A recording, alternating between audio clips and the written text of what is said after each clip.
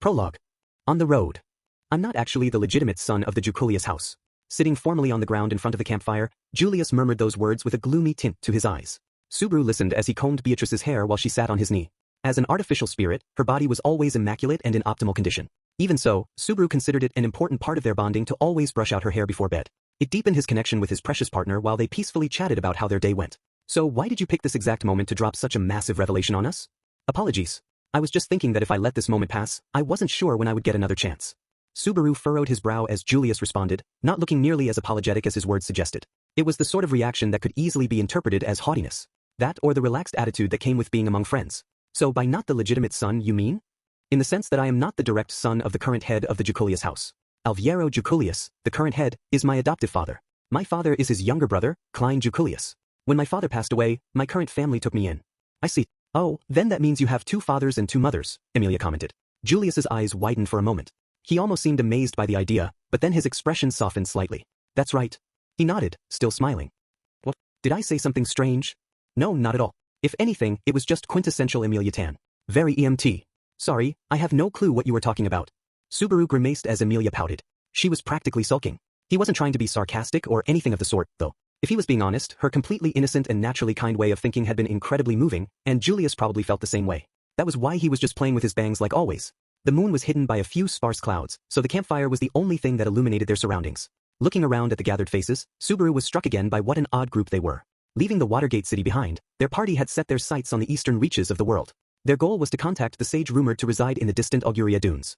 Meeting the all-knowing sage and famed hero would give them a chance to receive some wisdom. Even the preliminary information gathering made it sound like an unbelievably difficult journey.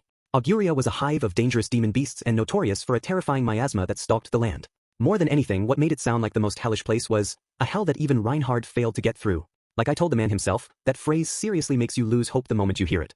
This was the same Reinhard who, as far as anyone else could tell, had returned alive from the moon. The fact that he couldn't break through those sandy dunes made it feel like they were about to challenge something humans were never meant to overcome. That just means we have to do the impossible. This is a rescue mission, not a suicide mission. No matter how hopeless the odds seemed, they would have to find a way to persevere. The purpose of this journey was to give hope to all the people whose futures had been stolen away, to grant them the right to have a tomorrow again. Your face is getting scary, Subaru. As he started dwelling on that somber thought, he felt a poke on his cheek. It was Beatrice, who was leaning with her whole body against his chest. Fiddling with her hair, she looked at him fondly with those distinctive eyes of hers. If you're going to worry so much that it turns your head to mush, then you might as well focus on our skinship instead. Or else Betty's adorableness will go to waste. What are you talking, Abu? Holy crap, it's true. I can see your cuteness evaporating into the air. It is not. How rude. Betty is as lovely as always. She puffed out her cheeks and jumped down from his lap. I'm just kidding, Subaru said with a laugh. Beatrice was unconvinced and went straight to Emilia, who was waving her over. She leaned against Emilia's chest as Emilia smiled. Emilia, it's about time for bed. Staying up all night is bad for the body. That's right. Why don't you sleep with me tonight as punishment for Subaru being mean? A fitting punishment. The two of them were in total agreement that Subaru was the bad guy. Beatrice rubbed her eyes sleepily as Emilia took her by the hand. She glanced at Subaru while leading the little girl away. After watching them go back to the dragon carriage, Julius spoke up. Those two are quite charming together. They look like the best of buds, right? Just a little over a year ago, they couldn't have been more different. It's hard to believe, in a single year? If you were involved, I suppose it's possible. Subaru scratched his cheek as Julius looked at him, a twinkle in his eye. There was no denying that Subaru's presence was a part of it, but he felt acknowledging that fact would just come off as self-centered, so he quickly changed the subject. So about what you were saying before. You mean about my family? Right. Emilia is a bit airhead, and Biko was considerate enough not to say anything, but talking about the past in a situation like this is, I know. I'm sorry if it added another burden. Interrupting Subaru as he struggled to get the words out, Julius slowly shook his head. Seeing the way he was acting, Subaru grimaced internally, like he had bitten into something especially bitter. Due to the Archbishop of Gluttony's power, the memory of Julius's name itself, had been erased from the world. The very fact that he existed was torn from the minds of everyone who ever knew him. It was the third way this affliction manifested, similar to and yet different from Crush, who had lost her own memories, and Rem, who had been forgotten by everyone and had fallen into a deep slumber, lost in memory. Subaru was painfully familiar with that feeling of despair that came with being isolated from the rest of the world. When Subaru died and time rewound, he always returned with memories of a world that no one else could ever know about. He lost the bonds that he had painstakingly built more than a few times. Even his friends at Roswell Manor had forgotten him before. It's hard to relax with you staring at me like that, Subaru. If you have something to say, then why not just come out and say it? You're a real piece of work, you know that? Subaru looked away. One time I show a genuine bit of concern for him, this is what I get. That's the finest night for you. When Subaru had found himself in a similar situation, recovering all by himself had been a hopeless task. That was precisely why he understood just how amazing Julius was to have managed it alone. But it pissed him off to admit it, so he just snorted dismissively. The only thing I want to do is register a complaint. Don't go bringing up stuff like that out of nowhere. It ruins the mood. And it's not something you should be telling me anyway. That's not true. It's nothing particularly special. Reinhard and Ferris know, and it is common knowledge among the other knights. Lady Anastasia also knows, of course. Or I should say she knew. It's something that everyone knew. Which is probably why I wanted you to know it too. Other than myself, you're the person in this world who knows me best now. After saying that in a soft, tranquil voice, Julius stood up. Gently brushing off his legs, the finest knight looked down at Subaru, who was still sitting next to the fire. It's about time for me to rest. What about you? I'm going to watch the fire a little bit longer. It's a safe road, but it's still better to have someone on lookout. Understood. Then I'll rest first. With those parting words and a quiet nod, Julius left the fire and returned to the carriage. Alone with his thoughts, Subaru stared at the flames and touched his right leg, the scar of the wound he had received in Pristella, the black pattern that wouldn't disappear. What was that? It was soft, almost indignant. He didn't know whether he was talking about Julius or himself, but either way, an odd feeling of annoyance had gotten caught up like a little bone lodged in his throat. Damn it. What am I, stupid? Yeah, I guess I am. Scratching his head, he vented his annoyance. It wasn't going to make anything better, but he couldn't bring himself to not say anything either. He glared at the fire when a voice called out. No need to go blaming yourself so much, is there? It was an elegant, reserved voice coming from behind him. Subaru stopped scratching his head. Slowly turning around, he saw a girl with her hands clasped behind her back. It's hard to tell what I should call you on the spur of the moment. You can just call me Anastasia now and every other time too. If you don't, it'll be a problem for me. The first half of what she said had an entirely different tone from the second half. Almost as if the person talking switched in the middle. Of course, the voice itself was the same throughout. But the rightful controller of that body was no longer actually in control. Foxidna, I'm not particularly attached to my name, but I can't deny that I feel a little bit of resistance at being called that, Nagatsuki. The woman whose pale blue-green eyes were squinting at him was Anastasia Hashin. Or at least, the body belonged to the royal candidate. However, someone else was inside. Something else. At present, her body was being occupied by the white fox scarf wrapped around her neck, the man-made spirit Echidna in disguise. It was like a bad joke. An artificial spirit with the same name as the Witch of Greed was joining Subaru and company on their journey, all while continuing to deny that she was said witch. Her presence was headache-inducing. I wish you wouldn't be so suspicious of me. I've explained before that this situation isn't what I wanted either. I even took the job of acting as your guide on this dangerous trip. What she said was true. The success of their journey depended on her guidance. Without it, they had no hope of surviving the hell that forced even Reinhard into submission. Despite acknowledging that, Subaru couldn't get over the fact that she shared a certain witch's name. Even so, my stance is that your creator is never to be trusted. Believe me, I trust you if I could. It would be easier that way. Dearie me. My creator who I can't even remember must have really done a number on you. Anyway, don't get so upset. It's scary. When he narrowed his eyes suspiciously, Foxidna flashed Anastasia's usual expression and stuck out her tongue before turning away. She started heading back to the carriage, probably planning to sleep. You shouldn't burn the midnight oil so much either, Nagatsuki. Especially considering how much you tend to worry about every little thing. Says one of the things that I happen to be worrying about. Forget I brought it up then. Foxidna shrugged at his sarcastic response and finally left. But Subaru really did need to change gears. He was going to accidentally call her Foxidna at some point. He needed to get in the habit of referring to her as Anastasia. Now I've got even more things to hide. This is the exact wrong way for things to be going. Subaru poured water on the campfire and put it out. Returning to the carriage pulled over to the side of the road, he started to lie down on the seat that was his bed. Emilia and everyone else were already sleeping inside, so he took care to stay quiet as he lay down. You look like you have even more things on your mind now. Were you awake? Just as he lay down on the seat, a voice called out to him. Opening his eyes, he saw Beatrice with her hair down standing next to the seat. There's no hiding anything from you, is there? That's a bad habit of yours. You should share your concerns with Betty. Betty is far more attentive than you are. Yeah, that's right. Come here. Squeezing into the seat to make some room, she slipped in close so they could nuzzle together. Beatrice was the only one who knew the depth of Subaru's worries. She was also the only other person on the trip who knew that Anastasia and Foxidna had changed places. The problem was Echidna, who he had been calling Foxidna to distinguish her from the witch. She was an artificial spirit like Beatrice, and she swore that she had no intention of harming Anastasia. Talking about it to others was bound to cause confusion and maybe alarm. But Subaru also needed to stay on guard. So, as a compromise, he had shared the secret with Beatrice. Considering Beatrice's complicated feelings toward Echidna, he would have preferred to not involve her with another person who shared that name, but don't worry about pointless things. You should just be yourself and ask for help from any and everyone. If nothing else, I praise your judgment in coming to Betty first. Good at listening and a charmer. Subaru smiled awkwardly at that compliment. All he could do was be grateful. I can't just keep worrying forever. Tomorrow we're finally gonna visit home. Patting Beatrice's head, he braced himself for the first checkpoint on their journey. Their ultimate goal was to reach the Sage's watchtower, but their party was stopping by Roswell Manor to prepare for the next leg of the trip and to report back on everything that had happened. However, there was another reason for passing through there. It ain't no regular pit stop. In the grand scheme of things, it was a trivial, almost laughable reason. But for a small person like Subaru Nagatsuki, it was something that contained a powerful possibility. This was an important detour to reunite with someone dear to him on the long road he had to travel before he could finally meet her again in the truest sense. Chapter 1A Reason to bring you one. The trip from Pristella to Roswell Manor was approximately 10 days. Going to the Watergate City took about the same time, so it had been nearly a month since they first set off. There had not been any jobs that kept them away from the mansion that long before, so it was actually a bit emotional for Subaru. Subaru! Oh, Petra, Two. Getting down from the carriage, Subaru thanked the driver as a girl in a maid outfit came running from the mansion and wrapped him in a flying hug. Struggling to catch her, he breathed a sigh of relief as he patted her on the head. Don't scare me like that, Petra. It's been a month, but I see you're in a good mood. It's been so long. I'm just really happy. I'm sure it was difficult for you, Master Subaru. I was worried after the letter came. You aren't just pretending to be okay when you're actually hurt, are you? That tickles. Petra's reddish-brown hair bobbed this way and that as she checked Subaru's body for injuries. Subaru grimaced a bit as everyone else left the carriage too. Come on, Petra. It's time for work before Ram gets mad at you. Okay, tell me everything later. With that, Petra pulled away, but that look of suspicion never left her eyes. She didn't seem to trust Subaru at all. To be fair, their original plan was to find some magic crystals, and instead they ended up fighting the witch cult in a massive battle that swept through the entire city. Even if Subaru pleaded his innocence in the matter, it wasn't surprising that she refused to believe him. While he was thinking that, Petra greeted the guests with a practice speech. Welcome, honored guests. I am a maid serving the Roswell Manor, Petra Lady. Please allow me to show you into the mansion after your long journey. Julius was helping Anastasia down from the carriage, and they both looked impressed by the gracefulness of her introduction. Emilia and Beatrice looked almost proud of her. Well now, what a dignified little darling. I almost want to hire her myself. Indeed. It's almost like an entirely different person from the girl who leaped onto Subaru. Apologies for that shameful display. Petra's cheeks reddened as Anastasia and Julius smiled. Observing that reaction, Julius nodded. I see. I understand why people have taken to calling you the little girl tamer. Just to be clear, Petra isn't that young, and even if I let that misclassification slide, Biko is the only one, so don't get the wrong idea. Betty doesn't just listen to everything Subaru says. No one has tamed Betty. Subaru met Julius's banter with a biting response, only to be sharply corrected by Beatrice. Besides, there's not even that much difference between Betty and Pet. Petra has grown a little, I suppose? And her hair's a bit longer too. A full month has gone by, after all. I'm a growing girl. I'm getting taller, and if I don't cut my hair, of course it will get longer. But you're still this small. How could this be? Beatrice was trembling as Petra smiled and hugged her. Enjoying Beatrice's pouting face, Petra changed topics.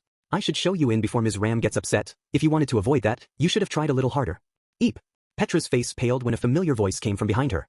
A second maid emerged from the mansion, making the younger maid shudder in fear. It was Ram. Her pink eyes pinned Petra in place for several long moments before she slowly turned her gaze to Subaru and the others.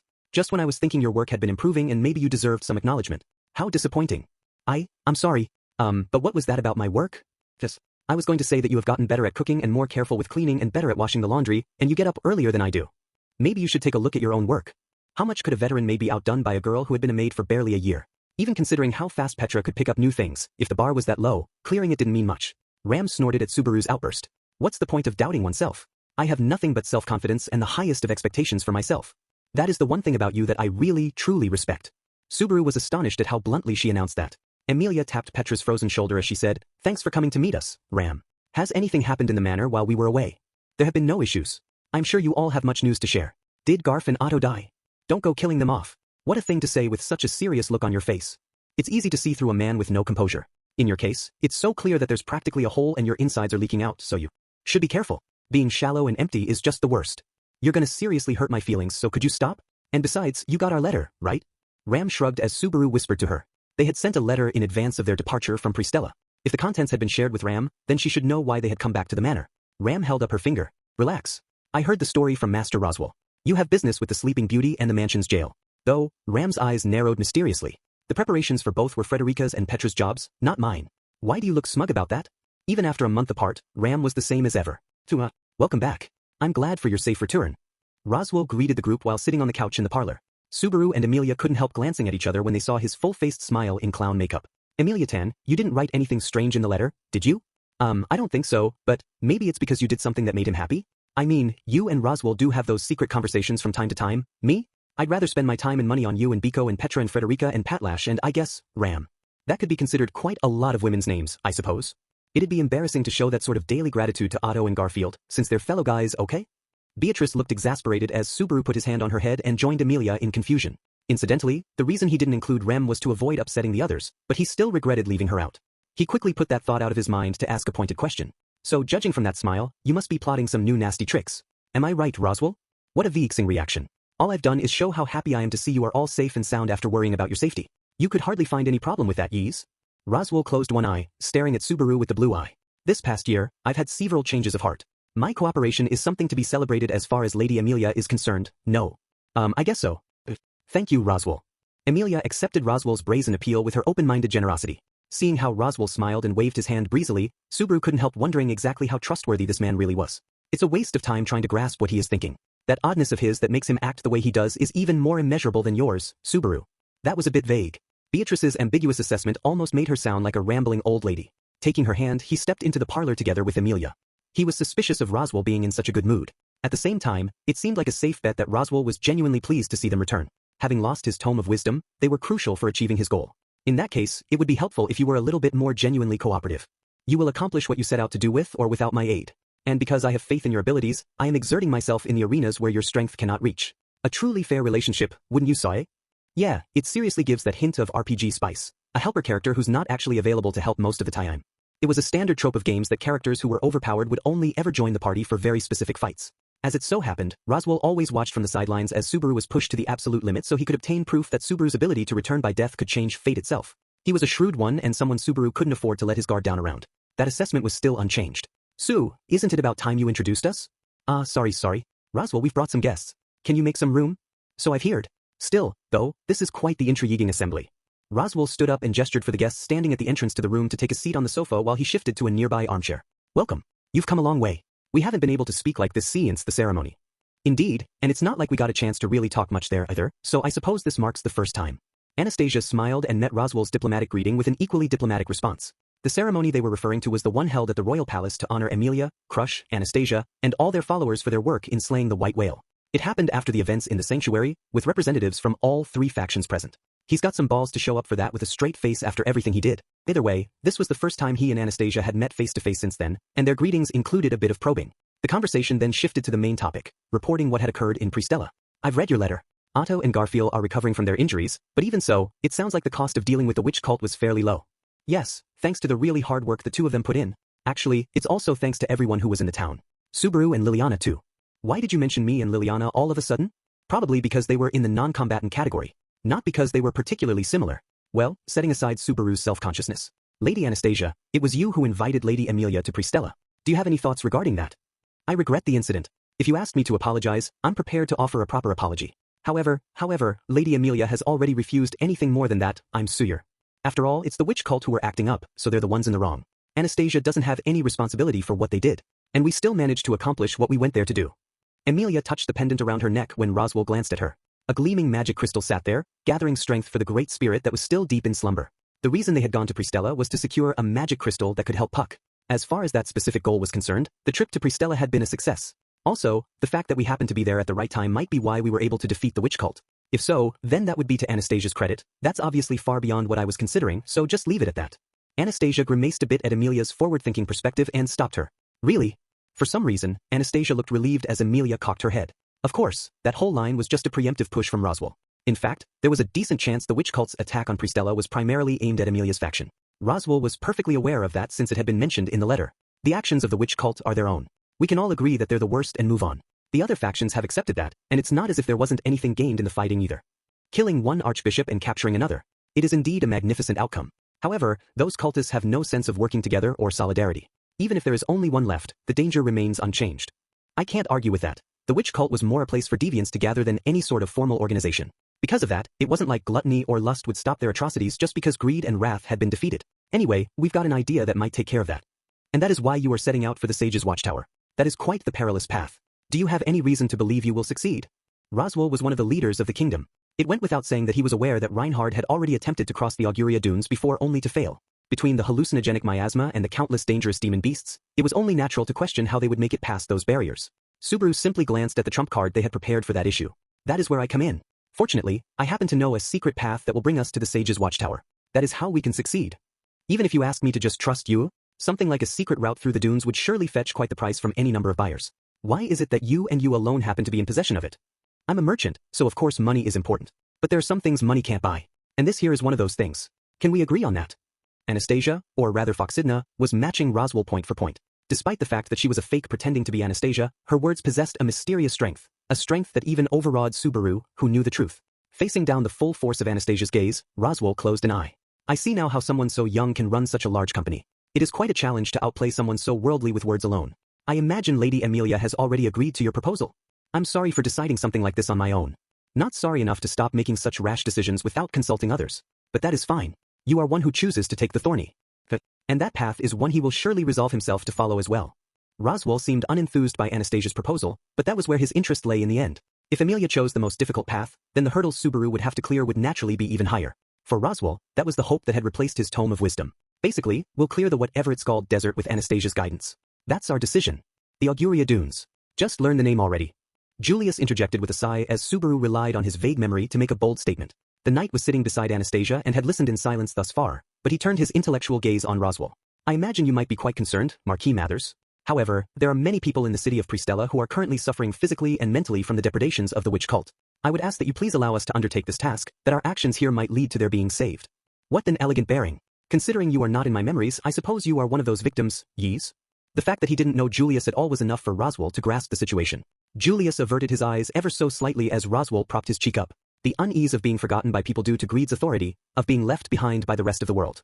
Seeking a faint hope for your own sake. You needn't adorn it with platitudes about helping others, you knew. And I would never act on the basis of such mean self-interest. I'm not criticizing you. It's only natural. People always become more desperate for their own sake than they do for others. There's no need to deny the sense of satisfaction and accomplishment, or even the sense of superiority that comes from saving others along the way while saving yourself. Julius's cheeks tensed as Roswell's gestures grin deepened. All the more so when the odds are quite high that others will also be saved if you succeed in saving yourself. You have a just cause, and you are taking action. There's no need to feel such pangs of conscience. That's enough, don't you think, Marquis Mathers? Stopping Julius as he struggled with how to respond, Anastasia faced Roswell instead. She was smiling elegantly and cocked her head charmingly.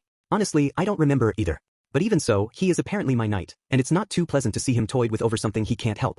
Even though the memories are gone, the lady and retainer relationship remains? So it seems. I can't say I totally understand it either. But the time spent with Julius while traveling here wasn't so bad, and also, Anastasia pointed at the sofa across from her. And it'll keep your faction from splitting apart too, right? Well now, dear me. Roswell shrugged at Anastasia's point. In other words, at Subaru, who was on the verge of exploding. It wasn't shocking that Subaru was on the verge of erupting in anger, but even Amelia and Beatrice were on edge. Seeing that, Roswell raised his hand as if in surrender. Very well, I was in the wrong. I was simply pointing out that perspective also exists. You were just harassing him for the hell of it. Don't screw with us. From your attitude, it seems as if there is more than just a few days shared between the two of you. Roswell closed an eye, meeting Subaru's sharp gaze with his yellow eye. And then he licked his lips as if seeing straight through Subaru. Again, you are the only one who remembers. Just like Remington. No clue why though. That is proof you are special. You should take good care of that. There are many who cannot have that no matter how much they want it. The last part was murmured softly, just to himself, and didn't reach Subaru's ears. Beatrice alone had a thoughtful look in her eyes. With that exchange, Subaru let out a heavy sigh. The rest is like we mentioned in the letter. The Manners prison and, Remington, quite the bold decision. Even though you are so loath to bring her up. There might be a way to wake her up. I'm gonna take my chances. It's only natural, right? It's surprising to choose her as the first subject for that potential method. You like to pretend to be selfish, but you are actually terribly self-punishing. Is there not somewhere in your heart or some corner of your mind telling you that you have no right to be saved first? Subaru fell silent as Roswell hit the mark dead on. He had been worrying during the whole trip about whether to bring Rem with him. Not because he wanted to avoid waking her up, but because if there was any chance of waking her up, he wanted it to happen as soon as possible. But that was different from Subaru Nagatsuki being saved. In Pristella, there were lots of people other than Subaru experiencing the same sort of suffering. So why did he get to be first before all of them? That sense of guilt had been causing him to hesitate until the very last moment. But, if that's what you mean, then I talked to Subaru about that already, so it isn't a problem. That is even more surprising. Amelia spoke up in Subaru's stead when he fell silent. Roswell looked dubiously at her as she puffed out her chest and then winked at her. It's perhaps not for me to say this, but it would be rather inconvenient for you if Rem was to awaken, wouldn't it, Lady Amelia? No matter how you look at it, Subaru has quite strong feelings toward the girl. They might even rival his feelings for you. Yes, that's probably true.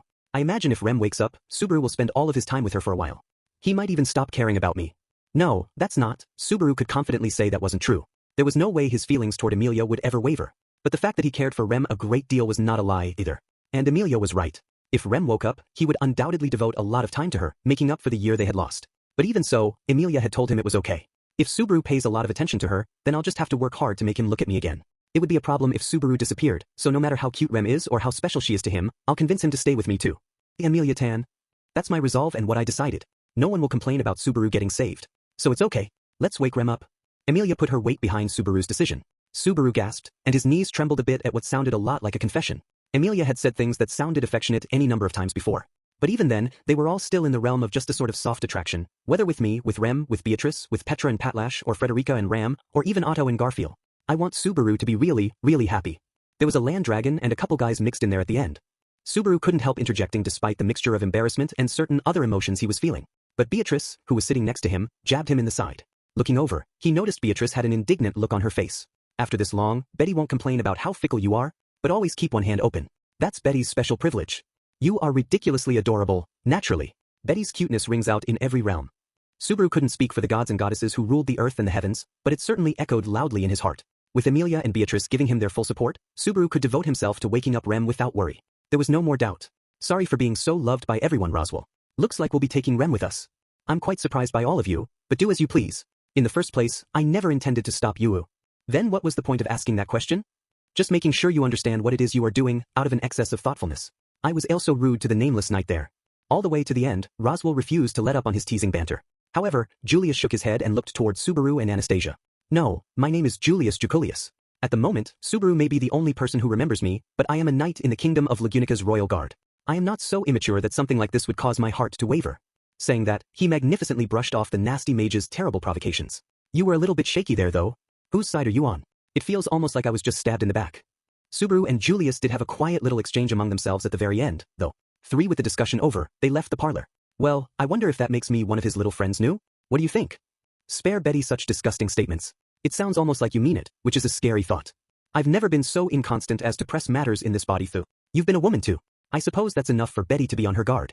Roswell's smile deepened as Beatrice remained composed while playing with her hair. It was a habit she had picked up when she needed something to do with her hands. That or it was a sign she was getting annoyed. That habit of yours never changes. But it seems as if your feelings have. I can't quite bring myself to so easily wag my tail for someone else the way you can. I'm jealous. Compared to you, who could never touch Mother despite your single-minded determination, Betty can actually hold Subaru's hand, which is 1,000 times better. You won't get a rise out of Betty. Look at you. You've really grown quite resolute. Roswell was sitting while Beatrice stood across from him, putting them at eye level. Sparks started to fly, but suddenly, Roswell's expression softened. He defeated an archbishop. That should be the second inside Subaru now.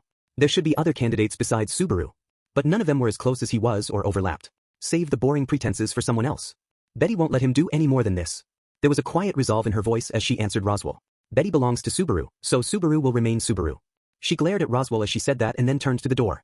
She had stayed behind to discuss things, but she decided she should not speak any further than that. Beatrice. Roswell called out as she moved away. She stopped but didn't turn around. I want you to be happy. You are like a little sister to me. I care deeply about you. That's not the most appealing thought. And not as much as you care about Mother, I suppose. That's love after all, isn't it? Beatrice didn't respond. The sound of the door opening and then closing was all that broke the silence. After that, there was no more to say between Roswell and Beatrice. Did your conversation with the master go well? About the same as always. You can guess how it goes with him. I left Biko back there as someone who could speak freely with him, so I imagine he'll reflect a little bit on what he's done. I see. The master can't stand against Lady Beatrice after all. Frederica covered her mouth with her hand and smiled elegantly. After finishing the discussion with Roswell in the parlor, she had taken over guiding Subaru and the others as they headed to the eastern wing of the manor. With that, Subaru had reunited with all three of the manor's maids. The fierce-looking servant with beautiful, long blonde hair and a neatly arranged maid outfit gave Anastasia and Julius a picture-perfect greeting before turning to Emilia. Was Garf of service to everyone during your trip? I gave him detailed instructions before leaving, but I couldn't help worrying that he might have caused you some trouble. You don't need to worry. Garfield worked really hard during the trip. He is behaving himself and recovering together with Otto right now, I think. At least I hope he is. I did ask him to rest up. I'm sorry that my foolish little brother has troubled you. Emilia couldn't quite reassure Frederica, who apologized on behalf of her family. Ultimately, even though Petra, Ram, Roswell, and Frederica were concerned about Garfield, there was no mistaking there had been some sort of change in his state of mind while he was in Pristella. He had been hurt and used that as a springboard for further growth. If anything, it was the sort of development expected of a 15-year-old as far as Subaru was concerned. It did seem like Garfield had a lot going on. Was there something you wanted to mention, Master Subaru? No, nothing from me. Honestly, it's not really something I should be talking about myself. Noticing Subaru's meaningful gaze, Frederica questioned him, but he just shrugged in response. Brushing off her question, he could imagine what might be going through Garfield's mind. There was a certain family that had caught Garfield's attention in Pristella, especially a brother and sister with blonde hair and green eyes that resembled Frederica and Garfield. The connection between them and Garfield surely also applied to Frederica. But that was something for Garfield to share with Frederica and Ryuzu, the members of his family. I won't say anything. Subaru Natsuki is just gonna walk away looking cool. Right. Speaking of Garfield, there were these children that he was getting along really well with in Pristella. Those kids and, Emilia-tan, don't make my monologue go to waste. Subaru frantically stopped Emilia before her natural airheadness ruined his attempt to act smooth. Frederica looked suspicious, but Julius required her attention. Miss Frederica, I regret interrupting your congenial conversation, but is that the place up ahead? Yes, sir. The manor prison, as Master Subaru has called it. So the person in question is here, then? Hopefully the discussion will proceed well. It's a bit of a coin flip, I'd say. Honestly, if we manage to get anything even remotely useful, I'd call it a success. Julius seemed to be ruminating on something as Subaru scratched his cheek and gave his best assessment of the situation. Even though he had suggested it himself, Subaru wasn't really expecting much since there was no telling whether the person they came to see would be willing to help. But she is pretty attached to you, so she should be willing to tell us a lot of things, right? Emilia asked. There's no telling how much or how little that affection level will impact the conversation, though. Ah, we're here. As Subaru reigned in Emilia's optimism, the procession reached its destination. Standing in front of the stairway leading underground, Anastasia furrowed her brow. Not exactly the most welcoming place I've ever seen. At a glance, it looked like any old average stairway leading to a basement, but Anastasia was as impressive as usual and noticed the subtle change in atmosphere. Foxes were canines, so maybe some smell tipped her off. Either way, the aura that hung in the air didn't actually have anything to do with smell. Is it miasma? No, it seems different, but I can't say it's a pleasant feeling either. That is the aura released by the person being kept in the room there. I will lead you in, so please watch your feet. Frederica took the lead going down the dark staircase that Anastasia was peering into, and Subaru and the others quickly followed her underground. Reaching the bottom, their footsteps rang louder on the stone flooring. The cool underground air chilled their lungs as Frederica unlocked the sturdy metal door at the end of the passage. There was an almost palpable tension as the metal door creaked open. Woof, woof. I'm gonna eat you. Kaya, save me. No. Gah, plead all you want, but no one is coming to save you. A bright light shone from inside the room, and they could hear a high-pitched voice. There was a single small figure inside the room, a girl with her back to the door. She had several stuffed animals arrayed around her and was playing with dolls in either hand. She was doing different voices, playing all the various parts in her little story. No, I'm sure he'll come. The prince pro me. The girl shot up from her seat, gripping the little girl doll as she sensed something was off. Then she slowly, nervously turned around and saw Subaru and everyone else standing at the entrance to the room. Her big, round eyes widened, and her mouth dropped open. Her deep blue hair hung down, and her simple, adorable face gradually reddened. Iche, it's been a while. How have you been doing? Subaru decided to act as if nothing happened and raised his hand to greet her. He glanced toward everyone else, trying to urge them not to say anything. But, oh, you're so cute, Meili. I used to do the same sort of thing with snowmen. Why you big meanies? Whatever. Naturally, because Emilia didn't get the message and immediately said what first came to mind, the little girl imploded. 5, come on, Meili. We said we're sorry. I can't hear you. I already said I wasn't trying to be mean, right? Come on, Meili. Whatever. Meili was sitting in the middle of the room hugging one of her dolls and sulking, leaving Subaru and the others who had upset her standing there awkwardly. Subaru wanted to talk with her, but it would be difficult as long as she remained resistant to any attempts to soothe her. Julius asked, Ms. Frederica, did you talk to her beforehand about us coming? No, Master Subaru said it would be a long story so he would talk to her directly himself. Subaru, I didn't mean for it to be like this. I thought it would be better this way is all. Damn it. If it's come to this, then, Subaru wouldn't deny that his initial plan had come back to bite him, but he refused to take all the blame. He quickly decided to play his ultimate card. He had been working on it in the carriage ride back from Pristella. Look, Meili. I brought you a present from our trip, so can you please cheer up? It's a new design, a droopy panda stuffed animal. Wow, so cute. Seeing the black and white stuffed animal Subaru was holding, Meili's eyes suddenly lit up. In the past year, Subaru had been helping out with various chores, and his sewing skills had gone up dramatically. He was finally able to make stuffed animals and women's clothes. Meili's clothes and all the stuffed animals and dolls she was playing with while locked up had all been handmade by Subaru. Phew, making me break out my secret weapon so quickly. Talk about a troublesome princess. What is it? No, I was just marveling at the depths of your preparation. I think I'm probably more disturbed than anything. Beatrice, then Petra, and now this? You don't have much of an excuse for this, do you, Nagatsuki? You've got it wrong. I'm not gathering little girls because I want to. All of a sudden, the title of Little Girl Tamer was starting to seem a bit too real, but Subaru wanted to assert that it was due to some sort of strange outside force that had nothing to do with him. Either way, after acquiring the new stuffed animal, a panda that was droopy from the heat, Meili's mood quickly improved. She was rubbing it against her cheek. Yeah, I've decided. I'm going to call this one giant bear cat. So, a straight-up translation of panda. That gets right to the nature of it, though. Oh, when did you come in, mister?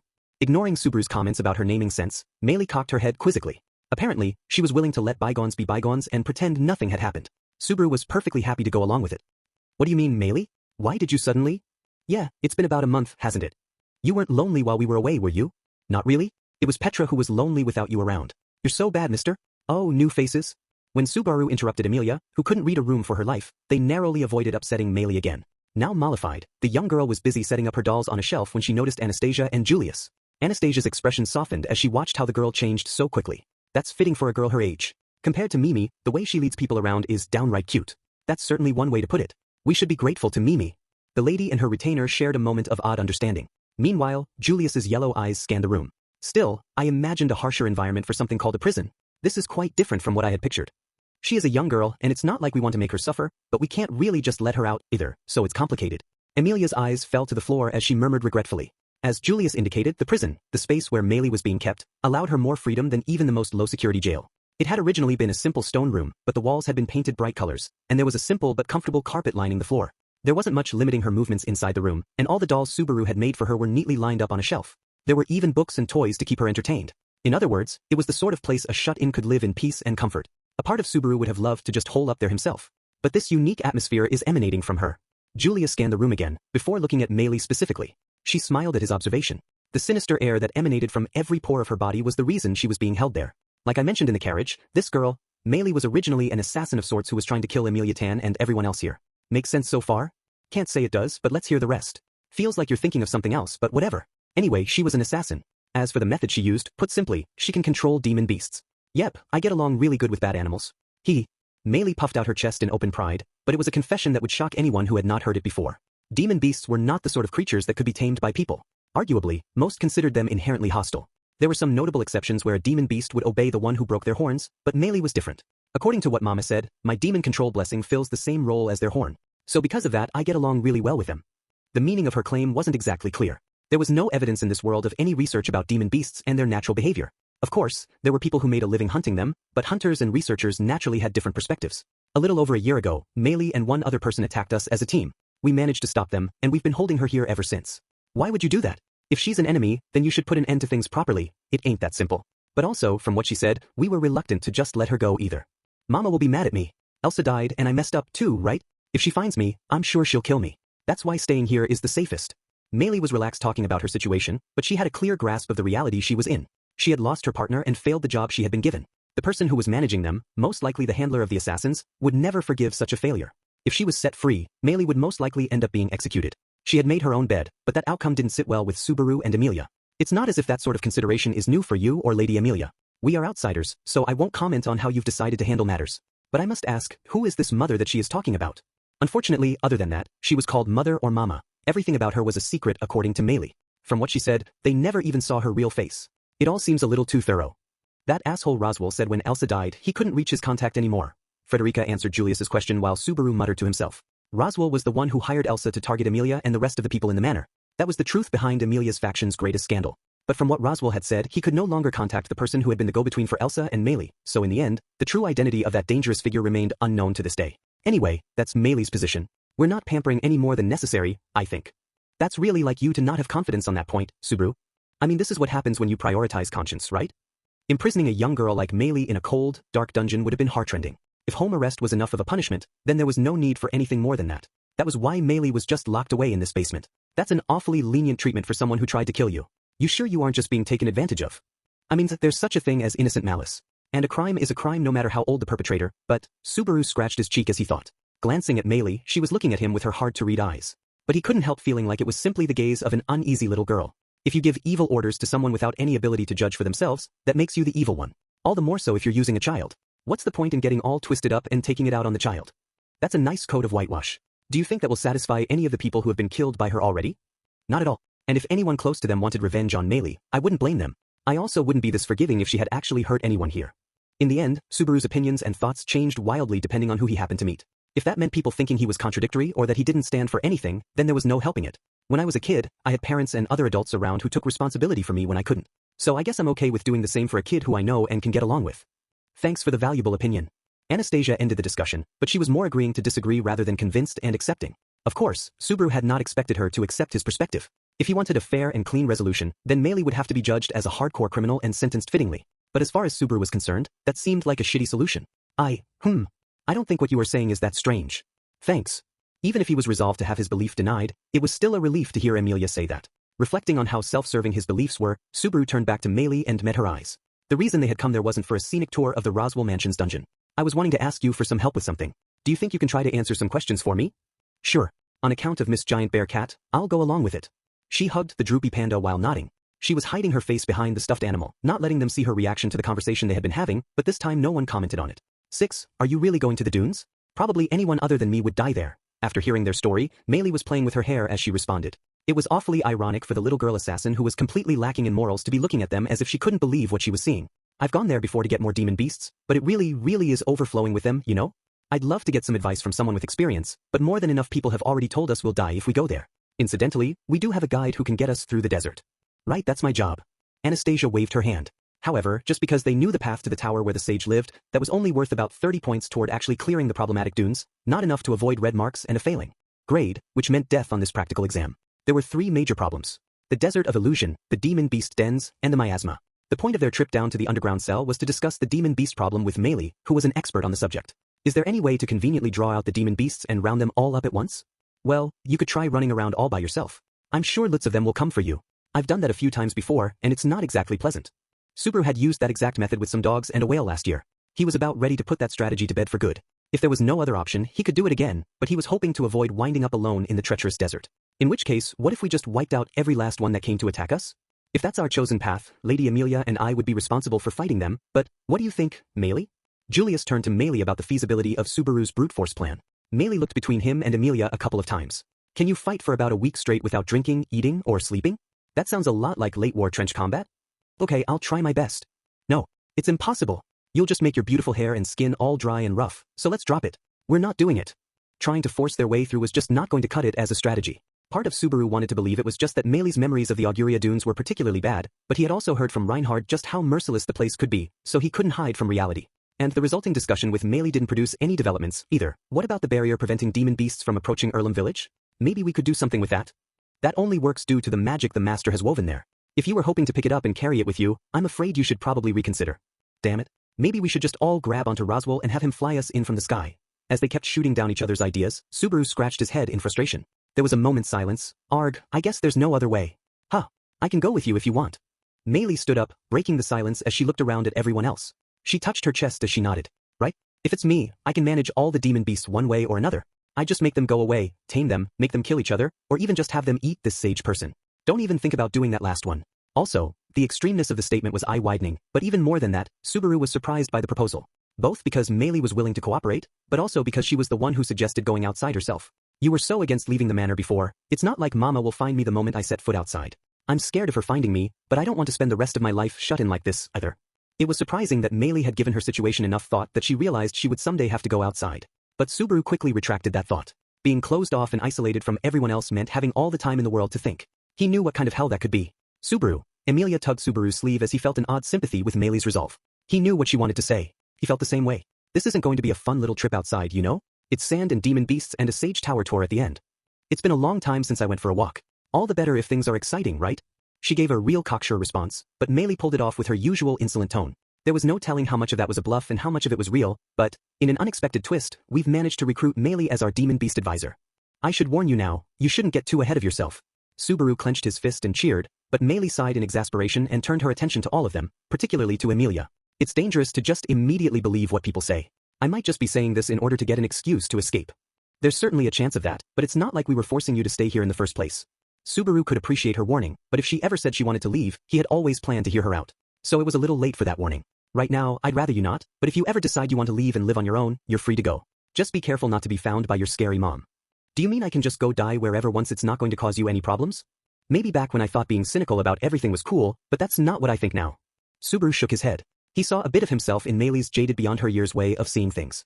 Everyone goes through a phase where they mistake being different as being cool, but, as far as I'm concerned, I want the people whose lives have crossed with mine to have a decent life and a decent death. You are free to leave if you want, but if you do, at least send us a letter. That's about all I ask. Having said that, he thought about it again and realized it was a bit strange to assume she would just leave. They would need her strength going forward. Her life was going to have a new start going forward too. I wonder if that's how you tamed Beatrice and Petra. I really can't let my guard down around you at all. I feel like that sounded a bit worse than I would have liked. Grimacing at the way the conversation had led back to a false accusation against him, he looked to Amelia and the others for some support. But for some reason Amelia and Frederica and even Anastasia looked away from him. The only one who would meet his gaze was Julius, who was nodding in understanding. It's strange to say, but you really are quite skilled at wooing young girls. I can't say that skill is particularly respectable though. It's because you guys say stuff like that I keep getting treated like a little girl tamer. And to be clear, Meili isn't that small either, so she doesn't count. Stung by how genuinely amazed Julius seemed to be, Subaru stamped the ground and pointed at the entrance. As he did, someone happened to step through the door. Betty thought it was noisy. I suppose Subaru is kicking up a fuss about something again. The youngest-looking girl had appeared after finishing up her secret conversation with Roswell. A bit of a quarrel between her and the little girl tamer ensued, but that's a story for a different time. 7 With Meili agreeing to join the Heart Racing Sages tour, some might think that freeing her from captivity would spark controversy, but the reality was somewhat different. That's fine by me. Lady Amelia has always had the right to decide how to deal with her. And in the 1 in a million worst case scenario, you'll be the one having to deal with the trouble, won't you, Subaru? The master of the mansion had no complaints, and Meili was formally freed from her confinement on the spot. And though it was a bit of a strange position since she was going to be helping them, she was given her own room in the manor as well. As for what she would do after they finished their current journey, that was for her to think about. At the very least, Subaru wanted her to have a place to come back to if she wanted one. With that, they had taken care of half of the reasons they had stopped by the manor. All that was left was, hey Petra, isn't it about time you cheered up? It's not like I'm especially mad. You are free to go to some far-off, dangerous place or whatever you like again, Master Subaru. Petra was huffy and red-faced as she went down the hall, leaving Subaru apologizing profusely to her back. The person who was most against Subaru's proposed heart-racing stage tour was Petra. The reason she was angry was none other than Subaru's terrible habit of breaking promises. I know I promised that I would take it easy for a little while after coming back from Pristella, but there isn't time for that with what's happened. Please understand. I'm sorry. Whatever. You just don't get it at all. As Subaru tried to apologize for going back on his word, Petra spun around and glared at him. He couldn't help straightening up under her menacing gaze. As she looked up at him, she sighed slightly. You're going someplace dangerous again, aren't you? It's not guaranteed to be sketchy, you know? It's not impossible that it's just a nice, cheap, safe tour. I worry. You always race out in front whenever it's dangerous. It was really dangerous in Pristella to... Mr. Otto and the others almost died.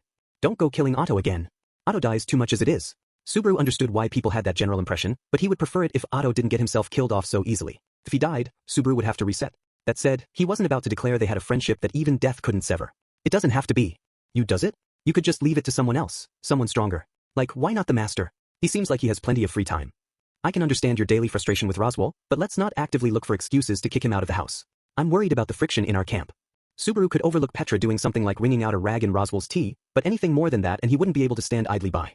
Bombs had to be defused before they went off. That was the iron law in all games with affection meters. But Petra's eyes were serious as she talked about how much he worried her, so he didn't want to make a joke of it.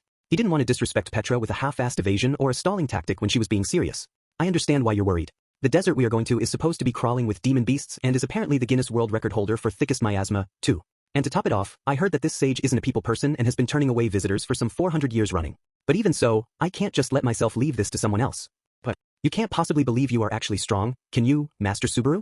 It's already more than enough for Mr. Garf to have such a shameful misunderstanding. Your grading curve is seriously ruthless. Don't let Garfield hear you say that.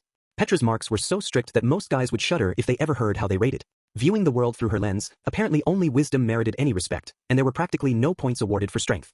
Petra was particularly hard to please since she wouldn't share what she considered most important for scoring. Well, setting Garfield aside for now, it isn't as if I think there's no one better for this job than me. All things considered, the safest thing would be to just leave it all to Reinhard. So then why don't you do that? Probably because I want to be the first person she sees when she wakes up. He didn't say who he meant, but he didn't have to for Petra to understand. The girl's still deep in slumber. If they could find a way to wake her at the sage's tower, then he wanted to be the one to do it. Even if there might be someone else better for the job, even if it was more likely to succeed if someone else did it, he couldn't yield on that. He didn't want to. This was Subaru's ego speaking, and he was perfectly aware of that fact. If I set aside all emotions, then it's not a huge deal who wakes her up. If it can save her from that helpless position, then it doesn't matter who or how. But when you add the emotion into it, I want it to be me. I want to help her myself. I want to wake her up myself. With every fiber of my being, I want to be the one to save her. That was why Subaru Natsuki was going. Even though there were any number of stronger, wiser, better people. Even if it was all just ego, Subaru Natsuki was going. In order to save her. In order to be praised by her. For that reason alone. It's selfish. And I'm sorry for always making you worry. This is the worst. It's like nothing's changed at all. Subaru had resolved himself to potentially be hated by Petra for that pathetic egotistical confession as he reached out to pat her head. But she just whispered something under her breath and looked up at him. There were tears welling in her big eyes, which made Subaru waver for a moment. The next moment, Isoflavone. Petra's head slammed straight into his solar plexus. He made a strange noise at the sudden attack and struggled to breathe, dropping to his knees. Petra slipped out of his arms, pulled down her eyelid, and stuck out her tongue at him. You idiot, Master Subaru. You're so selfish. Just do whatever you want. Petra, go ahead and do all the dangerous things, make everyone worry, cause everyone around you trouble, and then just come back when it's over like nothing happened, just like always. When you put it like that, I'm a pretty troublesome guy, aren't I? Standing up as he rubbed his chest, Subaru had a moment of self-reflection, unable to say anything in defense of himself after Petra's tirade. In the end, he had failed to make her feel better. She, on the other hand, had come to terms with her own feelings and was ready to see Subaru off like always. Subaru scratched his head pathetically at having to rely on everyone around him again. Got it? In that case, I'm sorry for always doing this, but I'm gonna just run headlong toward danger again, and I'll be back after screwing things up here and there in all sorts of ways, so wait for me. Being the first person to welcome me back after I leave is your special privilege. You won't let Ms. Frederica or Ms. Ram say it before me? Yeah, I promise. Not the master either? I'd beat myself senseless if he was the first person I saw when I came back here. Very well. Then I'll accept that. She had seemingly been convinced, and after taking a long, deep breath, Petra reconciled with Subaru over that promise. Even with his propensity to go back on his word, Subaru swore in his heart that was one promise he would keep. You are so hopeless, Master Subaru. Subaru scratched his cheek as Petra muttered that. It sort of felt like he was hearing that from everyone he showed his face to. He couldn't help but wonder how he would ever make it up to them. Whenever he entered that room, he instinctively started holding his breath and walking softly. Even if he entered the room singing in a loud voice and tap dancing, it wouldn't have changed the reaction in the room. But he couldn't help but subconsciously respect the silence, probably because the girl sleeping on the bed in that room seemed so frail that he hesitated to even touch her. I'm getting too poetic for my own good. He felt exasperated with himself as he drew a chair next to the bed and sat down. It had been a month since the last time he had visited, but there was no change, not in a month and not in a year. Taking Rem's hand as she slept, he squeezed it gently and started to talk. Sorry for coming here only after everything else. There were a few problems to take care of first. No, sorry, I'm just making excuses. Naturally, there was no response from Remington. Subaru didn't expect anything different even as he talked to her, and his expression was peaceful. It was a face that Subaru Natsuki only showed to her. He only ever showed Emilia his fervent expression, as if he was ready to give up everything. He only ever showed Beatrice his expression of complete trust, leaving his life entirely in her hands. And he only ever showed Rem the expression of weakness that he always kept hidden. Whenever he visited Rem like this, he would tell her about what he had done that day. On days when he went out, he would talk about everything he did on that excursion too. He had even gotten in the habit of keeping a journal so he could report back to Remington. With her stuck in an abyss of endless slumber, he didn't want to let her be left behind by her friends, too. He'd do everything he could to let her know about what they'd done while she was sleeping. He had done the same day in and day out for a year. But at long last, we might finally be able to reach it. Subaru had learned about the sage who might be able to counter Gluttony's power. He was ashamed that the reason they had found that beacon of hope had nothing to do with his efforts and someone else had set the stage, but there was finally a light at the end of the tunnel.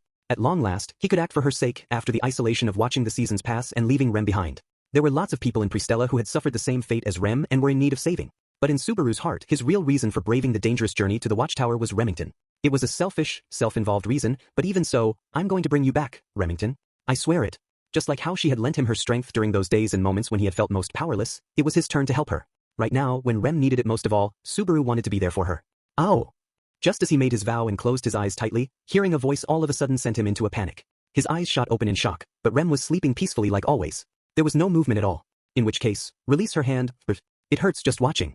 It's just you, Ram. Turning around, he saw Ram regarding him with cold eyes from the entrance to the room. He felt a mixture of relief and disappointment as he looked at where Ram was pointing and realized too slow that he had been holding Rem's hand tighter than he had thought. I can't bear to see Rem's delicate white fingers violated by your lust. Could you not? That makes my resolve sound a lot dirtier all of a sudden. Did you think that your resolve was somehow pure and unselfish? You should take a better look at yourself. Seeing you lust after my twin makes me feel worried about my own safety. How little do you trust me? We've known each other pretty damn long now, haven't we? Ah. Subaru let go of Rem's hand, and Ram stole his place. She gently held her little sister's hand and her light pink eyes softened as she looked at Rem's tranquil sleeping face. I came to change Rem's clothes in preparation for her departure. She doesn't sweat, so I'm sure she doesn't need it, but I want to clean her body first. You have a lewd look on your face. Spare me your obscenity. I didn't say anything because there wasn't anything safe to say, and this is what I get for being quiet? Simmering under Ram's scornful gaze, Subaru whined about her unfair treatment, but they were in Rem's bedroom, so he just clenched his fist and endured. After Rem's name and memory had been stolen, the vast majority of bodily functions seemed to have become unnecessary for her. Changing her clothes and washing her body were not for her sake but for the sake of people around her. It was almost a ritual, to reassure themselves that she had not been entirely left behind. It was easy enough to say they were meaningless actions, but does it feel like she's your little sister now? Subaru suddenly had the question pop into his head watching Ram so carefully take care of her twin in a delicate way that was otherwise so unlike her. Even though she was treating Rem with such care, she had no memory of her little sister. But there was a weak, twisted sisterly connection, even if she couldn't remember ever speaking to Rem before. Even if memories were lost, it should be possible to build new ones. Perhaps that sort of connection had begun to sprout between the two sisters even though they hadn't spoken to each other for more than a year. Not only do I not remember her, but from my perspective, I've never spoken with her at all. But I'm sure she is a brilliant and dignified girl just like me. There's no denying she's capable, though I can't remember her being particularly graceful. She was surprisingly careless and tended to rush into things. There were times she made assumptions and sort of went on a rampage too. More than a few, in fact. Subaru recalled how he had died not once but twice because of that tendency to jump to conclusions. You don't say, Ram responded listlessly. Talking about lost memories is all too retrospective. I'm not much of a fan of it. Oh yeah? If you say so. If she wakes up and I can remember, then we can talk about the past all we want. And even if I don't remember, we can still just talk as long as she wakes up. Ram's expression was unchanged as she looked into the face of her sleeping sister and gently ran her fingers through her hair. Rem's hair dropped gently over her pale forehead. Seeing that, Ram's eyelashes quivered. In that moment, Subaru thought Ram looked more beautiful than ever. Even if she didn't remember, even if her memories were gone, there was no way that their bond as sisters would disappear. And even if it did, there was no reason they couldn't rebuild it. Leave it to me. I'll clear the way to the Pleiades watchtower for sure and come back with good news and a Rem who has woken up. Then you sisters can have your emotional reunion. Subaru said it in a deliberately loud and stupidly cheerful voice. Quiet moods and depressed moments didn't suit the relationship that Subaru and Ram had. What are you saying, Barusu? Huh. But despite his intentions, Ram cocked her head sneeringly. She maintained that pose and gaze as she continued, I'm going with you. Whatever emotional reunion there is, I'll do it on my own. Don't patronize me. Why is this the first time I'm hearing of it? Subaru's eyes widened as Ram snorted in her usual manner. But even if Subaru was surprised, and even if he pressed her on it, there was no indication in the slightest that Ram would change her mind. With both Ram and Rem coming along, the heart-racing sage tour had turned into a bigger family affair than expected. A difficult road lay ahead. 9 in the end, 8 people would be departing on this journey.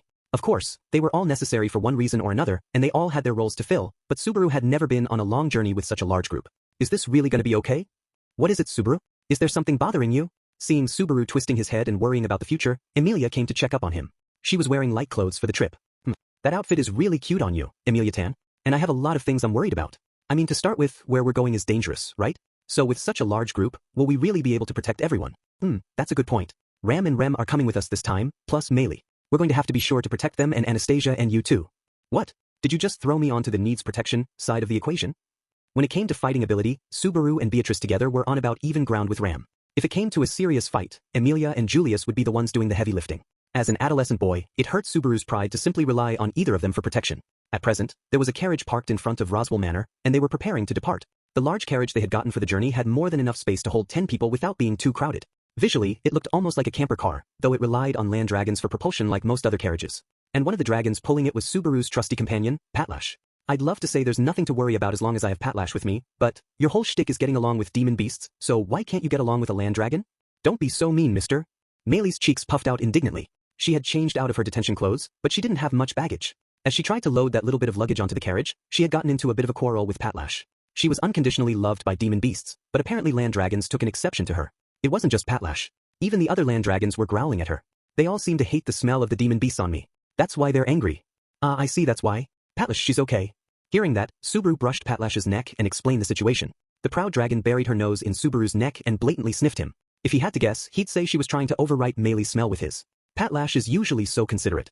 For her to be this obviously hostile. You two really don't get along. The others aside, it's definitely impossible for me to make nice with that dragon. She's too attached to you. Don't leave me alone with her. She might eat me. As if that would ever happen. My Patlash is a vegetarian.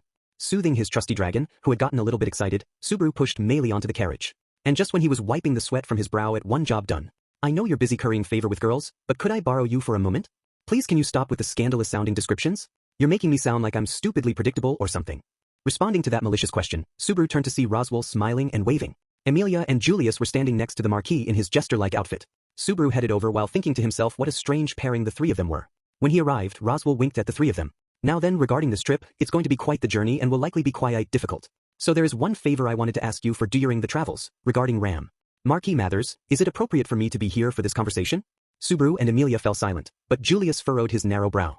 He was going to be joining them on the journey, but he was technically an outsider and not a part of Emilia's faction, so he naturally wondered why he was being included in this conversation. I am not idly making trouble. After watching the way you carry yourself here at the manor and the way you have interacted with Subaru and the others, I've judged that you can be trusted. And because of that, I have a request. What do you say, Julius? That's the shadiest thing you've said in a while, Roswell.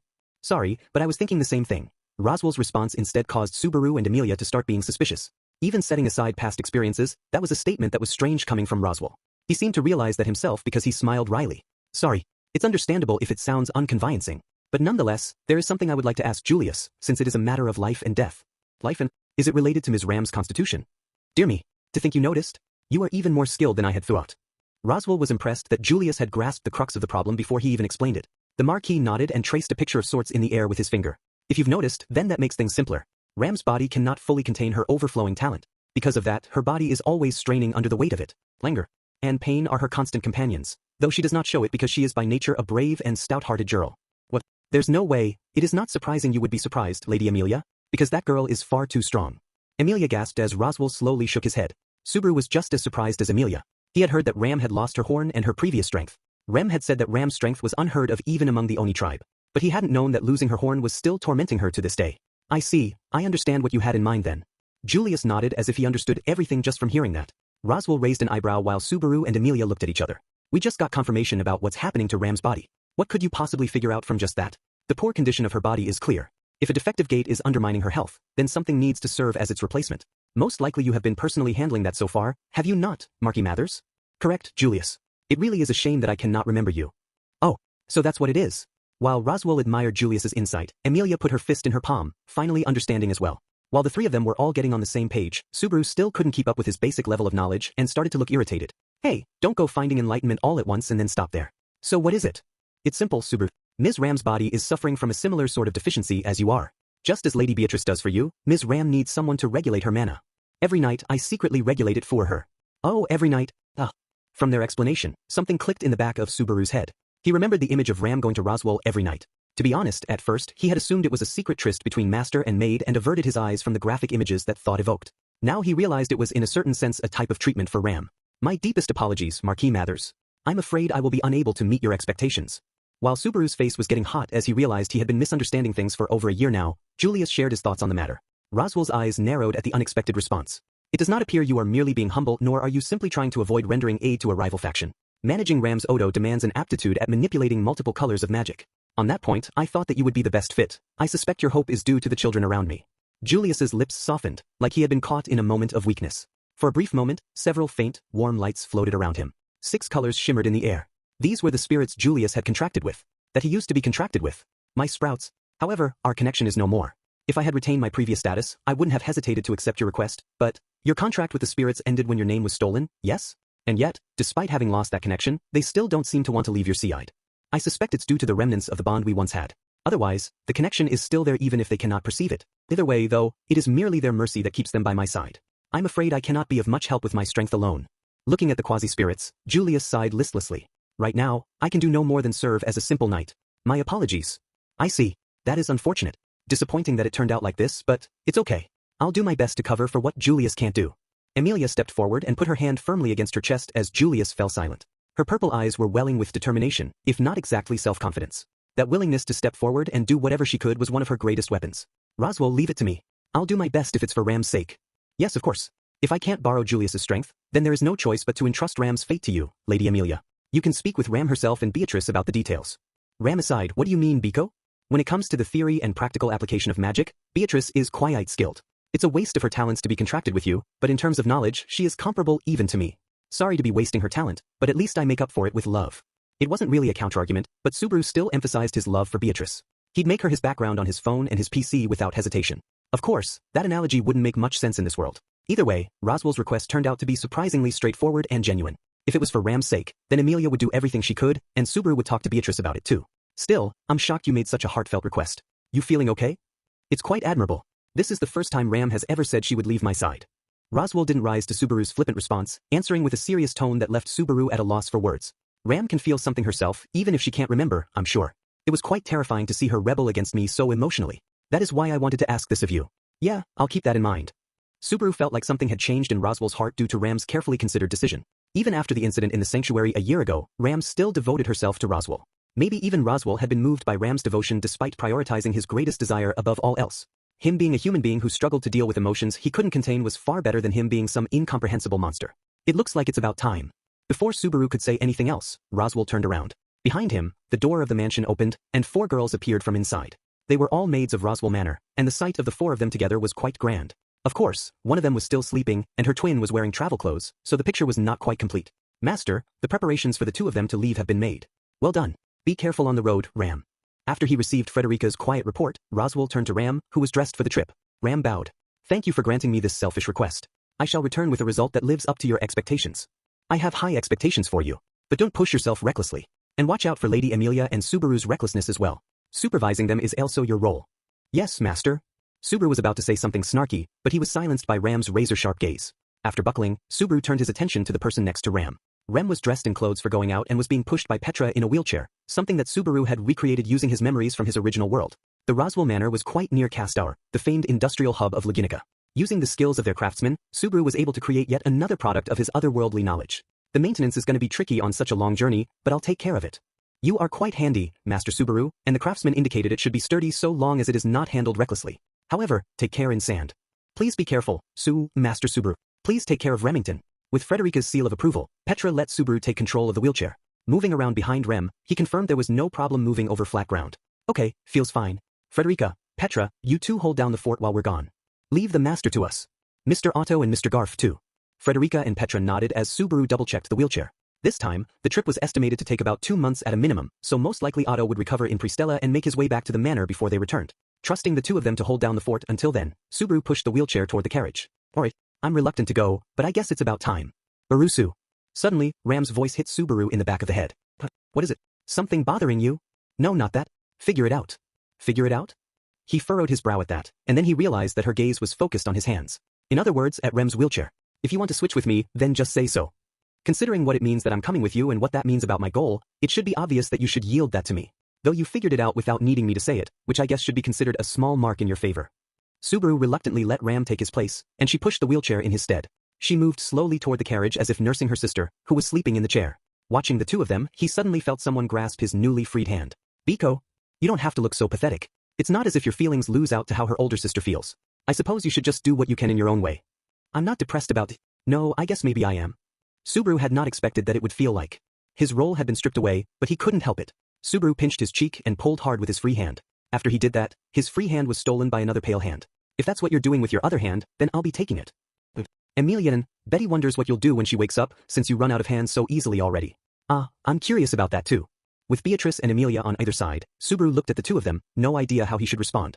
But a little bit of a glare and a pleasant glance were all that he got from the two of them. And to top it off, he could feel Petra's eyes staring holes in his back and Ram's icy, disdainful gaze when she turned around after reaching the carriage. Forsaken and surrounded on all sides, Subaru's expression tensed. And of all things, Julius was nodding to himself while watching. What's with that reaction? If you've got something to say, then say it. I see. In that case, allow me one comment. Surrounded by such beautiful women, you are truly blessed. But I cannot help but wonder whether your two hands are enough to satisfy all these beauties. What? Is everyone just out to get me? Did I do something wrong? Julius shrugged with a sorrowful countenance as Subaru's pathetic shout echoed in the air. Unfortunately, there was no war counselor or internal counsel there to back Subaru up. For the next 2 months on the road, he would just have to do his best fighting on his own. Realizing the hopelessness of his situation, affection and trust welled up inside Subaru as he felt the warmth filling his two hands, which was only matched by a swelling unease. And that was how the morning of departure passed. Chapter 2 Overcome Sand Time. When it was a 20-day haul from the manor to the Auguria Dunes. The trip had begun with one uneasy morning, but fortunately, there had not been any noteworthy incidents along the way, granting the party a period of peace. They were heading east in a straight line following the road, passing time in luxurious boredom. I had the same thought when we were coming back from Pristella and on the Lippis Plains too, but the roads seem pretty safe here in Lagunica. The maintenance and safety of the roads play an important role in keeping the peace of the country. Compared to other countries, Lagunica is particularly dedicated. Attacks by bandits and demon beasts are significantly lower as a result. Does that mean other countries aren't this safe? The Holy Kingdom of Gustico struggles to maintain their roads since it is covered in perpetual snow. The Volakian Empire and Kararaji Federation are home to many races in their countries, leading to a wide variety of different customs. With such stark differences, clashes are more common. So to answer your question, no, other countries aren't this safe. You don't say. Subaru and Julius were chatting on the driver's bench of the carriage as a gentle breeze blew past. The big carriage was drawn by 2 land dragons. Subaru was holding the reins while Julius sat beside him and watched their surroundings. They had settled on this arrangement because if everyone was inside the carriage, it would leave them slow to react if something happened, but as the idle conversation suggested, the roads so far had been peaceful. Yawn. Subaru. Subaru yawned at the unchanging landscape and boredom, but he was immediately met with a sharp voice from Julius. Yeah. Subaru waved his hand. I can understand it is difficult to maintain a high level of focus, but allowing an opening such as that is the most dangerous thing you can do. I won't say don't let your guard down at all, but at least don't do it in such an obvious way that anyone can tell. It was a single yawn. I'm sure you've yawned before once in your life, haven't you? Of course. I experienced the same physiological phenomena as anyone else. But a knight should possess the state of mind and wherewithal to avoid showing them in front of others. You are still lacking in self-awareness. Yeah, that's me, the oblivious knight at your service. Julius was as prickly as ever, but Subaru was becoming a master at fending off his jabs. Between the trip from Pristella and their current journey, he had spent over 20 days on the road with Julius. Subaru had learned how to get along with him. I would also say it is proper manners to look at the person you are speaking to when you are having a serious conversation. If someone won't seriously listen to your serious conversation, that means they don't think it's the right time to be having that conversation, right? You should loosen up a little. You're too tense. Yawn a little or something. Subaru cracked his neck as he responded with an indifferent tone. Seemingly taken by surprise by that, Julius blinked. I'm so impatient that even you can see it that easily? I imagine everyone thinks you're just too on edge. I get that to some extent that's just how it is for you, but you're the only one who can recognize it for what it is. There was a trace of resignation in Julius's voice. Subaru simply responded with a husky, yeah. They couldn't hear the conversation the women inside the carriage were having, which would suggest that they couldn't hear Subaru and Julius either. They were both men, and their relationship was complicated in more ways than one, but for the moment they were comrades who needed to work together. Subaru shifted gears, deciding that they should talk a little bit more openly. It came up during that chat with Roswell, but what happened with your spirits? There's been no change. They're still at my side, but they won't touch down on my arm to rest their wings. They seem to be perplexed as well. Julius made the spirits visible when Subaru brought them up. The faint glimmer of 6 colors was still following Julius. But they didn't sit on his outstretched arm and were flitting around seemingly in confusion. My blessing seems to still be working as before. That is probably part of what is troubling them. They don't seem to be able to understand why it is so hard to leave me. Forming another contract would be difficult since it isn't like the original one was broken. I know it's not really my place to speak, but would it be possible to make a deal with another spirit until this is all resolved? It's a rare talent to be able to borrow strength from passing lesser spirits like Lady Amelia does. The only ones I can draw strength from are those who I have known for years. It's similar to how you and Lady Beatrice operate. Amelia Tan and Puck are like that too. I guess it makes sense that your partners are special. Scratching his head, Subaru found himself thinking that he had made an unreasonable suggestion. As a fellow spirit user, he wouldn't have wanted someone telling him to search for another spirit. If his bond with Beatrice was severed, would he just let her go? That was basically what he had asked Julius to consider. Because of that, I can only fulfill my duty as a knight with this sword of mine. Of course, I have trained my sword no less than my spirit magic, but it is still true that it marks a significant drop in my individual strength. When you say your sword alone isn't strong enough, it just comes off as sarcasm to me. Subaru being completely dominated by that sword alone was the starting point of their relationship. At the time, Subaru might as well have been a baby trying to fight against him. By now I should at least be at the level of a 5-year-old though, right? It's the same with Reinhard, but you guys have a bad habit of underrating yourselves. There's such a thing as being too modest. In fact, that's something that applies to a lot of settings, if you ask me. I'm tempted to say much the same thing to you, but I'm not so sure, setting you and myself aside, what Reinhard does is different from modesty or underrating himself. How so? Subaru cocked his head in confusion as he imagined the red-haired hero. Anyone looking at him would see he was superhuman, the strongest, and completely peerless. That was Reinhard van Istria, so it was surprising that there would be a difference in how Julius and he evaluated Reinhard. Please don't misunderstand me. I am in complete agreement regarding the high level of Reinhard's strength. Indeed, I suspect on that point every person who knows him would be in full agreement. He is arguably the pinnacle of humanity. It's shocking enough that I can't really call that an exaggeration. It's not just his strength either. His way of life and self-consciousness are also fully realized. When I first met him, he was not even 10 years old, but he hasn't changed at all since then. Wait, he was like that even back then? It was a bit of a philosophical question to ask when did Reinhard become Reinhard, but according to Julius, who had known him more than a decade ago, he was already completely developed by that point. The boy not even 10 years old who lost his grandmother, inherited her blessing, and became the sword saint. I wonder what it must have felt like. 15 years ago, Reinhard was about 5 years old, right? Inheriting his grandmother's blessing at that age, growing up in a family that inherited the blood of a legendary hero, just what sort of responsibility must he have been saddled with? Subaru felt like he could understand the weight of a parent's expectations a little bit. Of course, the weight that he had borne, and the one Reinhard carried and the responsibilities it implied, were not remotely comparable, and it was maybe even rude to try to compare them, but still. Honestly, I'm weak. I'm weak and don't have nearly enough strength, so I'm always regretting things. There's probably not a single night I haven't wished to be strong enough to not be so helpless. That sounds like you've endured quite a number of fruitless nights. Who asked you?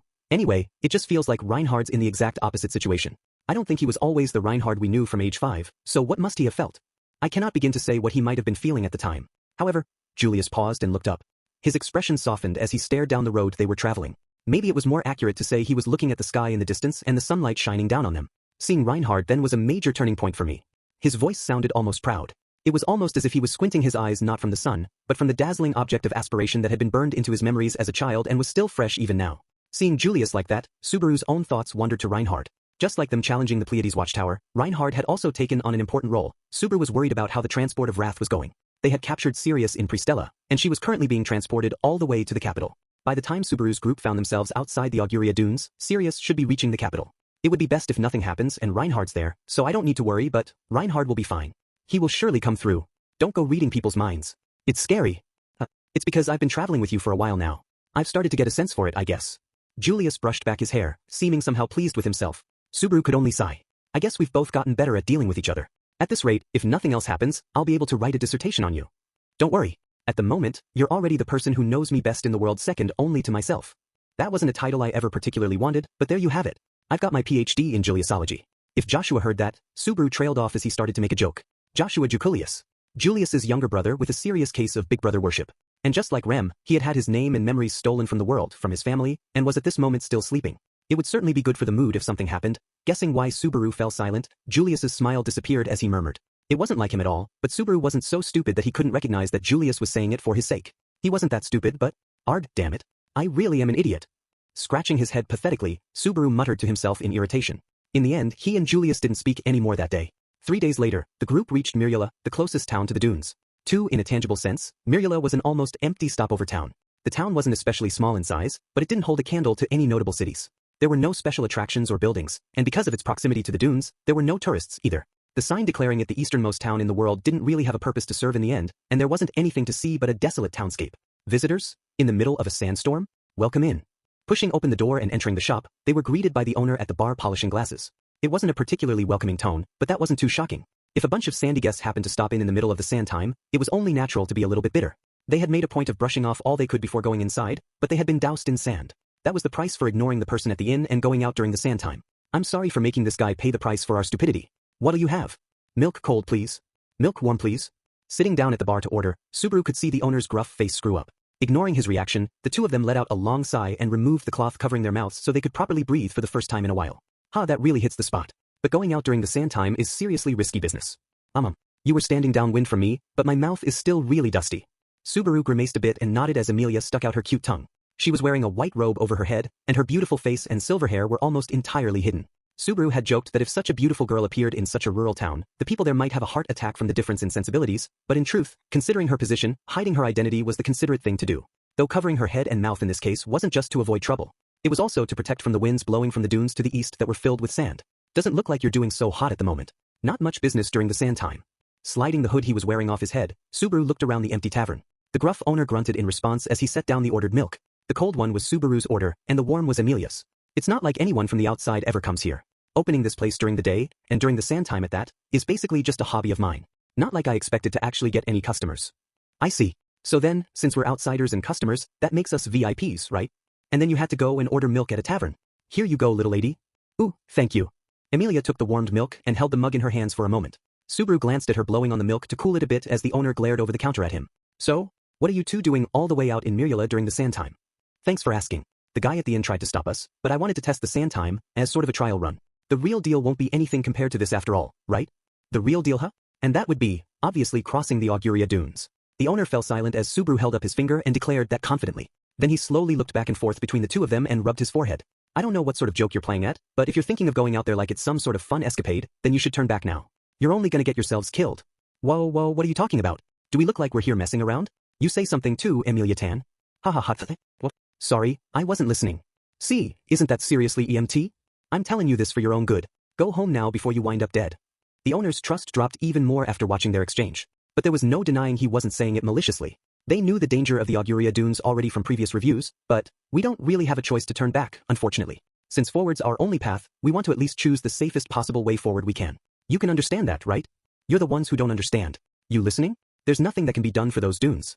They're swarming with demon beasts and overflowing with the witch's miasma, and no matter what you do, it's impossible to ever get any closer to that tower in the distance. Getting annoyed at Subaru's casual attitude, the owner explained in detail the menace of the dunes. Pointing out the window that was closed against the sandstorm, his lips curled. There's no end to reckless fools like you. But there's no one who's reached the sage's tower in the middle of that sea of sand. If you're lucky, you'll make it back alive, but most of them are still out there buried in the sand. That tower was built 400 years ago, and in all this time, there's been no end to the people damn fool enough to set out for it, but there hasn't been a one who ever claimed to actually reach it. Even the Sword Saint couldn't do it. Reinhardt's failure had apparently left a broader mark than expected. The owner may have intended that as his trump card, but unfortunately for him, they already knew about that and were still resolute about going anyway. And leading a girl into that hell, sorry? You're really worried about us. Subaru was struggling with how to respond to the owner's earnest and entirely reasonable point when Amelia broke in. The owner's eyes widened as she started with a gentle apology. We're not regulars or anything of the sort, but you still told us so much. Thank you. No, sorry for being such a nag about it. But I didn't make any of that up. It's always youngsters like you too, every time. Are there really that many people who want to meet the sage? I imagine most of them just want the claim to fame that comes with saying they met the sage. There are probably some who want to learn something from the sage, but all that cockamamie talk's pretty dubious in the first place. The owner shrugged and shook his head in disgust. He was probably telling the truth about having seen dozens of people recklessly try to reach the Pleiades watchtower. He was a nicer guy than his face let on probably, because he seemed embarrassed over how he reacted. Do you mean even if we reach the tower, we might not be able to meet the sage? I've never heard anything about anyone reaching it. And if you believe the rumor, the sage is still at the top of the tower looking out over the dunes, delivering a righteous judgment upon all villains. But there's also demon beasts and the miasma. I can't imagine those dunes are anything other than a trap for hunting prey. A lure for hunting prey, Amelia gasped slightly. The owner nodded and then turned toward the window. Don't move around outside during the sand time and avoid demon beasts as much as possible. But even then, you still can't avoid the miasma. The biggest obstacle for clearing the dunes is that thick miasma. I can't really picture what exactly that miasma even is, honestly. Subaru cocked his head. He had heard the word plenty of times, and it wasn't like he couldn't get some idea from the definition. Basically, it was an atmosphere that had a negative influence on the body. Or at least something like that. Maybe sort of like a poison gas? Subaru, miasma is the word for mana that has been polluted by something bad. Mana is invisible, but it's still everywhere, right? So miasma is mana? Subaru was shocked to find from Amelia's description that it was something much more immediately at hand than he was expecting. But still, the description of polluted mana didn't really help him visualize it, either. I guess it's partly because I'm a modern-day Japanese guy, but I can't really figure out this description of invisible mana. Ordinarily, mana doesn't have any color, right? Miasma, mana polluted by something bad, is really not good for your body. But your gait naturally absorbs mana, so you can't stop from absorbing mana, just like you can't just walk around without ever breathing. The little lady's right. And the miasma out there is the densest it gets anywhere in the world. If your gait keeps taking it in, your heart and body will be swallowed up in the pollution. What happens then? Do you get sick, or go crazy or something? The story goes that it eats away at your heart and body. The truth is, well, I can't really deny it. He shook his head at that and didn't explain it any further, but it was clear on his face. He had seen someone die from miasma pollution. And it was because he had experienced that he was concerned for them from the depths of his heart and was warning them as adamantly as he was. If you can live your life without going there, then that's for the best.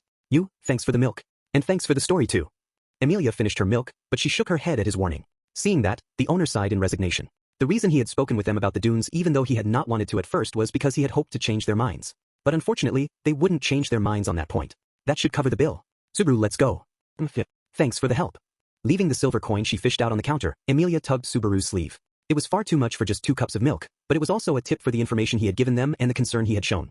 It's just the past year or so now, but people have started to see a bird flying around over the dunes. As they put back on their robes and prepared to go out into the sandstorm, there was a voice from behind them. Turning around, the owner had his back to them and was polishing the glasses and talking as if to himself. From the folks who saw it, they said it looked like the bird was flying toward the tower.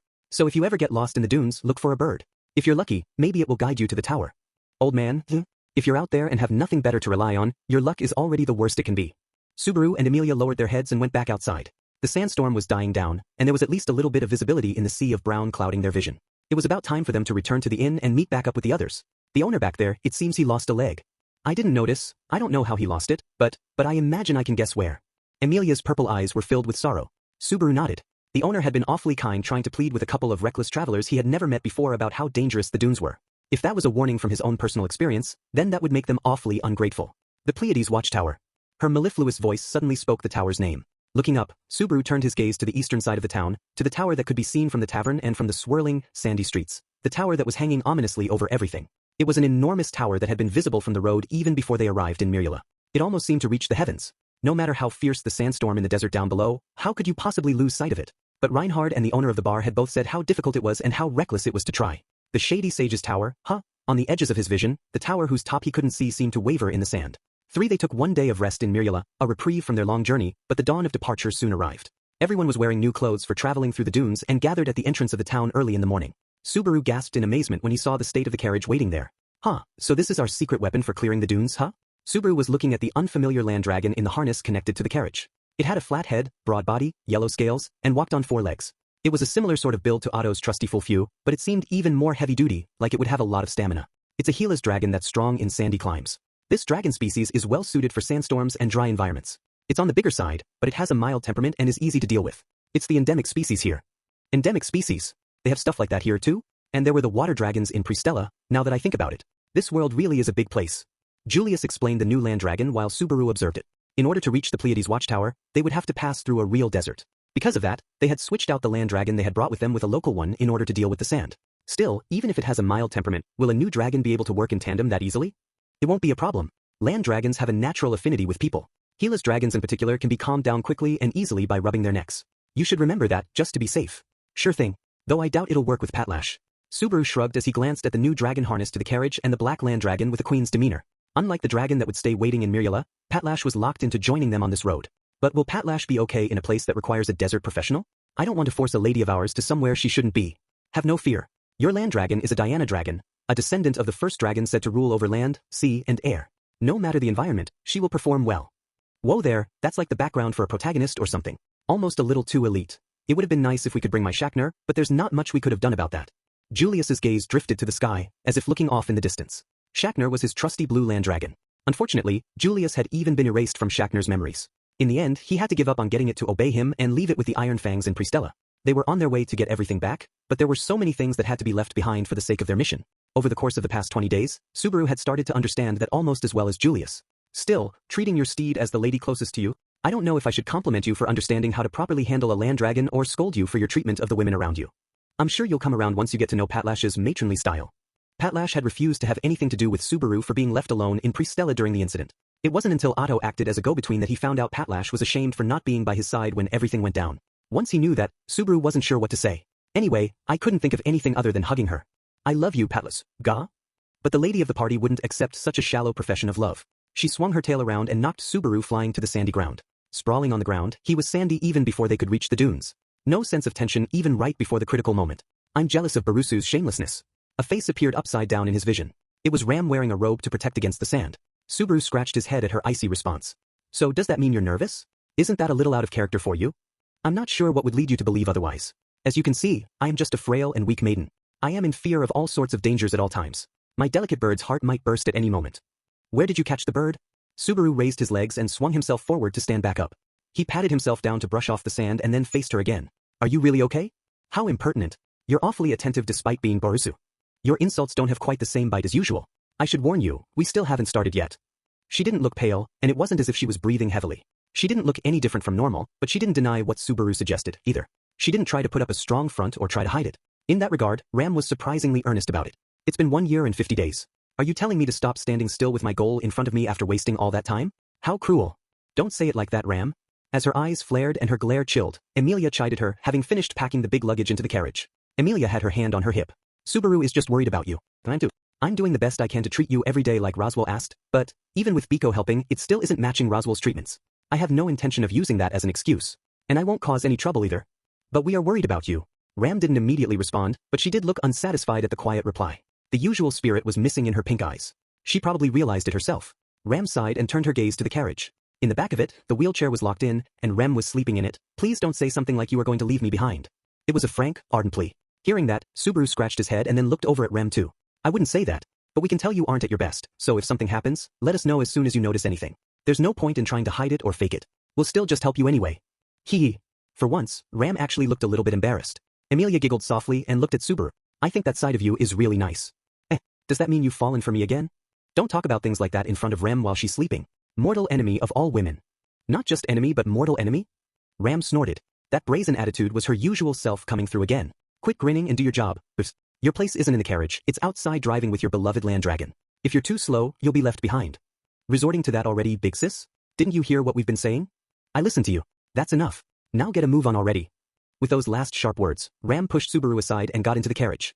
Watching her get on, he scratched his head and glanced at Emilia. Emilia-ten, don't worry. Just leave it to me. You should be careful too. Aye. Nodding, Subaru looked inside one last time and then headed to his own place on the carriage. Pulling up the anti-sand cloth around his neck, he took a deep breath. All right then, let's do this. The sea of sand and the tower. Inside the carriage after Subaru left. Lady Emilia, why do you have that look on your face? It's nothing important. I was just thinking that you were cute, Ram. That's an upsetting assessment. It's rather impertinent for you, Lady Emilia. Ram was sitting in her seat next to the wheelchair as she turned away from Emilia's gaze. Strangely, she seemed to be regretting her blunder. Pete, have you started to let me see the face that you always show Subaru? I let my guard down. Please forgive my discourtesy. I'm not angry. If anything, I'm a little happy. This way, it feels like you trust me more. I was always jealous of Subaru. Ram was silent for a moment at Emilia's innocent response. But she soon turned to face Emilia again. You've changed, Lady Emilia. When we first met, you seemed as fragile as a glass doll, even though you didn't have anything other than a weak facade of a resolve. Do I seem a little bit stronger now? And sweeter, like the glass has now become hardened sugar. That sounds really delicious. So what does that mean? The half-insult went over Emilia's head, and Ram simply sighed. But once she did, her shoulders relaxed ever so slightly. 2 hours after leaving Myrila, they began their attempt to cross the Auguria Dunes. Another dozen or so miles east of the town and all green disappeared from the surroundings. It was just desert as far as the eye could see, and a wind thick with dry sand and miasma. They were challenging the dunes with one large carriage and Patlash running alongside on her own. The new land dragon was slow and steady. It couldn't gain much speed, but there was a reliability to its pacing to make up for it. Patlash was a bit put off at the sudden change in partner at first, but after a couple of hours together, she seemed to find the good points of her new partner and had magnanimously accepted the change. If anything, this dragon's unhappiness has more to do with Betty. Beatrice was snuggled neatly into Subaru's arms. He was controlling Patlash's reins while hugging her tight as he shook his head. No way, you're just imagining things. Patlash isn't that small-minded a dragon. You would do well to foster a better understanding of your surroundings. Beatrice shifted her legs to ride side saddle as she held her skirt. Compared to before, Subaru's riding skills had improved significantly, and it had become normal for the two of them to ride together. That was why he thought Beatrice was off the mark, but, well, it's not like I really know why Patlash likes me in the first place. Indeed. In the first place, it's not like you are handsome enough to receive that sort of attention without any other reason. So then you have some sort of firm reason for loving me. Of course. Wait, what are you trying to get Betty to say? Because they were in close proximity riding the dragon, there was no escaping Beatrice's red-faced tantrum. Subaru could only let her weak slaps rain on him as he soothed her ruffled feathers. It is quite pleasant to see your harmonious exchange, but we are about to actually enter the sea of sand now. Julius's voice called out to them from the driver's bench of the carriage being pulled alongside them. Holding the reins of the carriage and able to connect effortlessly with a land dragon he had just met was to be expected of Julius. But seeing him driving a carriage instead of riding his own dragon really felt out of place. And adding to that unbalanced image was the girl sitting next to him. It's fine that you two get along so well, but if you can't control yourselves, I'll be upset. Meili gave Subaru a sidelong glance that didn't really fit her age. With the party finally facing the start of the real challenge, it was time for Meili to step into her element. With the power of her blessing, the odds of them being attacked by demon beasts were dramatically decreased. In theory at least. That was why Meili was sitting on the driver's bench and looking around their surroundings. And Julius beside her was the partner chosen in order to keep her from getting too bored. You know the nice knight sitting next to you is your escort for the day, right? He's chic, swanky, and way more posh than I am. I don't know what you're talking about. And I don't have any complaints about Mr. Knight, but you're the one who brought me along, mister. Doesn't that mean you have a responsibility to accompany me? Don't be unreasonable. I've already got Biko taking up that slot. Beatrice started pummeling his chest again in anger, but Subaru just let her have at it as he looked over at Meili. I know how much you want to be fawned over, and I'd be happy to do it, but if you're going to talk about rights or responsibilities, then it will have to wait until you've done your job first. Fine. Even though you're already spoiling Beatrice. You big meanie. He wasn't actually being particularly mean about it, but there was no helping that she might take it that way. Beatrice seemed somehow satisfied with herself as Subaru tickled her neck and then raised his hand to Julius. Seeing that, Julius quietly nodded. It was best to have someone who was an expert at dealing with proper young ladies take over. But also, Subaru, the sand time seems to be starting. Beatrice warned him, and Patlash looking straight ahead and whinnying slightly confirmed it. The enormous tower that was impossible to miss even from back in Miriela soared into the sky before them. A yellow sand blew from the tower. The Auguria Dunes' baptism, a sandstorm swirling with miasma, the sand time had arrived. They had gotten a general grasp of the comings and goings for the sand times from their information gathering in Miriela. 3 times a day, morning, midday, and in the middle of the night, a powerful sandstorm would blow through these lands. That was what the locals called sand time. Considering what the owner of the tavern said about the miasma, it was almost like sidling up nice and close to a toxic waste dump site. Particularly during the night sand time, which lasted for several hours, it was difficult if not impossible to move. Because of that, they would be moving during the day and largely trying to avoid the morning and midday sand times. The grains of sand on the ground were fine, and just like they had been warned, the footing was terrible. Their procession was forced to go at an extremely slow pace, and their irritation just increased like sand in an hourglass piling up. But because of that situation, Subaru was also feeling a little let down. Because, it's harder to walk with the wind blowing, but it's not nearly as bad as I was imagining. Turning his head away from the strong winds, he held his hand over his mouth, taking a couple of ginger breaths through the cloth blocking the sand.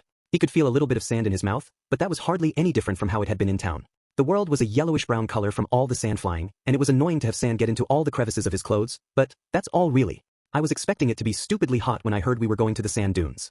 The reason this area is a desert is because the intense miasma kills off all foliage. But it rains here, and it's not as if the temperature suddenly spikes or anything. In Subaru's mind, a desert was a blazing hot sort of hell. But apparently in this world, desertification was caused by something other than what Subaru imagined, countering the image of burning sands that he had gotten from games and manga. If anything, the real thing was a lot easier to bear than what he had imagined. I guess considering how it felt in Miriela, it would be strange if it suddenly started burning up when we crossed into the dunes too. Indeed. It's different from the gyral red dunes at the western edge of the world. What are they like then? All the grains of sands making them up are fragments of magic stones. It is a land that is constantly exploding all year round. There's someplace as crazy as that? His opinion of the Auguria Dunes jumped up at learning there was someplace as insane as that in this world. If the sage had just built the tower there, no one would ever reach it. Meanwhile here, all there is to be careful of is the wind and miasma, and also the demon beasts. And also not losing sight of the tower and getting lost. Even if you say be careful not to get lost, Beatrice leaned against his chest, trying to get him to focus. Subaru supported her weight while looking at the grand and imposing tower directly in front of them. Don't get lost in all, but if you ask me, wouldn't the harder feat be somehow losing track of that? Betty agrees. But anything might happen. There is no telling what sort of cunning person the sage is, but there is no denying the fact that there is no evidence of anyone ever reaching it. Of course Subaru had no intention of underestimating the dunes. But thinking about it realistically, there was no way anyone should be able to lose track of such a massive marker. But that was surely what every other person who challenged the dunes and failed must have thought. So then Beatrice was probably right. It was a place where anything could happen. Should we really just keep going straight forward, Anastasia? You're awful dubious, Natsuki. Guiding Patlash toward the carriage, he checked with Anastasia through the window. Hearing her response, he winked. Obviously, right? This whole thing depends on you, so I'll be counting on you for some detailed navigation. Of course, it's not just someone else's business to me either, so I won't cut corners. We're both in the same boat here, so just have a little faith. Trusting a fox is easier said than done. Anastasia's, or rather Foxidna's, eyes narrowed at Beatrice's murmur. Beatrice was the only other person on the journey whom Subaru had told about Foxidna, and she was incredibly suspicious of her fellow artificial spirit who was hiding her identity. But there wasn't a thing to be gained from just being suspicious forever either. Like Anastasia said, the moment they entered the Auguria Dunes, they were in the same boat. All that was left was to trust each other to carry out their respective roles. Isn't that right, Anastasia? That's right, you don't need to worry. I keep my promises. The last bit was soft enough that only Subaru could hear it. Nodding, Subaru swung Patlash around toward the driver's bench, where he saw Julius looking completely serious while Meili was rolling around a bit, seemingly enjoying herself. Oh, looks like you're having fun, Meili. Are you still doing your work? Are you really asking me that? We haven't run into a demon beast once since entering the dunes, have we? That's proof I'm working, isn't it? But it doesn't really look like you're trying very hard either. It's not like I can tell whether us not being attacked is because of you or just that we're in an area without any. In that case, Meili's eyes narrowed, and she raised her arms as Subaru started to get a bad feeling. Wait, I'm sorry, that was a stupid thing for me to say. It just slipped out because other than the sandstorms, this hasn't seemed nearly as bad as everyone kept saying. I'm not mad. I just want to teach you to show a little gratitude for what I'm doing. Ignoring Subaru's excuses, Meili smiled while saying something incredibly disturbing. Catching his breath, Subaru started to apologize again, but before he could say anything, it was about 50 yards to the side from the line they were riding along. There was a faint tremble, and then suddenly the sand exploded up into the air. The massive body that had been hiding beneath the sand appeared above ground. It didn't have any limbs. The long, thick body twisting almost resembled a snake. But between its sandy coloration, the stench it gave off, and the fact that it didn't have any eyes, Subaru realized what it was. Not a snake, it's a worm. The almost 20-yard-long worm burst out from underground, turning its massive mouth toward them. For a split second, Subaru readied himself to die. Hey, that's enough. You stink, so run along somewhere else. As Subaru shuddered in terror, Meili's disinterested tone brought him back to his senses. The worm's enormous body shuddered, and it returned back underground again.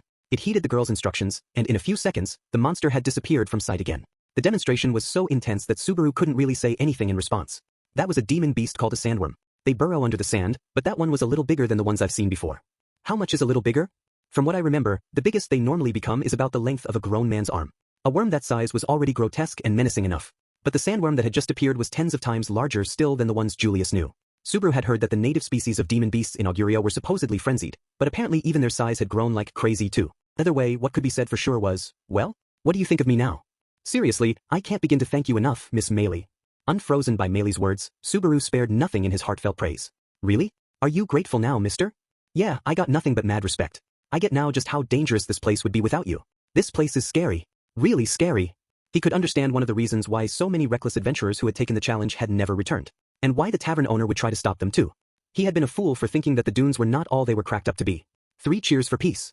Long live peace. Let's keep this a super boring trip all the way to the end. Such a glib flip-flopper as always. It is enough to make even Betty feel exasperated. Don't try to act tough.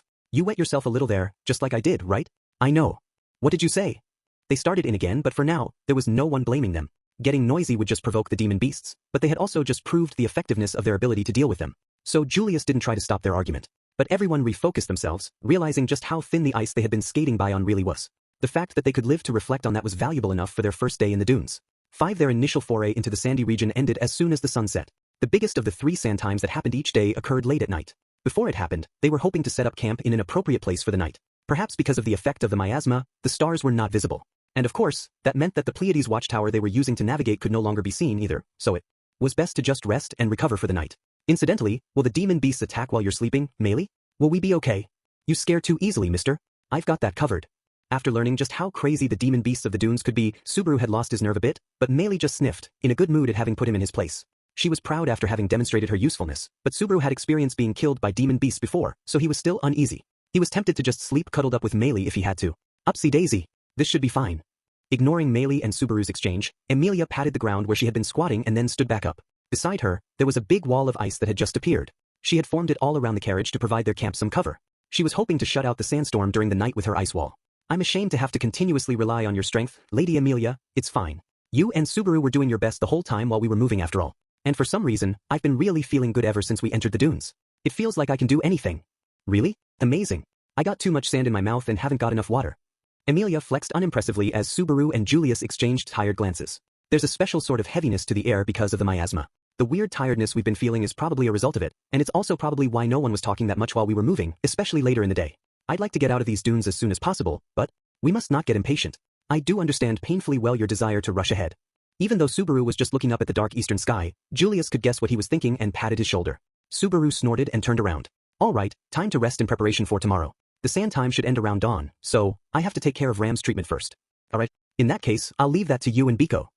Leave it to us. The two of them went into the carriage where Ram was waiting in her seat, and through the closed door, Subaru could hear the voices from Ram's treatment. The intense, trembling voice that sounded like it was biting back against the pain was Ram. Emilia and Beatrice were working together to do the job that her lost horn had done. The burden that Ram bore was another of the things that Subaru had only learned about because of this trip. It's ironic. Ram has the tough sort of mentality to be able to survive by herself, but her body can't handle living on her own. I don't know. It's true that Ms. Ram has a self-reliant strength, but that does not necessarily mean it is something that she wishes for herself.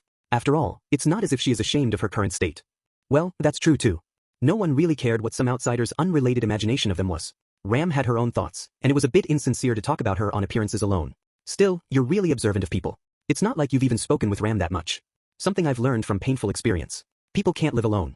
Were it not for you still miraculously remembering me, I don't know what I would have done by now. Julius gave a relaxed shrug. He was acting calm, but Subaru also felt like there was a grave honesty in his words. He wasn't sure whether Julius realized it, but in the past 20 days he had told Subaru about himself in all sorts of ways. It's probably partly the trauma of having been forgotten that's making him do that. Nagatsuki, Julius, you two have a moment? We should talk about the path going forward tomorrow.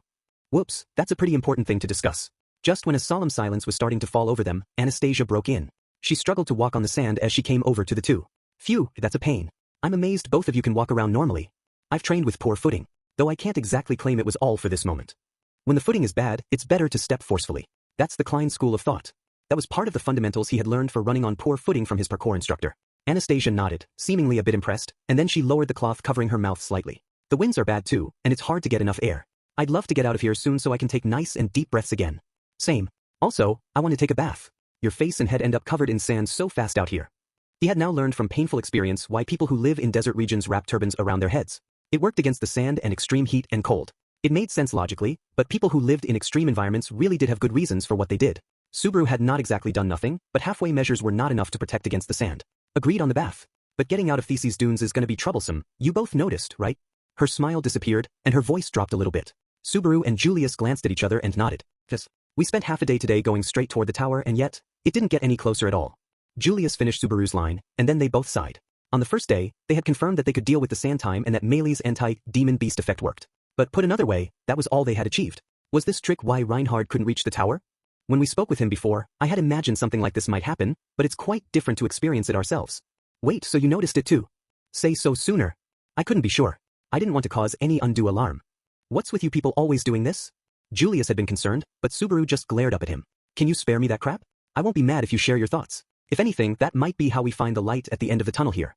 Where do all of you get the idea to just make a mental note and keep things to yourself? You think the situation's just going to suddenly get better somehow that way? At least in my experience, there hasn't been one time where I wished I hadn't said anything.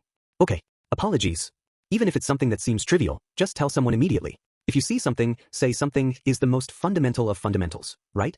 And if you're hiding anything else, Anastasia, you better spill it now. He reaffirmed for Julius and Anastasia the same thing he had told Ram. Julius looked like he was remorseful, faltering in a way that was unlike the finest knight. Meanwhile, Anastasia put her hand to her mouth at Subaru's broadside. Oh my, I never would have imagined being told off by you when we first met. But you're right, I'll have to reflect on my handling of it too. The first step in reflection is confession time. If you come clean now, I promise I won't get too pissed. You're quite the charmer, Nagatsuki. This half-day walking around the dunes, I firmed up a feeling I had. The reason we aren't getting any closer to the tower is because the space around us is warped. Warped? Subaru cocked his head at Anastasia's revelation. She pointed toward the direction where the tower was. Basically, the tower and the dunes are connected, but also not really connected. It's possible we've just been walking around in circles in the same place this whole time. And that's why the Auguria dunes are so impassable. It makes sense. Anastasia sounded almost indifferent as she explained, and Julius nodded deeply, as if understanding. Of course, that was something that their guide Anastasia/Foxidna should already have known, though, I told you, didn't I? It took me half a day of close observation to be sure of it. Sensing Subaru's eyes, Anastasia waved both hands, pleading that she had not been deceiving them. It was incredibly suspicious, but with Julius there, too, he couldn't really press her too much further. He just let his suspicions go for the moment. Okay then, this twist in space has sunk countless adventurers before us, so how are we going to deal with it? It's a difficult question. And breaking through might even be the wrong way of thinking about it. This could just be a natural trap created by the thick miasma. There doesn't have to be any intention behind it at all. This is a trap created by nature? Subaru's eyes widened in shock at that unexpected possibility. It was incredibly rare, but there were times when nature seemed to have an almost malicious lethality to it, so much so that it felt like nature had it out for people. The mirages that could be seen in deserts, or snow overhangs that hid cliffs in areas with heavy snow, or more generally bottomless swamps or the ebb and flow of currents. But for the dunes where the Pleiades watchtower was built to be a natural trap, it's possible the tower was built here precisely because of this occurrence. That's a perfectly logical interpretation. It all depends on the intent of the watchtower's builders and the purpose it was designed to serve in the first place. Julius's words managed to pull Subaru back from the unthinking cul-de-sac he was on the verge of getting trapped in. The dunes being a natural, pre-existing menace that the people who built the tower used for their own purposes rather than a trap created specifically for the sake of the tower. That was a plausible explanation. Particularly since the watchtower was supposedly made in order to keep watch on the shrine, where the Witch of Jealousy, that theory made sense and meshed with what they already knew. Subaru had a bitter look on his face. There was a shrine on the far eastern edge of the Auguria dunes where the Witch of Jealousy was said to be sealed. The Pleiades watchtower was said to be where the sage could watch over that seal through the years. If the twists in the dunes were a riddle created by humans, then solving it would lead them to their answer. But if it was just a natural mystery, then there was no guarantee that an answer that would satisfy them even existed. Maybe the reason the sage never shows their face is because they can't get out either? That's an interesting theory. But don't go underestimating me. Huh. Subaru was feeling like he had stumbled blindly into a labyrinth, but Anastasia smiled fearlessly. Subaru's eyes widened at her reaction, and there was a look of anticipation in Julius's gaze. I'm the one who took the job of guiding us to the Pleiades watchtower. Once a merchant takes a job, she follows through to the end. And I don't plan to fail now. Then you are able to see the path to the tower, Lady Anastasia? Not me. But I do have an idea about who might be able to find it. Anastasia looked off in the distance toward the tower. The wind was gradually picking up speed. The sound of the wind and sand hitting Amelia's ice wall started to get louder. Listening to the sound of the sand, Anastasia's eyes narrowed. The sand times when the wind picks up are connected to the effects of space warping and shifting. The sand time is when the twisted space starts to come apart. And beyond those cracks is the real sea of sand that connects to the tower. The real sea of sand. And when it comes to finding that crack, the most important person here is, Anastasia's mouth cracked into a smile as she pointed her hand to a certain point. Looking there, Subaru and Julius both furrowed their brows. She was pointing at the carriage where Amelia and Beatrice were working on taking care of Ram. Ram is our key to getting out of this labyrinth of sand. 6. I understand the situation. You are quite the slave driver. I can't really say much when you put it that way. Do you really understand though? Understand what? Your villainous streak, asking me to strain myself to the limit on the same day that you told me not to overdo it? Yes, I understand quite well, you brute. Ugh. Subaru grimaced a bit and shrank under Ram's harsh gaze. Amelia, who was inside the carriage listening, also chimed in. Ram, it's not like Subaru is asking you to do it because he wants to. He just immediately went back on what he originally said because he thought that was the best choice. Amelia, that isn't helping. I suppose it's also just going to make Subaru even more depressed. Subaru was shriveling away as Beatrice stopped Amelia for him. Watching the three of them, Ram sighed in exasperation. So then what do you say? It was my idea, but do you think you can do it? Barusu is correct. I am the only one who can fill the role you are suggesting, Lady Anastasia. And, Ram looked toward the back of the carriage where Rem was sleeping. On the roads and in the desert, she had not complained at all. So the only thing growing was the anxiousness and self-reproach of all the people who cared about her. And even if she couldn't remember it as Rem's older sister, Ram had experienced those feelings more than anyone else. There's a good and well-considered reason for it. So I won't hesitate. Because of that, she could confidently take on the task set for her. But your condition is a concern. Your clairvoyance, was it? That wears you out, right? There's no other person suited to this task. It is technically a secret art of the Oni tribe, so no one else can use it. Right? It would have been better if I could have taken your place. Amelia averted her eyes. She had been volunteering for a lot, seemingly in great condition ever since entering the dunes. As far as Amelia could remember, Ram was the person who had taken care of her most at the manor. During the trip, she had been burning at the chance to pay her back, which was probably why she seemed ashamed to be unable to help with this. Subaru was the only one who noticed Ram's kind gaze at Amelia, probably because he was the one who had seen the gentle gaze she had for Rem more than anyone. So Ram is up for it, that leaves Meili. Not commenting on Ram's gaze, Subaru turned his attention to Meili. She was sitting on her seat, propping her head up. Me. Meili cocked her head. Yeah, we're going to be doing a bit of a variation on a wave tactic, and we're going to need your help for it too.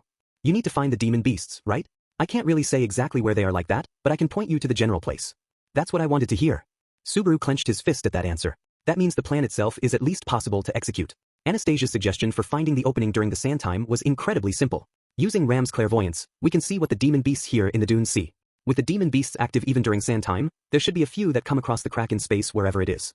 For that to work, we need Meili to help find the demon beasts so she can share the location with Ram. It's a plan that will require quite a number of attempts, but she won't hold back. Subaru and Julius were holding the reins for their land dragons, waiting for the signal from inside the carriage that one of the attempts had succeeded. Ram's desperate attempts to challenge the sand time began the next day after they discussed it. Inside the carriage, Ram was concentrating and using her clairvoyance to peek on the demon beast's fields of view. If she could find a trace of the crack in the sand time from one of them, they could pin down that demon beast's location and rush the carriage there to get through the opening. But naturally it wasn't that simple. It was an enormous desert, and there were an absurd number of demon beasts of all types. Ram's clairvoyance could only connect with targets whose wavelength could be matched. She was going to have to try a lot of times. Meili, skip the reports of demon beasts underground. There's no point if they can't see. I can't differentiate that much. Maybe you shouldn't give up on ones you find so quickly? As the failures piled up, the physical and mental exhaustion continued to build, and it was particularly bad for the two main prongs of this plan. No, Meili is just pointing out the location of the demon beasts. But Ram's exhaustion from using her ability is getting worse and worse. Sand time comes 3 times a day. So those are the only shots we get at it. But we also can't let ourselves get impatient either. We have a limited supply of rations and water, and the miasma here will affect them over time too. It takes courage to choose to turn back. Remember, we always have the option to return to Myrula. As 2 days blended into 3, it became necessary to pay attention to more than just their progress in getting through the dunes. There was a limit to what provisions they could pack on the carriage, and the question of whether to go back reared its head every day, and soon every hour. Was it some famous mountain climber who said the decision to turn back was the most difficult one to make? Do your best, Joseph. Everyone's counting on your horsepower.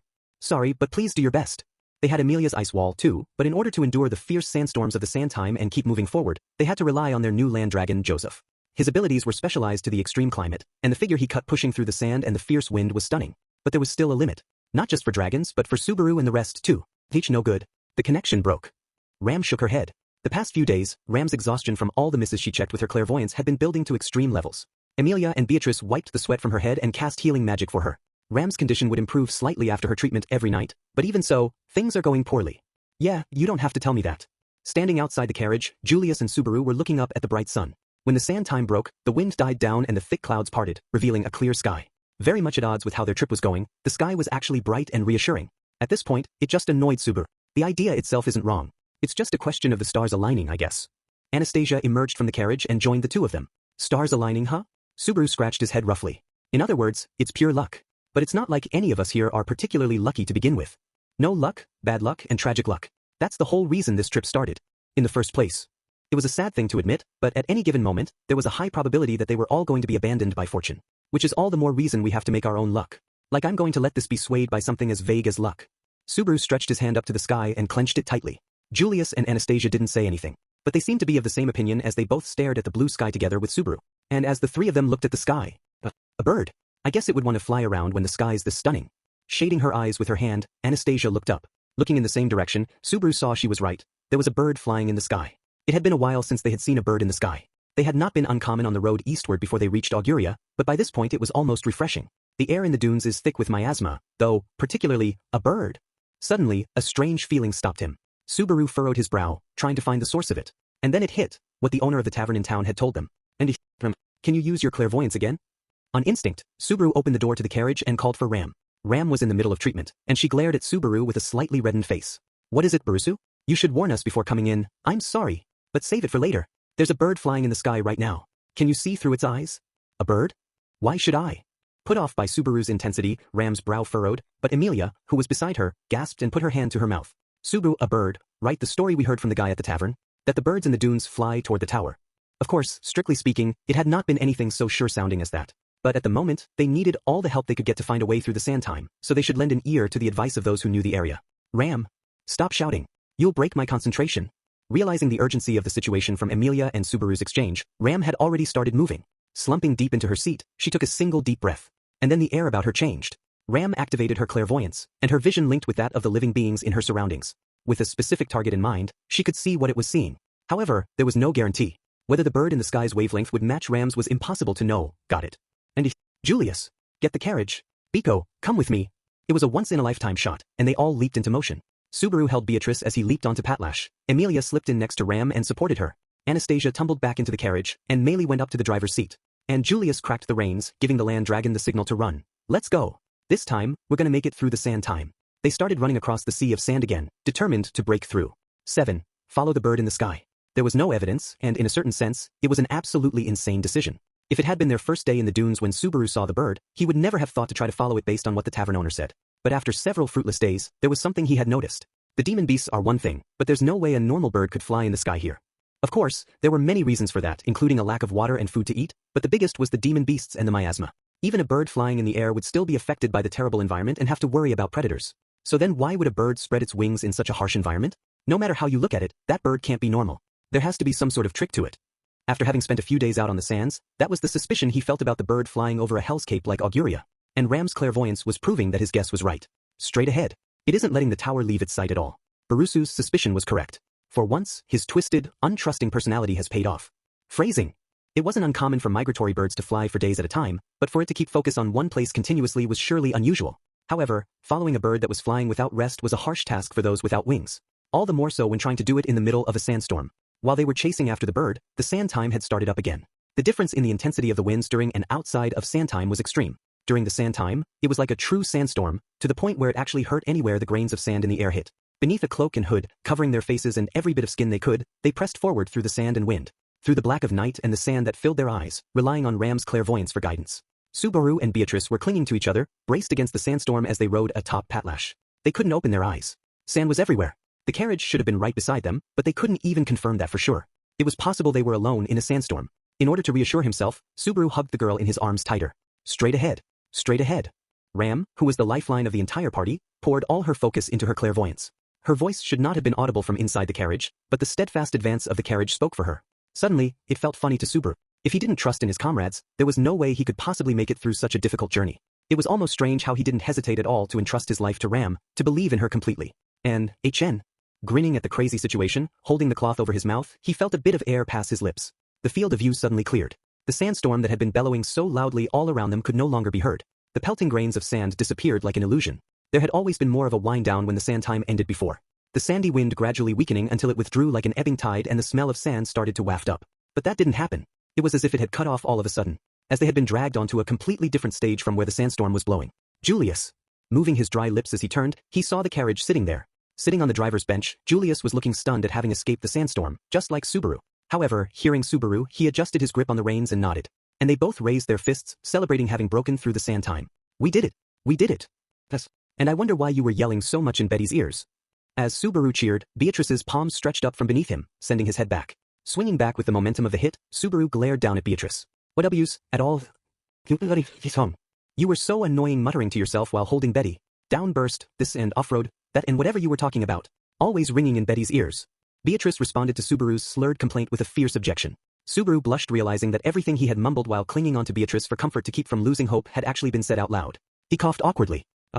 We managed to splendidly break through the sand time. Come on, 3 cheers. Hip hip hooray. Hooray. Even if Beatrice was sulking, that didn't change the fact that they had managed to push through a major obstacle. Rubbing Patlash and thanking her for her hard work, Subaru looked at the tower right in front of them, visible in the night sky. Perhaps because the effects of the miasma had lessened after getting through the sand time, the stars were visible in the night sky. And with that light, it was clear to see that the silhouette of the tower had gotten closer. As proof, they could even see the foot of the tower that had not been visible before. See, it's proof that the stage has changed. The desert has become a field of flowers. A field of flowers? As the excitement at making it through settled, Subaru's cheek tensed. In his arms, Beatrice also froze, her big round eyes opening wide. Having survived the menace of the sand time, the party had finally closed the distance with the Pleiades watchtower. And surrounding them now was a vibrant, beautiful paradise of flowers. What awaited beyond the wall of sand was a secret garden. The phrase in full bloom came to mind as Subaru looked around. If it was just a field of flowers, then he might have felt a moment's peace at the tranquil scene. But they were in a barren desert riddled with miasma and demon beasts. It was an impossible field of flowers. The vibrant and brilliant colors of the field of flowers covered the ground all around them. It was a paradise filled with so many flowers that there was quite literally nowhere to step without trampling them. Subaru felt an odd sense of déjà vu at such an abnormal and incomprehensible scene. Mysterious and bizarre, a combination of unnatural and irrational. The identity of the doubt he was feeling was, they're Oiran bears. Meili spoke at the same time that Subaru's instincts reached an answer. Glancing over, he saw that Meili had moved to the driver's bench of the carriage and was staring at the field around them. She always looked composed and at ease, but the blood drained from her face, and there was a tense urgency in her eyes. Oiran bears? Demon beasts disguising themselves as flowers that attack people. Normally they lie in wait with their mates in forests, though, hearing that, Subaru looked around again. The colorful flower garden extended as far as the eye could see. It depended on how big the demon beasts were, but it sure didn't look like just 1 or 2. A chill ran down Subaru's spine as he imagined being attacked by that many demon beasts. Subaru, what happened? Ram said. Her clairvoyance suddenly broke off. Stop there, Emilia-tan. Stay calm and stay quiet. Emilia was peeking out of the small window on the carriage, but Subaru immediately gestured to stop her. Emilia quickly closed her mouth, guessing from Subaru's tone of voice and the sudden appearance of a field of flowers that something strange was going on. These flowers, if the sand time was the first stage, then the second is the garden of demon beasts. It looks like the sage's nastiness is on a whole nother level. A second trap set to catch people when their guard was down after having just cleared the first stage. Meili's warning and the fact that the demon beasts just happened to be sleeping. Were it not for both of those, it's too soon to breathe easy. I suppose you should save it for after we get out of here. I'm not fearless enough to be able to breathe easily in a situation like this. The tower is over there? Subaru managed to pry his gaze away from the field of flowers. The silhouette of the tower was much closer than before they pushed through the sand time. It had been correct to rely on Ram's clairvoyance. However, demon beasts are most violent right after they wake up. So, she probably wanted to tell everyone to keep quiet, but she stopped partway. The reason was obvious. The field of flowers woke up. Slowly, as if the ground itself was being peeled upward. Enjuch. Subaru's throat clenched as he saw a demon beast stand up a few yards in front of him. Not because of the sudden movement, but because of how repulsive the monster was. Meili had called it an Oiran bear, and it did have a bear-like form. But that only applied to its silhouette. There was a crucial difference. It was almost 3 yards tall. The legs were short, but its arms were long enough to reach the ground while standing. There were vibrant flowers growing from its back, but its front side was the most impactful. The roots of the flowers extending through its body and out the front were so dense they almost looked like black fur. Between the sunken eye sockets and the dim eyes, it almost seemed like a living corpse, as if the roots were absorbing all the vitality from the body. The flowers and beast were not living in harmony. The flowers were clearly killing it. Ugh. Don't move. The corpse-like demon beast sniffed, as if confirming their presence. Subaru started to gulp at that, but Meili stopped him. There was a sickly sweet scent in the air. The disconnect between the fragrance of the flowers and the hideousness of the bear made Subaru want to vomit. It even made him miss the violent sandstorm. If only it could just come and blow all this away. But that plea wasn't to be, and the Oiran bear reached its claws out toward, pissed. There was a sound that drew the Oiran bear's attention from Subaru. It was Meili, who had kept her head better than everyone else. She put her finger to her lips, indicating for Subaru and everyone else to calm down. And then she held her finger out and tried to draw the Oiran bear's attention toward her. Pissed, pissed, pissed. She waggled her finger side to side while making noises to get its attention. It was almost like what a person might do to comfort a kitten.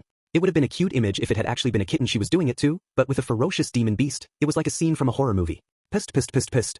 She kept going, wagging her finger as she made noises, and gradually the Oiran bear's attention shifted from her to her finger. Pissed, pissed, pissed. After centering its focus on her finger, she pointed it to the side of the carriage. Drawn by that, the Oiran bear followed her finger's invitation, slowly taking one step in that direction. Enjuch. Subaru accidentally let out a little sigh of relief when he saw it starting to move away. Emilia and Beatrice were still frozen, but the tension in their eyes was gradually abating. If the one that had already gotten up moved away, then they might be able to discuss how to deal with the rest of the field. We haven't even had time to celebrate actually making it through the sand time together, ye, Greyarar. That moment, a low, thundering growl resounded across the field. Faced with a sudden emergency situation, it was easy for the heart to give out. That applied to humans, of course, but also to land dragons, so no one could blame Joseph. Shit. When Joseph's roar broke the silence, the Oiran bear spun in that direction. No, it's not just that one. All of the sleeping Oiran bears woke up as well. The field suddenly rose up as one, unleashing a savage howl. The air was filled with the noxiously sweet fragrance of the flowers, and the base-killing instinct of the bears permeated the area as the demon beasts charged at the carriage. That's enough. Mana rapidly formed into an ice spear before running through one of the demon beasts right in the face. The head of the spear entered its opened mouth, crushing its head from the inside and freezing it at the same time. The Oiran bear collapsed backward without a noise, dead, knocking several of its friends backward with it. Riwin. The moment he realized it was Emilia's preemptive attack, Subaru shouted. Responding instantly, Julius cracked the reins violently, sending the carriage racing. And naturally Patlash started sprinting too. They blew past the demon beasts standing still in shock and charged through the field of flowers. And one beat later, the mob of demon beasts started running after them. They're coming, they're coming, they're coming, they're coming, they're coming. All around them, the enormous field of flowers peeled backward, releasing a sweet scent as the ferocious demon beasts pressed toward them. They were rising everywhere, from all around. At the end of their long arms, it was like they were wearing nightmarish cactus gloves. If they had the same sort of strength as a bear, it was easy to imagine the nasty, bloody pulp that would be left if just one attack from that landed. As sturdy as the carriage was, it wouldn't be able to hold out if a blow like that hit. What? You hit them. At some point, Emilia had leaped up on the roof of the carriage and was swinging both arms, creating countless ice blades to keep the demon beasts' savage attacks at bay. The bluish dance of light visited a beautiful but cruel death upon the demon beasts, creating a little bit of space around the carriage. Hohua. That's my Emilia Tan. I'm falling in love all over again. You seem awfully composed, brute. If you don't want to die, then you better run like your life depends on it. Obviously. Wait, Ram. Subaru got excited at Emilia's fighting, but a cold voice brought him back down to earth. Looking over, he saw that the driver of the carriage had shifted from Julius to Ram. Her exhaustion from using clairvoyance was still obvious on her face, but it didn't affect her handling of the reins. Leaving the driving to her, Julius had drawn his sword and moved around to the side of the carriage, deftly slashing any demon beasts that dared approach. I cannot allow Lady Emilia to shoulder this burden alone. Sensing Subaru's eyes, Julius responded with grace and refinement. All the while, his night sword flashed adroitly, piercing the arms and faces of several different demon beasts, shaving away at their ability to fight. Thrusting forcefully at another that charged in, there was a flash as his blade pierced straight into its head, destroying its brain. Minimal motion for maximal effect. The epitome of the finest swordsmanship. Damn it. I'm not gonna lose now. You ready to go, Biko? Naturally. You aren't going to run out of gas, are you, Suba, are you?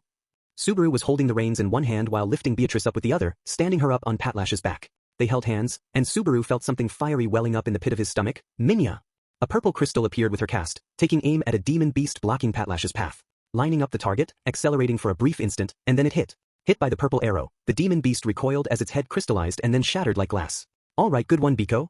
But I can't fire recklessly. We have to carefully manage Minya. What happened to careful management? Beatrice's ability to keep fighting depended on Subaru's mana supply. And unfortunately, Subaru's mana was a drop in the bucket compared to the number of demon beasts they were dealing with. Beatrice's tuning ability was top-notch, but each shot still shaved away at Subaru's spirit. Emilia, Julius, and Subaru and Beatrice were all fighting the good fight, and set off by that. This was my ace in the hole. Their ultimate weapon who had stayed silent so far finally stood up and stamped on the carriage with a red face. Looking at the demon beasts that refused to obey her, she held out her palm. Here's a punishment for bad children. Come, Sandworm. It sounded like the words of a sulking child picking a fight, but in response, there was a tremendous force that shook the ground beneath the Oiran bears. Sand welled up from the ground as the enormous sandworm reared its head. Rarf. No way. There was an awful stench as it rose into the air and swallowed several Oiran bears. The sight of it chewing on them and then knocking back a dozen more just by wriggling its body was stunning. Go, Sandworm. Smash 'em all. Wait, really? Are you serious? Really? Like actually? The sandworm's giant body slammed down, crushing a dozen Oiran bears beneath it as sand, the scent of flowers, and death throes filled the air. The Oiran bears were not small, but they were nothing compared to a 20-yard-long sandworm. And the surprises didn't stop there. Meili clapped her hands, and there were eruptions of sand one after the other from multiple different spots.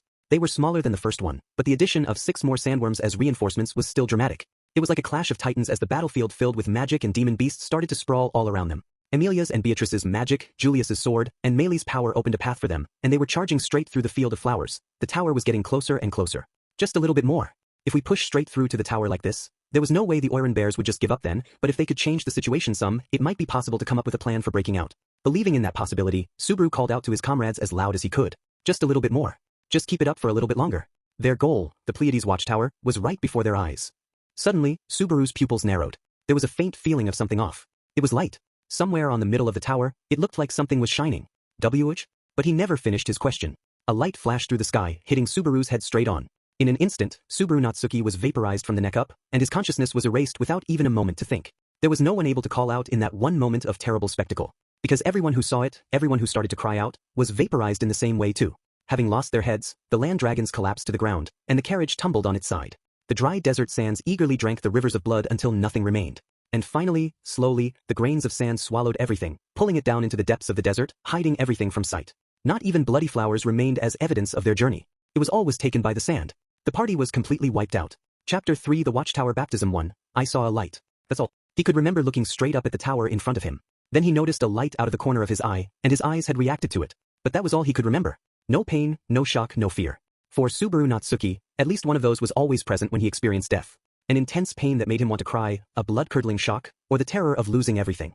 Instead, there was nothing. In a way, it had been a far kinder death than any other he had experienced. Of course, in the moment, with his head vaporized, Subaru had not been able to perceive the kindness of the death, but also, he didn't have any time to linger on the memory of it. It was like the blink of an eye. It was no more than a single instant, barely long enough to notice that his vision had gone dark, and then he had returned to life, moving backward to be thrown back into reality. Pissed. For a moment, there was an almost unbearable heaviness that froze his senses, and then Subaru opened his eyes. The sound of blood flowing through his body was distractingly loud in his ears, and a lance of pain shot through him when he tried to stretch and flex his muscles. He was gripping the reins so tightly his fingernails were biting into his palm, and Beatrice's warm body pressed against his chest. Wah! In the dim light, he looked down at Beatrice's head from up close. The aggressively sweet scent that filled his nose was different from what he usually smelled whenever he hugged her tight. There was a sickly sweetness to it, almost like toxic gas clinging to his nostrils. Subaru had once heard that smell was the sense most strongly connected with memory. But there was no need to resort to memory to experience that scent now. It was all around him. The bigger problem was that his memory associated with that smell cut off only a few seconds ago. Pissed. As Subaru's consciousness struggled to catch up, a rhythmic sound rang in his ears. Beatrice, who he was holding tightly to his chest, had gone stiff, and Patlash was watching with bated breath, eyeing the terrifying demon beast standing right in front of the carriage where Amelia and Rem were riding. It was a ferocious, blood-starved demon beast with thin roots all over its body, an Oiran bear. That instant, the raw reality of his death finally hit Subaru in a way that a phrase like déjà vu couldn't even begin to describe, and he started to shudder. There's no mistaking it. I definitely died and came back. Subaru Natsuki had returned by death. But why did I come back to now of all times? Subaru gnashed his teeth more at the checkpoint he'd been saddled with than the fact that he had died. Meili was trying to coax the demon beast to peacefully pass by the carriage. She would end up succeeding, just barely, but things would get real messy real fast. Because Joseph, the land dragon pulling the carriage, would panic under the pressure of the demon beast's overwhelming presence. Even knowing that, though, Subaru was unsure how to respond. He couldn't see Joseph to judge his condition from where he was sitting on Patlash. And Julius, who was holding Joseph's reins, hadn't noticed something was wrong with his mount. Even he didn't have the composure to maintain perfect situational awareness under these circumstances. Everyone in the carriage was praying for Meili to successfully connect with the Oiran bear. Unfortunately, though, pissed. There was a change in the noises Meili was making, and her finger pointed to the right side of the carriage. The Oiran bear was drawn by it and started walking slowly in that direction. Seeing that, everyone on the carriage and Beatrice started to feel a sense of relief. But Joseph couldn't endure any longer as the threads of tension loosened. Julie, Greyarar. It was too late. Joseph's roar drowned out his voice. Just like before, Joseph roared and stamped, waking up all the Oiran bears at once with the noise and tremors. The field came alive with a lust for blood and violence. The Oiran bear charged with its lifeless eyes and spittle-flecked maw, until a bluish ice spear shot right through its head. The explosion of ice fragments matched perfectly too. That's enough. Amelia leaped gracefully up onto the carriage roof as she unleashed her magic and roared valiantly. There was a crackle as the very air froze and a tremendous number of ice blades rained down, sending up blooms of blood. Run. Subaru immediately pushed Patlash to run and started shouting, and the carriage picked up speed right behind him as well. Glancing over to the driver's bench, he saw Ram leap out and take over for Julius, who drew his sword and slashed into the onrushing Oiran bears, sending them flying. It was exactly the same as before. It was the first time Subaru had ever experienced a reset that was such a waste. There had been plenty of times he failed to fully comprehend what he had learned the last time and ended up dying in the same way. But this was the first reset where he found himself so incapable of doing anything other than repeating the same mistake. Subaru, we don't have time to get distracted. Subaru gritted his teeth in frustration as Beatrice slammed her back against his chest. Looking forward, he saw a ferocious demon beast approaching from the front with a big swinging fist. At the same time, he grabbed her small, outstretched hand, and Beatrice stood up and started firing. Minya! And another Minya! The mana in Subaru's body passed through his hand and transformed into destructive power under Beatrice's guidance. The purple crystals she created pierced the demon beasts and crystallized their hideous bodies, which Patlash shattered as she raced forward through them. My ace in the hole sandworm. Hearing Meili's desperate shout, Subaru saw an explosion of sand out of the corner of his eye. The sandworm rose from the soft ground that lay beneath a field of flowers that the Oiran bears had set out, swallowing several of them in its enormous maw and crushing another dozen with its massive body. It was Clash of the Titans too, but this wasn't enough to turn things around. Barusu, if you don't want to die, then ride like your life depends on it. Subaru was simmering in an aimless anxiety as a voice scolded him sharply. It was Ram on the driver's bench of the carriage, reins in hand, doing an excellent job of controlling the agitated Joseph. She was controlling him with a masterful ability that matched Ram's, but unless something changed soon, it would all be for naught. We can't go toward the tower like this. Ram, change routes. And what are you saying? It's a straight shot to the tower, and every other direction is filled with demon beasts. I know, but if we keep going this way, it won't work. If you've noticed something, then just spit it out, Barusu. If I could, I would. For now, just change routes. Ram shouted angrily at Subaru, but he couldn't do anything other than yell back. It was infuriating, but he couldn't say anything more concrete. He didn't know how he died before.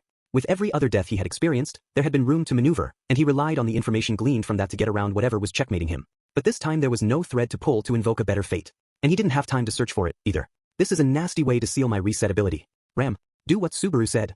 Ram was arguing with what were obviously nonsensical instructions, but Emilia came down on Subaru's side. Unleashing a fusillade of ice chunks at the demon beasts, she nodded forcefully. Subaru wouldn't say something strange like that without a good reason. Barusu says strange things and shares rash ideas almost every time he opens his mouth. Subaru wouldn't ever say something strange like that in such a dangerous situation without a good reason. Gee, thanks for that clarification. He wasn't sure whether to bemoan being treated like the boy who cried wolf or be proud that Emilia treated him as a guy who could be relied on in a pinch. Save it for later. Patlash stuck her front legs into the sand and executed a hairpin turn. She kicked hard, sending a rampaging Oiran bear flying before dashing off in the new direction. And hold on tight, everyone outside. Don't get knocked off.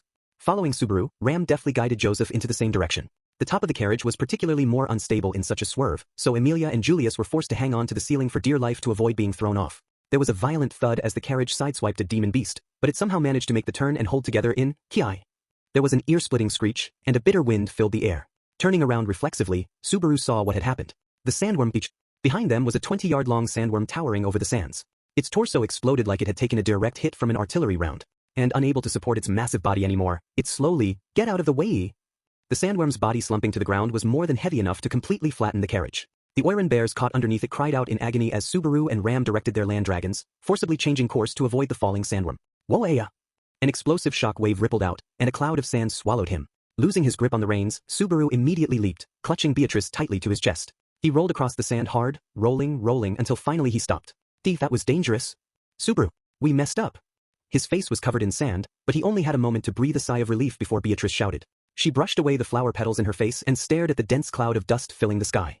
We've gotten separated from the carriage. We're all alone. What? Frantically looking around, he saw the giant sandworm's corpse lying on the ground in the rising sand. The Oiran bears that got caught under it had all been turned into hideous corpses, and the desert had become a sea of blood. And that sea had cut off Subaru and Beatrice from Emilia and everyone else. In the distance, he could hear the demon beast roars and the ear-splitting sounds of combat. They were still fighting hard over there. But they would have to overcome a swarm of demon beasts in order to meet back up again. Half the fighting strength. And it feels like twice as many enemies. I suppose that means it's 4 times worse than before. Hearing Beatrice's determination, Subaru bit his lip, strongly regretting his choice. My mistake, my failure. I didn't get enough value out of my last loop. I thought I had learned to do more, that I could do more things now, that I was a little better than before. But fate just laughed at Subaru Natsuki's superficial wit and tricks, crushing them all underfoot. That bastard Regulus was a lot easier to deal with than a swarm of demon beasts. We don't have time for your grumbling. We have to, I know. I need to think of, standing up, he looked around for Patlash so they could start moving. Without her legs, no plan he could come up with had any chance of working. In that moment, he noticed a white light at the edge of his vision, and every hair on his body stood on end. Light, just as the word left his stunned lips, it closed in on him from across the sands. The white light beaming out from the middle of the watchtower. It tore through sandy ground, shredding the demon beasts in its path as it flew straight toward him. The moment it was about to mercilessly shatter Subaru Natsuki. A black shadow leaped in front of Subaru, and then he went tumbling. Subaru's body flew across the sand from the impact. His head hurt and he was woozy. Realizing he was splayed on the ground, he blinked several times. Propping himself up like he was just getting out of bed, he looked around. And then he noticed it. Patlash's big body had collapsed beside him, completely limp. There was a terrible wound in her side, and the smell of burnt flesh and blood was wafting from it. Recalling what had just happened, Subaru realized that Patlash had covered him. Subaru! Just as he realized what happened, Beatrice cried out his name. Looking over, he saw her running from a short distance away. She had a pained, sorrowful expression on her face. Following her blue eyes, Subaru saw his own body. Just like Patlash's wound, there was a clean hole blown through the right side of his stomach. When he saw the wound, blood welled up in his throat, and his vision tilted to the side. He had collapsed and couldn't move anymore. All the strength left his body, and his consciousness faded. He sensed someone kneeling next to him. Subaru. Subaru. You can't, don't die. Don't leave me alone. No. His shoulder was being shaken. He could hear a tearful cry. He wanted to reach out his hand, but he couldn't move. Such a pretty face, but she's crying. I can't make her cry. Don't leave Betty behind, she was sobbing as she desperately hugged Subaru. Subaru's limp body was too much for her little arms to support, but even so, she tried her best. Tears streaked down her cheeks. At the very least, he wanted to wipe those tears for her. He searched everywhere on his body for something that could move, but nothing worked. But if his body couldn't move, then he just had to draw on something that wasn't part of his body. Subaru? An invisible hand, something that only he could see, wiped the tears from her cheek. The black finger touched the teardrop, and she was looking at Subaru as if realizing something. He tried to smile to put her at ease, but he didn't have the strength. Suba, she started to say something. But the white light that came flying from somewhere far off in the distance interrupted her. Another shock pierced Subaru's chest. Looking down slowly, he saw it had pierced the back of the girl clinging to him and then kept going until it had gone through his chest and out the back. Ah. That rasp was her last. Suddenly, in the blink of an eye, the girl's body transformed into particles of light and disappeared. As if she had never existed. Without her support, Subaru collapsed to the ground, unable to move. Without a reason to move. Pierced by the unfathomable white streak, Subaru's insides were completely destroyed. And the swarm of demon beasts drew toward him, licking their lips. He stopped breathing and his eyes lost focus.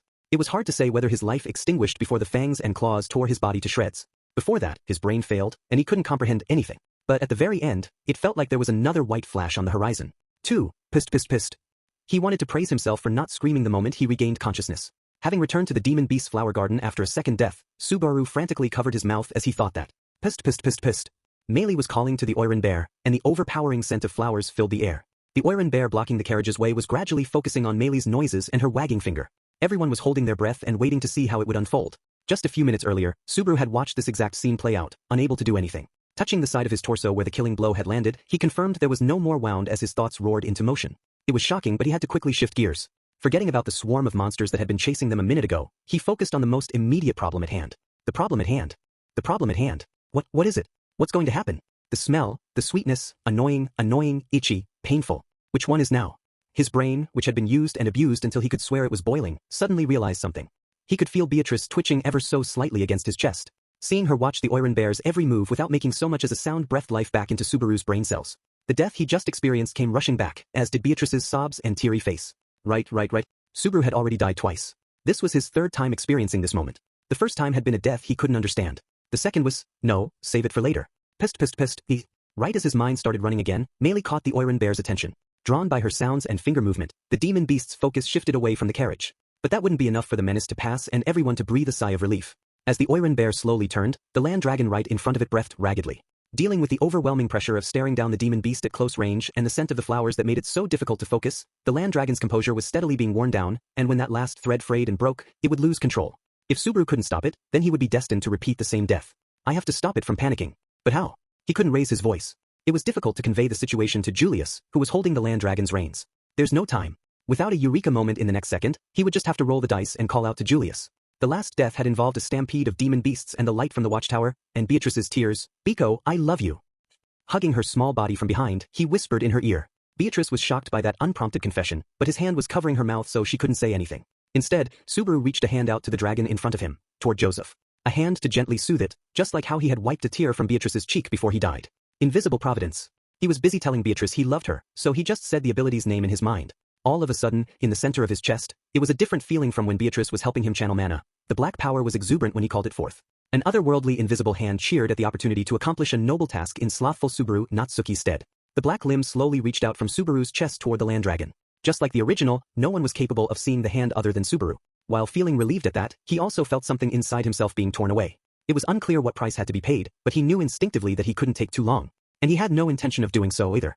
The slender, outstretched hand gently patted the thick neck of the land dragon that was on the verge of losing control. He had only learned that was the best way for calming down the species of land dragon the morning before they set out into the sands. I never would have expected to use it in a situation like this, but I guess I should pay attention to what people are saying all the time. The land dragon shuddered at someone suddenly touching him, but he instinctively recognized that the hand didn't harbor any ill will. His ragged breathing gradually calmed, and the tension left his body. Julius noticed the change, and he gently pulled the reins and started to pacify the dragon as well. Joseph started visibly calming down. Just the sort of expertise one would expect from Julius. In that moment, Subaru broke the connection with the invisible hand, and the black hand faded away. Phew, that should be the immediate problem handled at least. The cost had been relying on a taboo power, but Subaru Natsuki's style was to always use any cards he had to play. He didn't have any qualms with that. But what bothered him was that the effect of having used the invisible hand was so much less intense than last time. The first time in the sanctuary when he used it against Garfield, it had felt like half of his body had been stolen from him. But this time all that happened was he was breathing a little heavily. It's not just that I'm getting used to it. Subaru felt more uneasy than relieved to have the sense of loss and hatred be so much lighter than before. It is better to have an option than not, but there's nothing good about more rounds in the chamber when the game is Russian roulette. It's a powerful ace in the hole, but that's enough, Subaru. Beatrice started struggling a bit in response to Subaru holding her up for so long. That was enough to finally draw his attention back to reality. He started to apologize when, "What happened, Biko? What's with that look?" "It's because you've been kneading Betty's hair this whole time. What were you thinking?" "I was." Beatrice skillfully kept her voice down as she angrily let Subaru have it. Her glorious hair had been interwoven and tied up and had lost all shape. It was a style on the bleeding edge of fashion that was a little too far out for anyone to catch up with her. The fact that you didn't even realize you were doing it is annoying. You probably don't even remember what you whispered to Betty either. "No, I remember that. Because I'll love you forever." "Gah." Beatrice's face turned red immediately, and she covered her head with the cloak she was wearing. Subaru would have loved to enjoy Beatrice's adorableness a bit more, but he couldn't afford to play with her at the moment. Meili's bold strategy had managed to get them out of the Oiran Bear encirclement, and they finally had a moment to take a deep breath. Subaru looked around, spotting an area that wasn't a part of the flower field. When Julius glanced at him, he gestured to head over there to talk. "Fall back for now. It's time to strategize." 3. Just when I was thinking we had cleared the sand time, this happens. It definitely feels like a full dose of the sage's nastiness. There's no opening and no letting our guard down. Julius and Subaru both sighed after moving away from the flowers to a place where they could be confident in not provoking the Oiran Bears. Inside the carriage, Emilia and everyone else were in agreement. Emilia was patting Meili's head. "If you weren't there, Meili, it would have been terrible. Thank you so much. It would have been dangerous for me surrounded by that many of them. That's all." Meili looked away and responded curtly. But there was a faint redness to her cheeks. It was adorable that she couldn't quite hide how she was really feeling. Either way, though, Emilia was right. Meili had made a huge contribution. And in that sense, so had Ram when it came to actually breaking through the sand time. "How is your body doing, Ram? Is this the time to be worrying about me?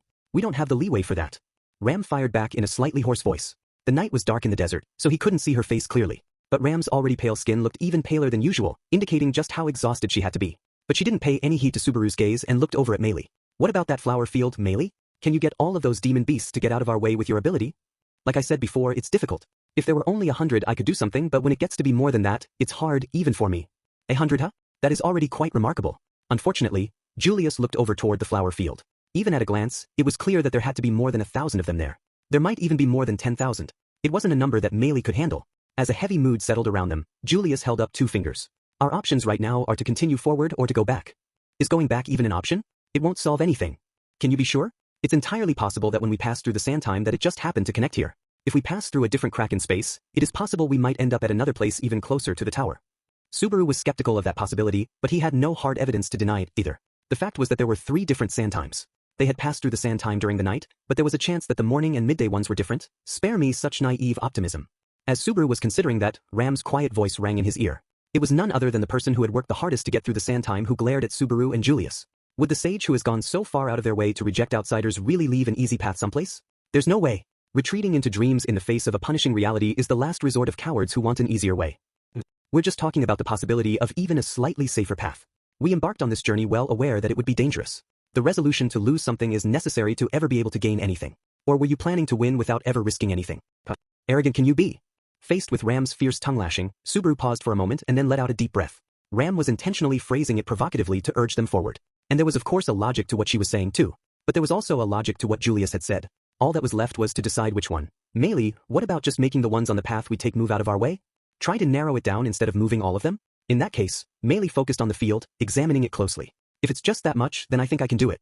Move them out of the path, and then make them go back to sleep once they're far enough away. Yeah, it's okay. I can do it. At the very least, she was in agreement with Ram on moving forward. Hearing that, Subaru turned to everyone else.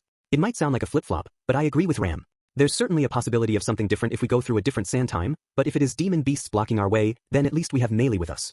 There's also the possibility that this is better than what we would find anywhere else. Beatrice nodded as well while fixing the hair that Subaru had messed up. In the end, we have no choice but to rely on Meili. In the worst case, if the demon beasts do wake up, then it will be up to Emilia Tan and Julius, and me and Beatrice. Sorry. Whoops and Patlish. Thanks. I love you too.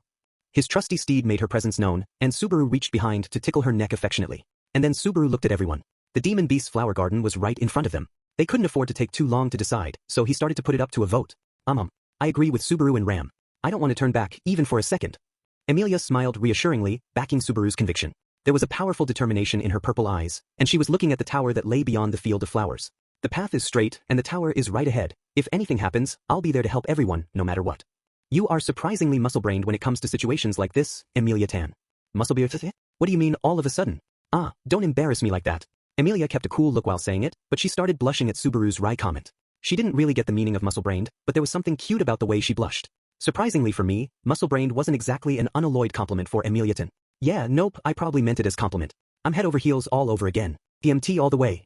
He realized again just how important the girl who was looking so resolutely ahead was to him, of how much he loved her. With Emilia, Ram, and Meili in the keep moving camp, so then all that's left is what Anastasia and Julius think, but not much I can say there. We already have a majority, and I'm not exactly keen on trying to go against it. But I do want to think a little bit more about whether this place is really what it seems. Anastasia put her hand to her cheek. Hearing her response, Julius turned to her. Do you have some sort of concern about this garden of demon beasts, Lady Anastasia? Nothing that big, but there was a cranny for slipping through the sand time, right? So I just wondered whether there was something like that for this field too, is all. What do you think, Beatrice? Why would you ask Betty? Beatrice's cheek tensed when Anastasia, or rather Foxidna, turned to her. Anastasia's lips softened at Beatrice's hostile response. From what I've heard, you're a specialist in dark magic, right? And when you're talking about dark magic, then twists in space are sort of dark magic's bread and butter, so I was just wondering if you might notice something is all. The sand time was a natural disruption, but the way it twisted was similar in structure to Betty's passage. That is what Betty felt passing through it. Answering the question calmly, Beatrice looked up at Subaru. A long while back, Betty cast a similar spell on Subaru. On me? When? The first time we met. The first.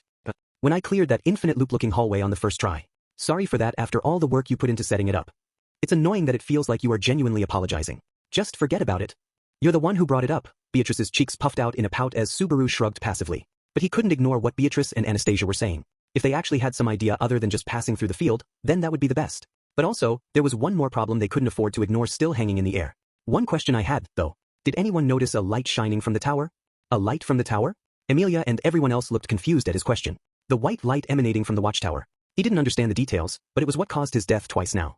The first time he had not even been able to react to it, and the second time he had avoided an instant death only thanks to Patlash. Were it not for her, Subaru would have been killed on sight again, and he would have had to face this loop still ignorant about the light. But even if he had brought back some information from his last death, it wasn't a simple thing to come up with a way to deal with that light. I didn't notice anything. Did you see a light shining from the watchtower, Subaru? Oh yeah. I don't think I was just seeing things. There was definitely a gleam from the tower, and does that mean the sage in the tower noticed us? They don't have to notice us to turn on a light at night. Maybe that's all it was. I see. Assuming for the moment the sage has noticed us, then perhaps if we indicate we mean no harm, there will be some contact. The fact that his explanation had been vague due to not being able to explain his death resets had come back to bite him. Once he started talking about lights, it was only natural that they would start imagining something like a room light or a lamp. It would be stupid to assume a lethal hostility right from the start. He had to find some way to get the dangerousness of that light across without flirting with the taboo of his ability, though, how did the light look to you, Barusu? While he was struggling to find a way to change the conversation's flow, Ram threw him a line. She was crossing her arms as she turned the topic back to Subaru, who took his time phrasing it. I think it was something dangerous. At the very least, it didn't seem friendly. Any evidence other than gut instinct? Well, not really. That was the part that made the least sense in Subaru's explanation. With no evidence he could point to, though, he had no choice but to call it instinct and try to make it stick. Because of that, he expected Ram of all people to be exasperated, but, I see, that's a problem. Ram took his answer seriously. No, it's not just her. Emilia and Julius and even Anastasia had serious looks on their faces. But, what? I just said it was gut instinct. No one's going to get suspicious about that. Maybe if it was just instinct, but it's your instinct, right? In that case, it's better to take it seriously than suspect it, if you ask me. You should not be so self-deprecating. You have made it through quite a number of trials and tribulations. There is an instinct that only people who have survived those sorts of situations can develop. Call it a wealth of experience. A field rat knows to change its den before the heavy rains come. Barusu's instinct isn't to be made light of. That's already making pretty light of it, but I get it. They all gave their own reasons for trusting what he claimed to be simply intuition. They were all telling him that even if it was just his instinct, they trusted him. He felt a wave of relief at their stance. Even from Julius. Rubbing his nose for a moment at the feeling, Subaru looked away from his comrades. Because of that, he didn't notice it. The first to notice was Ram. Barusu, that's...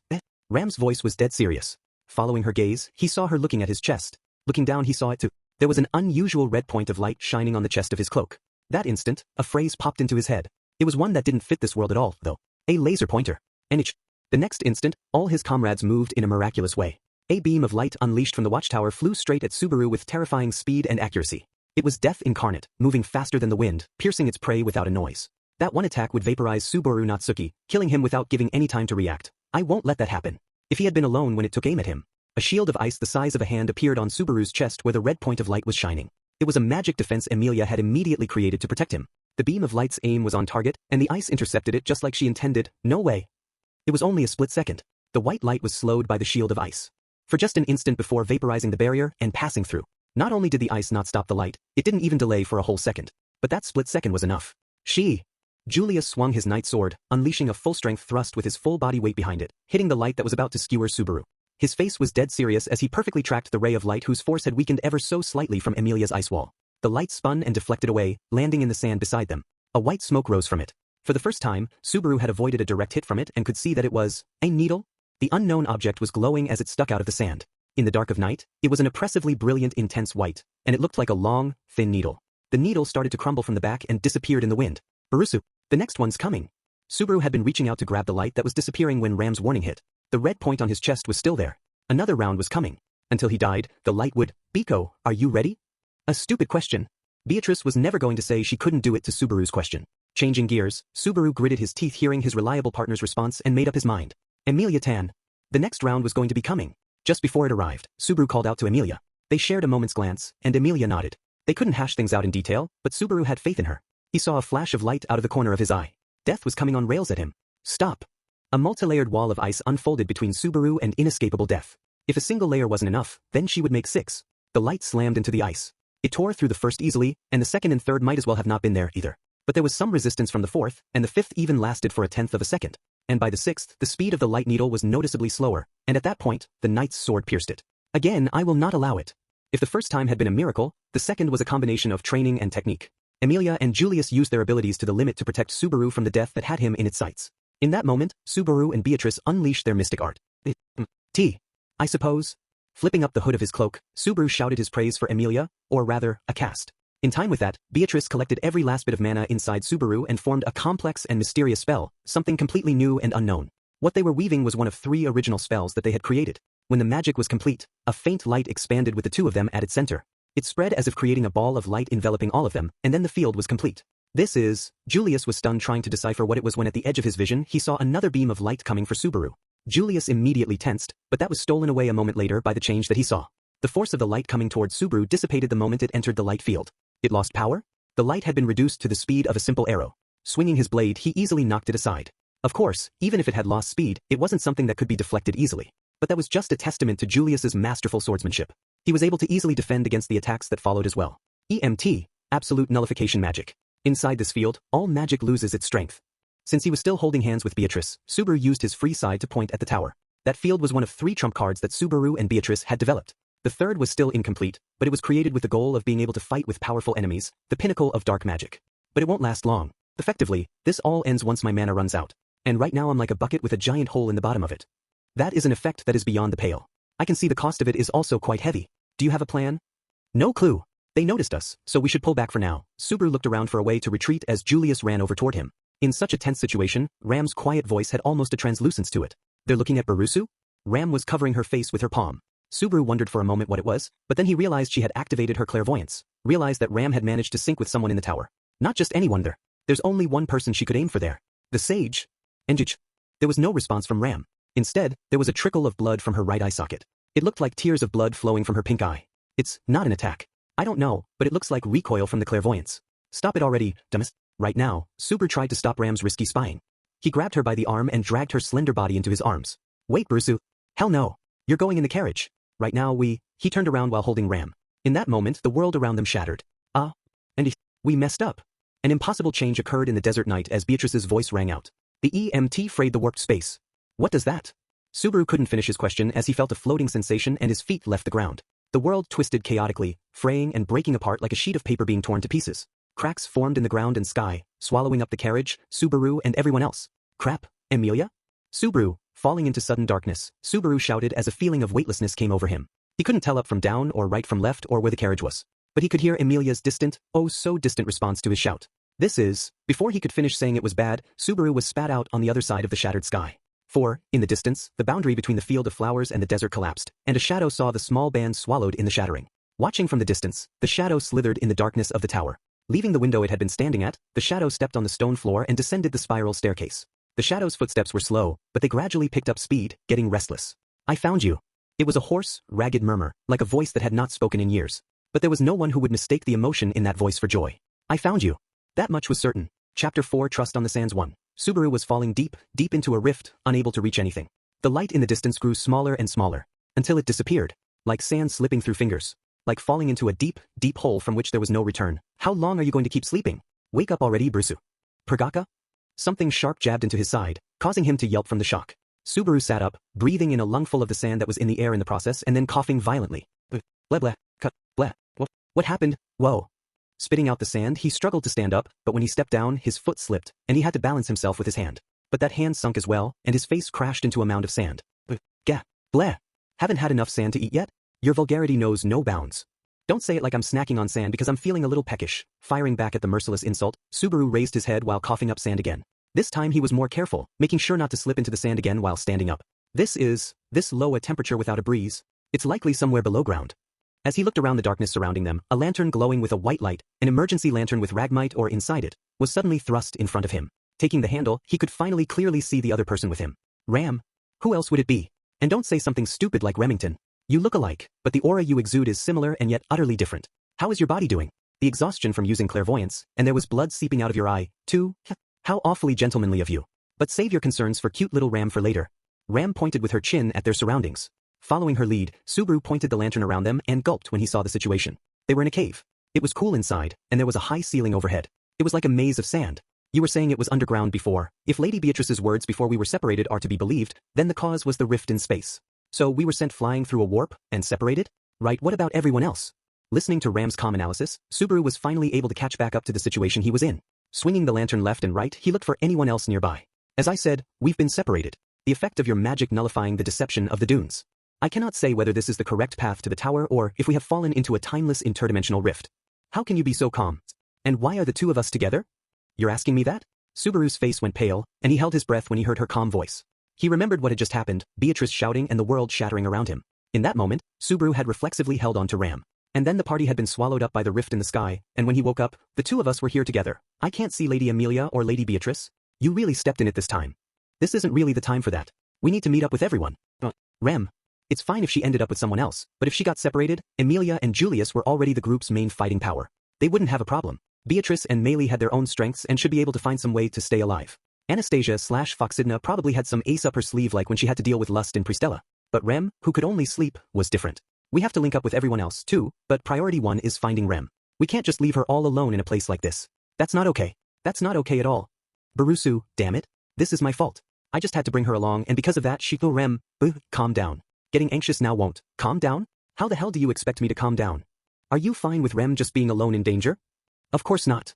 As Subaru panicked and imagined the worst-case scenario, Ram grabbed him by the chest and shouted at him, then pushed him forcefully up against a wall until looking him in the eye from right up in his face. Subaru dropped the lantern in the shuffle, and it was lighting Ram's white face from the side. There was rage in her pink eye. No, not anger. An anxiety and distress that she couldn't fully hide. Subaru's shoulders untensed and Ram let go of his chest. My bad. Sorry. I was being stupid. I'm the worst. Just like always. If you spent every waking moment apologizing for everything you did wrong, you would never get anything done. Cut the pointless drivel. Yeah? Sorry. Taking that insult as Ram's way of reconciling, Subaru apologized one last time. It's mere consolation, but I feel a faint connection to Remington. At the very least, she is still alive. The connection? Right, synesthesia. Hearing that, Subaru remembered a nostalgic word. When the Betelgeuse led witch cultists were after Amelia and the others, Rem had been able to sense that Ram was in danger at the mansion. Any chance you could use that feeling to figure out where Rem is? Like I said, the connection is faint. All I can do is sense that she's sleeping. And the wavelength of my clairvoyance does not overlap with Lady Amelia or the others, so I can't say whether they are safe either. I see. A safety check with clairvoyance. So you can't connect with anyone. Strictly speaking, there is one other I can connect with. Not that there is any point in it, though. Subaru couldn't understand what she meant by there not being a point in confirming the safety of any comrades who had been separated from them. But that question soon answered itself. From the look of things, I guess you're up now, Nagatsuki. Subaru shrank back when a light shone on him out of the corner of his eye. But its gentle waving wasn't threatening him, and he quickly realized it was the light of another lantern. Finally, the outline of a person holding it became clear enough for him to make out. Anastasia and Patlash? Slowly, the two of them appeared together. Patlash's black scales made it seem like she emerged from the darkness itself as she approached, and Anastasia was riding on Patlash's back in her white outfit. Anastasia smiled down at Subaru. Sorry for borrowing Patlash without permission, but I'm a little too helpless to be going around exploring on my own. That's fine, but I thought it was just the two of us, Ram? I don't recall ever saying it was just the two of us. Subaru stared over at Ram, but she feigned ignorance, just blaming it on Subaru's own assumptions. Lady Anastasia, thank you for going out to check. Was there anything of note around us? I checked a little deeper, but I couldn't find anyone else. It seems like the three of us, and Patlash were the only ones sent here. I see. While Subaru had been unconscious, the two of them had apparently split up tasks. It was easy enough to guess how Ram was feeling after hearing Anastasia's report. There wasn't a thing for Subaru to do about his worry for Rem either, but it's at least good news that you're safe, Anastasia. And also my Patlash. Yes, it's not all bad news. It's important to recognize the good things too. Honestly, it was a big help that Patlash was here, and that she's willing to listen. Patlash lowered her head when Subaru walked over, happy to see him again. Patting her neck, Subaru breathed a sigh of relief at safely reuniting with his trusty steed. So is this everyone then? Just 4 people? If you're counting Patlash as a person then yeah. There's no reason for Emilia or the others to be hiding. Well, I guess Meili might. What? You mean try to escape in all the confusion? I mean I guess I can't rule it out but… As Meili flashed through his head, Subaru thought about her. Thanks to his death resets, he did know that she had the sandworm under her control to fall back on as a last resort. But he had no way of knowing what she intended it to be used for. It might have just been setting herself up to be able to attack them and escape at some point. I don't think that's it. You hope? Or do you fully trust a girl who already tried to kill you once? Just call it a heartfelt prayer. Anyway, what's going on deeper? Setting Meili aside, Subaru wanted to hear a bit more detail about what Anastasia found while looking around. Ram had deduced they were somewhere underground from their surroundings, but I'm of the same opinion. It's clearly colder here than out on the sands at night, and the air is heavy, so it's hard to imagine we're somewhere outside of Auguria. So the miasma is still thick in the air? Not exactly a great place to be in any sense then. We're underneath the sands, right? I don't want to imagine it, but it's entirely possible this is a sandworm nest. If it is, that would be really bad.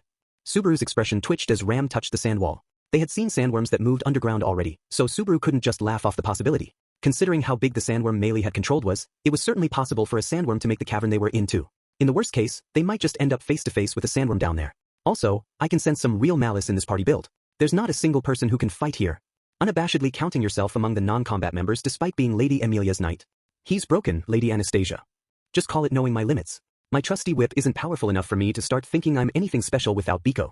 Even just on the level of self-defense, they were a gathering of party members who were all lacking in combat ability. Ram had her limitations, and Subaru without Beatrice went without saying. Incidentally, what of Lady Beatrice?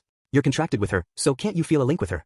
Unfortunately, while our hearts are strongly bound together, it's more in the sense of a deep emotional bond. You're useless. Who asked you? Sticking out his tongue at Ram's sigh, Subaru turned to Anastasia. Seeing her calm expression, he whispered in her ear. And what about you? Can you fight? If push comes to shove. But it means shaving away at Anna's life. That's something I want to avoid if at all possible.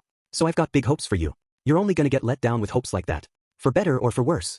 Subaru snorted as Foxidna spoke plainly for once. Either way, though, they had confirmed the situation they were in. And also the fact that they couldn't afford to just sit around waiting either.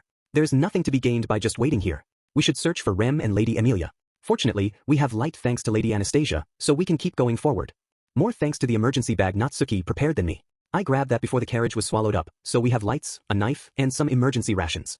Anastasia pointed to the bag hanging from Patlash's saddle. It was one of the ones that Subaru had prepared in case of an emergency before they left. There's nothing better than not needing an emergency kit, but it's important to have options when things go wrong. That's why you always make sure to confirm where the emergency exits are in a building you've never been in before too. For once, a great achievement by Bursu. As a reward, I'll allow you to hold the lantern. Be sure to keep a brisk pace. Sure. You call this a reward? While Subaru took the lantern, Ram and Anastasia got onto Patlash. No matter how he thought about it, he'd basically been relegated to the position of foot servant. 3 people riding is just… If Ram and I squeezed in, you could maybe fit. No, if he got that close, Barusu would start breathing raggedly in excitement. Don't think I'm going to stay quiet forever. If you're going to be like that, I'll just imagine something even more amazing. That's not a threat either. Don't underestimate youth. Unwilling to admit defeat, Subaru snorted at their reactions and started walking. He headed into the cavern, setting out beyond the darkness to meet back up with the rest of his comrades. The light-hearted banter that didn't fit the situation was merely a front in order for the two of them to avoid dealing with the unease they were feeling. Both Subaru and Ram realized that, but neither commented on it. 2. It sort of feels like a breeze, but sort of not. No, there is a breeze. But judging by the strength of it, it will be quite a ways farther before this path connects to above ground. Subaru licked his fingertip and held it up to sense the breeze, and Ram's pink eyes narrowed. Trusting the words of the wind magic user, Subaru felt disheartened at the length of the road ahead of them. It had already been an hour since they set out, but it was incredibly difficult to walk on the ground in the sand cavern.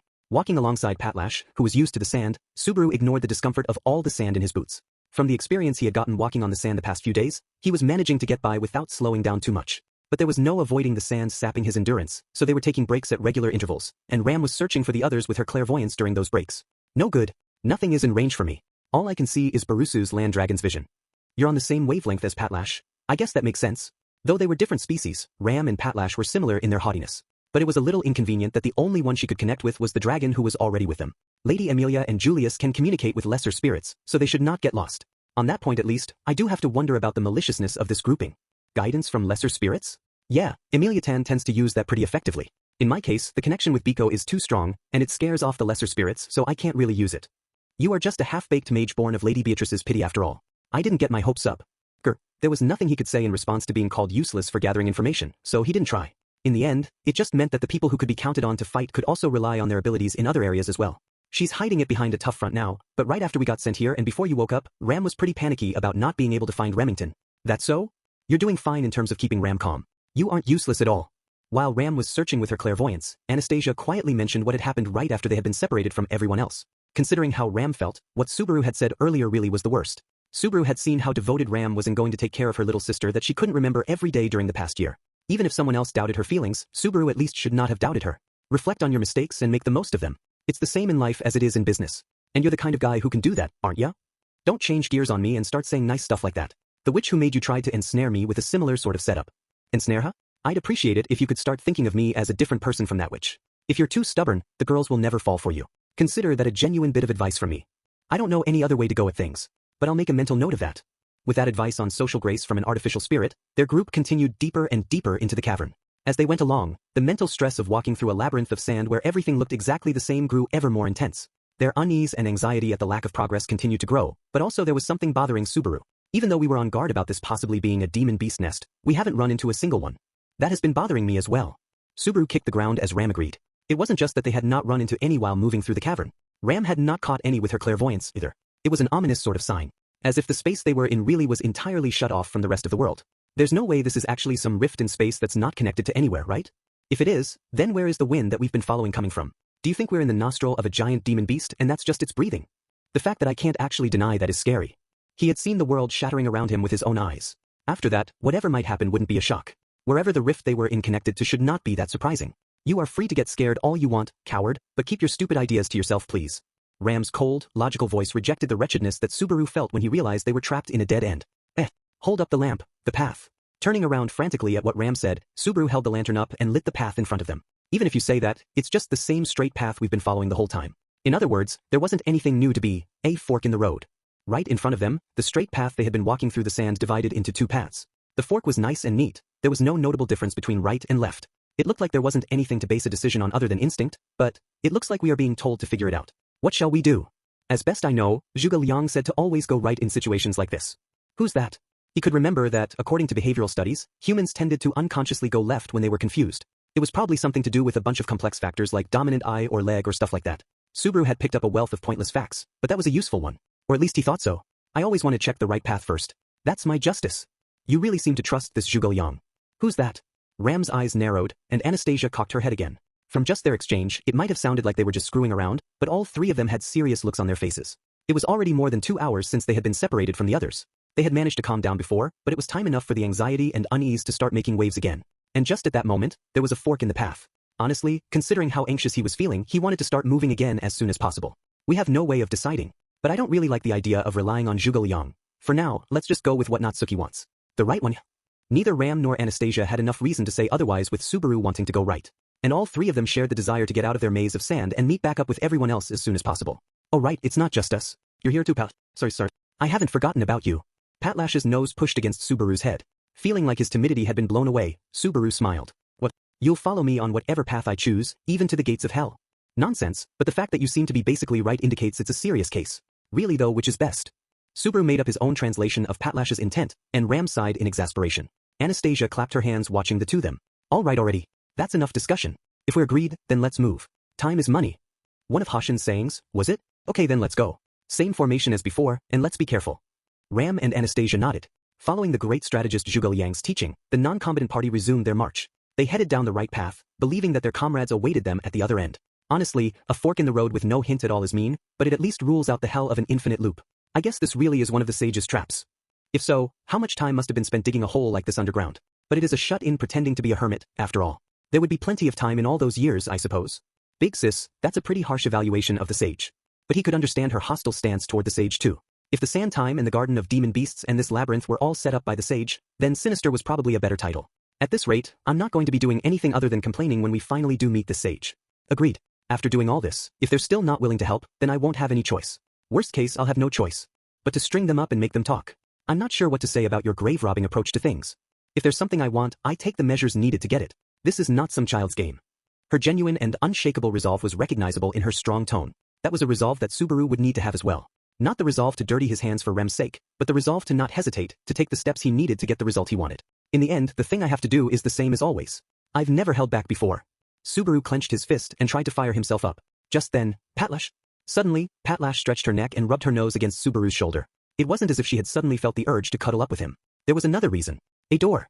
Raising the lantern, Subaru saw an imposing piece of iron that filled the entirety of the sandy passage. It was an iron wall that blocked the entire passage from ground to ceiling. The group pressed forward to right in front of the wall and started examining the mass of metal in detail. This thing's big and it looks thick. Can we move it? That's blocking the whole path, so probably not easily. And Nagatsuki? Yeah. Why do you think this is a door? It just looks like a metal wall to me. Subaru caught his breath as Anastasia cocked her head while looking at the same mass of metal as he was. Ram nodded as well. It just looks like a bunch of scrap metal in our way. Even with as bad as your eyes are, that is an odd conclusion. I mean, I can't really explain it either. It just felt like a door to me, I guess. Subaru looked at the metal mass. No, the metal door, again. There was no other reason than what he gave them already. Just for some reason, he had naturally perceived it as a door. And trying to figure out why, he reached out and touched it. Just then, when Subaru touched the door, it seemed to glow faintly, and then it disappeared. It was as if it had never been blocking their way. There were not even any traces of it left in the sand on the ground. What was that? Did you do something, Nagatsuki? I mean, you saw it, right? All I did was touch it. I didn't do anything else. I have no idea what happened. Looking at his hand and back where the door had been, Subaru was shaken as he answered Anastasia. He had no idea what had happened or what that door even was. The important point isn't what happened, it's what we do now. Ram's quiet voice put a halt on Subaru's confusion. As the other two looked at her, she was looking down the passage beyond where the door had been.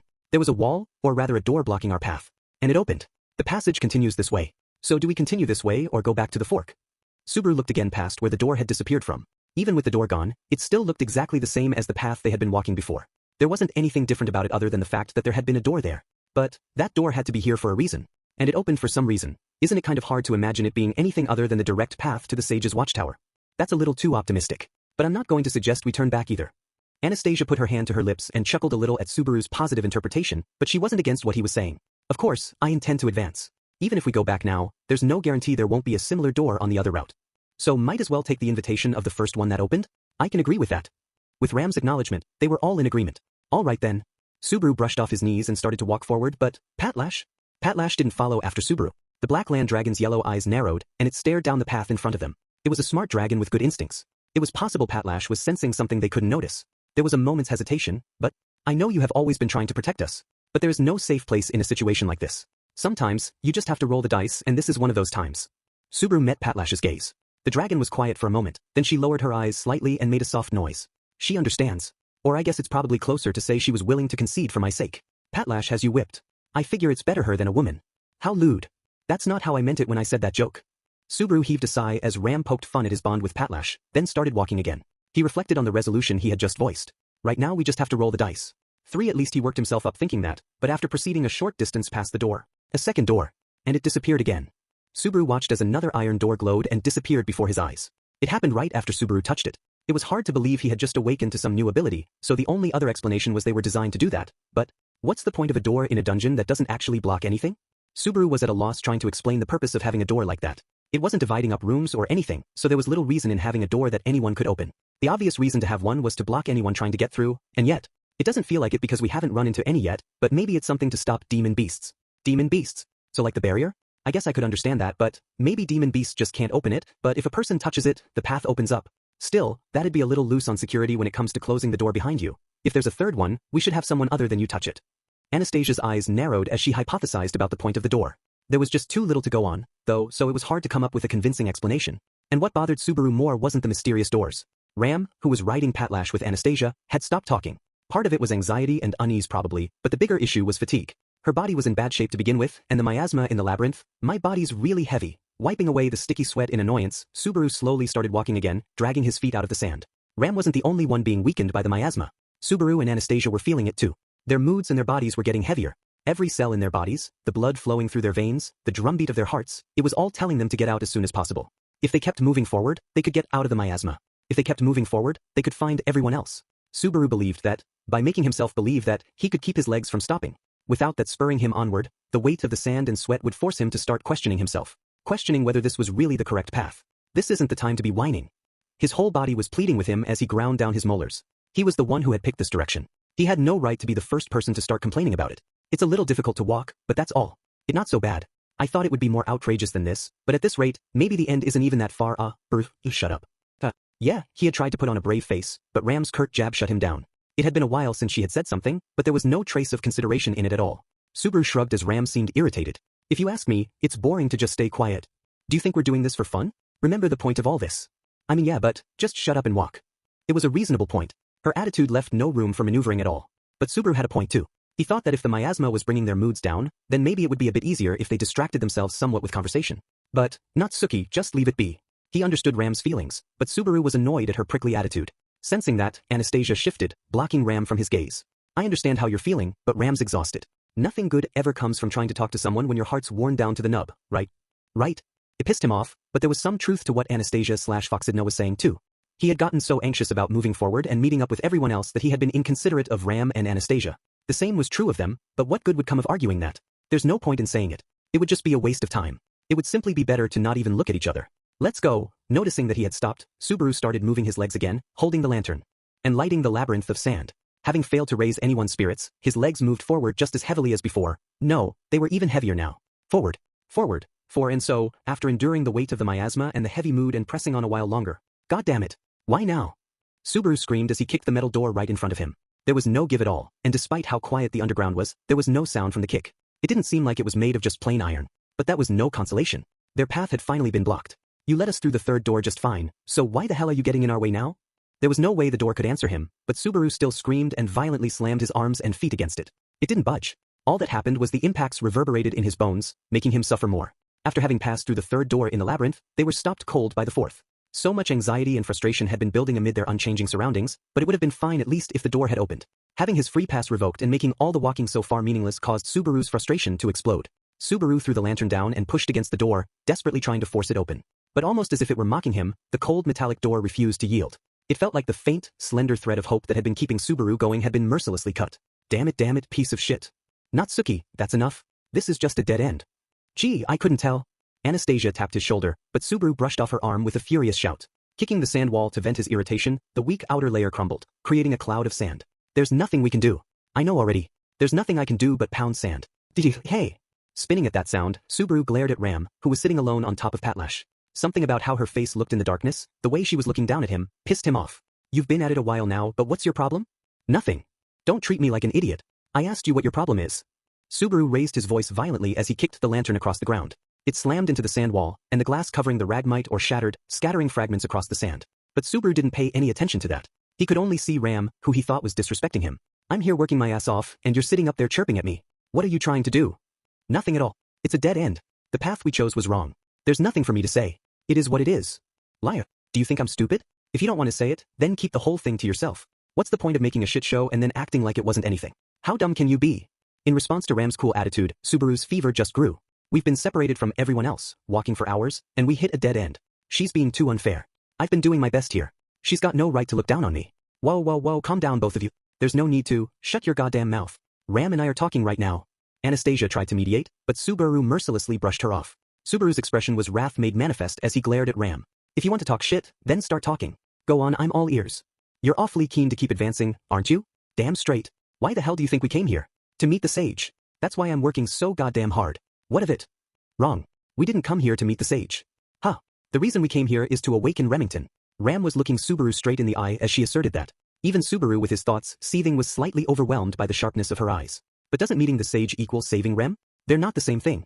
Saving Rem is more important, and seeing the sage is secondary to that. You've got the order of precedence wrong. You've got things flipped. I came here for Rem, to remember my little sister. So what are we doing now? Rem isn't here, and we're just wandering around in a place like this? Don't screw with me. No one's screwing with you. But there's no helping the fact it ended up like this.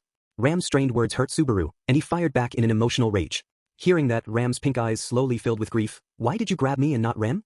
She hit him with what happened in the instant the world shattered, when he had reflexively held on to Ram. I'm sure you just had your hands full with what was going on immediately around you. That's how you always are. That's how it always goes, and it's not like you really cared about Remington. Your head was just filled with thoughts about Lady Amelia and Lady Beatrice. What a man you are. Poor Remington. Shut your mouth. Rem believed in you, didn't she? Or was that just another of your convenient explanations? Just running your mouth to get by? Just your bad habit of saying whatever it takes to get women to trust you? Poor Lady Amelia and Lady Beatrice too. Being tricked by a man like you. Shut your goddamn mouth. No, I won't. Because it's not like you actually care at all about Rem. Don't you dare. The world turned red, and his head erupted in flames. Look at her, so smug and looking down on me, spouting random shit. I ought to drag her off her goddamn high horse. Invisible providence. Giving in to the dark feelings taking over his head, Subaru unleashed it. The black hand cheered rapturously as it grabbed the girl spouting her misguided insults from the dragon's back and dragged her down onto the sand. Looking down on Ram, who couldn't figure out what was happening, Subaru gnashed his teeth. Don't play with me. You think I don't care about Rem? You think this is some sick joke? In a fit of rage, his head was burning as he leaned over her slender body. Subaru wrapped both his hands around her neck and started throttling her with all his strength. His fingers bit into her small neck. He could feel her bones creaking under his hands. Ram groaned as Subaru straddled her and was strangling her. Her face warped in pain, and saliva started to dribble from the corner of her lips. Her red tongue moved in her mouth as she struggled to get free, but Subaru had pinned her shoulders with his knees, taking a perfect mount, so even Ram couldn't fight back. You'll regret what you said about me when you stop breathing. You'll regret saying that shit about me. How dare you hurt me? It's your fault. You. I hate you. I hate you. I hate you.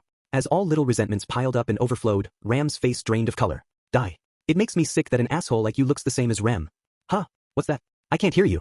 If you want to say something, just speak you, Ara. Ram softly whispered something. As he narrowed his eyes at the sound of it, what? The sand below him exploded upward, sending the both of them flying. Subaru spun as his mouth and eyes were filled with sand from the sudden explosion. Caught up in the explosion, too, Ram rolled to the side, coughing as she escaped Subaru's murderous rage. She had been injured in the explosion, and her blood was dripping onto the sand. Magic? It's too late to beg for your life now. That's my line, Brie. Nothing good will come of allowing Rem to see an emotionless womanizer like you. I'll cut you to pieces, and you can rot in the sands here. Big talk. Holding his face in pain, Subaru reached to his hip and grabbed his whip while Ram took her wand from her thigh and bristled with determination to fight. She has the advantage when it comes to matching blow for blow, but my whip won't lose in terms of speed. In speed alone, a whip even works against people on the superhuman level in this world. I'll gouge out that face of yours so there's no one else who looks like Rem in this world. Stupidity is a disease caught by spending too much time talking to idiots, so shut up and die before you pass it to me. Subaru's eyes were bloodshot from the sand, and Ram's lips curled into a bloody, lethal smile. The two of them carefully measured their distances, facing off against each other in the circular passage. It was a lit powder keg, and neither of them would make it out unscathed. All right, that's enough. But the fuse was snuffed out. Dumbstruck, Ram looked down at her small chest. The bloody tip of a knife was sticking out of it. It was a precise stab in the back that went straight through her heart. There was no stopping you two, so I just weighed who would be more useful. Hope you'll forgive me. The knife twisted and then slipped back out of Ram with a fountain of blood. Ram slumped to her knees and then fell forward. Her limbs twitched for a few moments, but she soon stopped moving, and her blood seeped into the sand. And just like that, Ram died. Why? You're asking that? You were going to just chip away at her. I figured it would be bad if I left it be, so I gave you a hand is all. Faced with Subaru's furious expression, Anastasia just shrugged. There was no hint of any guilt on her conscience. She just looked like she had done the obvious and natural thing. What? Can't take the fact that your prey was stolen out from under you, so now you're turning on me? Anastasia was looking up at him with the blood-stained knife in one hand. Quieted by what she was saying, he looked her over, as if appraising her. There was a belittling nuance to it, but she has a point. It's stupid to keep fighting and kill more people like this. Foxidna is my guide to the watchtower, and there's still a good chance she'll be useful to me. Unlike Ram, who was useless and just kept pissing me off, she's a piece that would be a problem to lose. Fine, I'll go along with your smooth talk. That's good. I knew you were a smart one. That's a relief. Anastasia smiled thinly as she made a show of breathing a sigh of relief. Then she stepped awkwardly across the sand toward Subaru, holding out her white hand. Let's shake on it. A reconciliation, and to working together going forward. Natsuki. Subaru slipped into thought at Anastasia's seemingly innocent expression. I know I was just thinking Foxidna was a useful pawn, but is that actually true? She's smiling right now, but she had the same smile on her face when she stabbed Ram in the back, didn't she? She was holding the knife in her other hand. It was a thick, top-grade survival knife. Even in her hands, it could easily cut into a human body. Not just Ram's body, but Subaru's too. Are you not going to shake on it? Foxidna cocked her head, wanting to shake hands. Handshake range. Close enough to reach with a knife. And a range that was too close for a whip to be useful. I have to kill her before she kills me. What is it, Natsuki? No, nothing. Subaru smiled slightly and then reached his own right hand out toward hers. As they were shaking, Subaru was waiting for the moment when she let her guard down completely. Invisible providence. The invisible hand he reactivated stretched its fingers toward Anastasia's neck. I won't make the same mistake as with Ram. I'll snap her neck. The black hand's fingertips were reaching for her neck as he grabbed her hand. Feeling that, Foxidna's smile deepened. At the same time, a dark smile crossed Subaru's lips. In that case, now. While she was saying something, before she could raise the knife, he poured strength into the invisible hand. The black palm covered her thin neck and started to twist. Just before he could do it, though, a blade of wind split her body in half from behind. A breeze? Just after Subaru felt that, he saw the girl in front of him explode in a red splatter as she was split in half at the waist. Blood splattered all over the white sands, and hot blood and viscera warmed the cool air as a horrific stench filled the cavern. Seeing that, Subaru looked at his hands in shock. Anastasia's upper body was still hanging there. He was still tightly gripping her hand from the handshake. Her eyes were opened wide, looking at Subaru in a daze. Behind her, her lower half had collapsed to the ground. Urine was leaking from her lower half as her muscles suddenly relaxed. Subaru screamed at her grisly state. He tried to shake her off, but her grip was absurdly strong, and so he ended up swinging her upper body around, splattering more blood and viscera all around for no reason. Alego, let go of me. No, I'm not dead yet. You're dead already. There's no way you can be saved. Hearing her clinging to life so strongly, Subaru screeched in response. Her body had been cut in half, and her blood and internal organs were falling out. It made no sense that she had not died immediately. It made no sense that she was holding on so tightly to his hand. None of it made any sense. Stupid. Peace. Shit. Just die already. Nu, violently grabbing Anastasia's face, he forcefully pulled her off him. She was sobbing and screaming something as Subaru finally got her away and threw her down to the ground. Her small upper body fell into a puddle of her own blood. Don't leave me. That soft murmur that almost sounded like a drowning voice was her last. Subaru could no longer hear her voice. It was destined from the moment she was cut, but death had finally caught up to her. Subaru was overwhelmed by a tremendous nausea and started heaving. Hey. Ga. Gay ho ho. Expelling what little was left in his stomach, he wiped the yellowish vomit from his mouth with his sleeve. It wasn't the time to just hang his head. The one who had just killed Anastasia was Ursu. Just die already. There was a shadow in the light of the lantern on the ground. It was Ram, her whole upper body stained in blood. The knife had cut deeply through her chest, but she was still alive. Only just barely. She killed Anastasia on tenacity alone, and now she's after me. Just die and leave me out of it. Struggling to breathe, Subaru looked around for his whip. But he couldn't find it. And while he was searching, Ram approached him with faltering steps. The whip won't make it. So there's just one other choice. Invisible provide? The trump card he had relied on several times already. Just as he tried to fall back on its power again, he suddenly felt an intense pain in his eye. Gah. Oh. A pain like a burning needle piercing his skull made his eyes roll backward in their sockets. The side effect of using his ability scorched his mind, and he grabbed his head and rolled around the sand while tears of blood seeped from his eyes. It felt like a hellish feast was starting inside his head, and all his nerves started boiling. He couldn't escape the pain. Ugh hi. As Subaru writhed in pain, Ram held up her bloody wand while barely clinging to life and pointed it at him. Subaru rolled into Anastasia's pool of blood, getting her viscera all over himself while still writhing in pain. Ram's lips slowly moved as she cast her spell. And, finishing the incantation, just as the blade of wind was about to tear into Subaru, the sound of something being chewed filled the cold cavern. The ear-splitting sound continued as an unpleasant sloshing sound started to be mixed in. Just as Subaru expected to die, to be cut to pieces, for some reason, death didn't come. Finally, the intense pain and emptiness that had been tormenting Subaru started to fade. Wah! Covering his face with his left hand, he forced himself up. Even just that much took a stupid amount of time. His face was bright red from the bloody tears as he slowly looked around. The pain and bloody tears were surely the backlash of overusing the unseen hand. Ravaged by a pain beyond imagination, he couldn't even tell how long he spent writhing on the ground. Why did I have that long to writhe in pain? Patlash. Dumbfounded, Subaru's black land dragon moved next to him as he slumped over. Noticing his voice, the dragon that was squatting on the ground waved her long tail to indicate she was fine. You're safe? What happened to Ram? There's no way she ran out of steam right before finishing me off, did she? It was a little bit too convenient, but she had suffered a mortal wound. It wasn't all that strange. I don't know if that makes me lucky or unlucky. Either way, now's not the time for that. There's no one getting in my way now, so I should get out of here quickly. I need to get to the watchtower. Patlash. Sorry, but I need to ride you now. Patlash. He called to her, but his trusty steed didn't obey. In fact, she didn't even turn to look at him. She was just sitting comfortably on the sand, breathing heavily next to Subaru. Seeing that, realizing that he was being ignored, Subaru's rage started growing. Hey Patlash. You listening to me? Hey. It was a similar sort of annoyance to what he had felt with Ram and Anastasia. His negative emotions were amplifying at a speed far greater than normal, and he erupted at the land dragon that refused to answer him. Hey, look at me, asshole. Who do you think I am? Look at you, finally listening. Subaru threw sand at Patlash, and perhaps finally being willing to listen, Patlash turned to look at him. Subaru was thinking to himself that he had done a praiseworthy job of not scoffing in his annoyance when he noticed it. When Patlash turned, her mouth was stained an unnatural red. That crimson was a color Subaru had become used to in the past few minutes. It was the same crimson clinging to his clothes and face and wetting the dry sands below him. And its powerful smell was mixing with the stench of human excrement that was wafting in the air too. But there was something he wished he had not noticed. That there were clumps of pink hair between Patlash's fangs. Eep! He realized it with a shudder. Ram, who he had lost track of, was lying collapsed on the other side of Patlash. She wasn't moving at all. Of course not. Because there wasn't anything left of her above her shoulders. Ram's skull had been shattered by violent fangs, and her brain was splattered all around her, just like Anastasia's insides had been splattered all around her. And the same Patlash who had done that to Ram was looking at Subaru with her yellow eyes. Her yellow reptilian eyes were filled with a sharp, violent, Patlash's jaw opening right in front of his face was the last thing he saw. He could hear the sound of his body being chewed until the moment his consciousness was extinguished. Even after his head was shattered and his ears were no more. How was he hearing it? It was strange and didn't make any sense, but he couldn't laugh at it. He didn't have a mouth to laugh, or any life left either. So he didn't laugh or even do anything. And so Subaru Nagatsuki died, eaten by his partner. 5. His consciousness continued hearing the sound of things breaking. Bones being chewed, his brain being crushed, his eyes bursting and splattering like overripe grapes. His skull.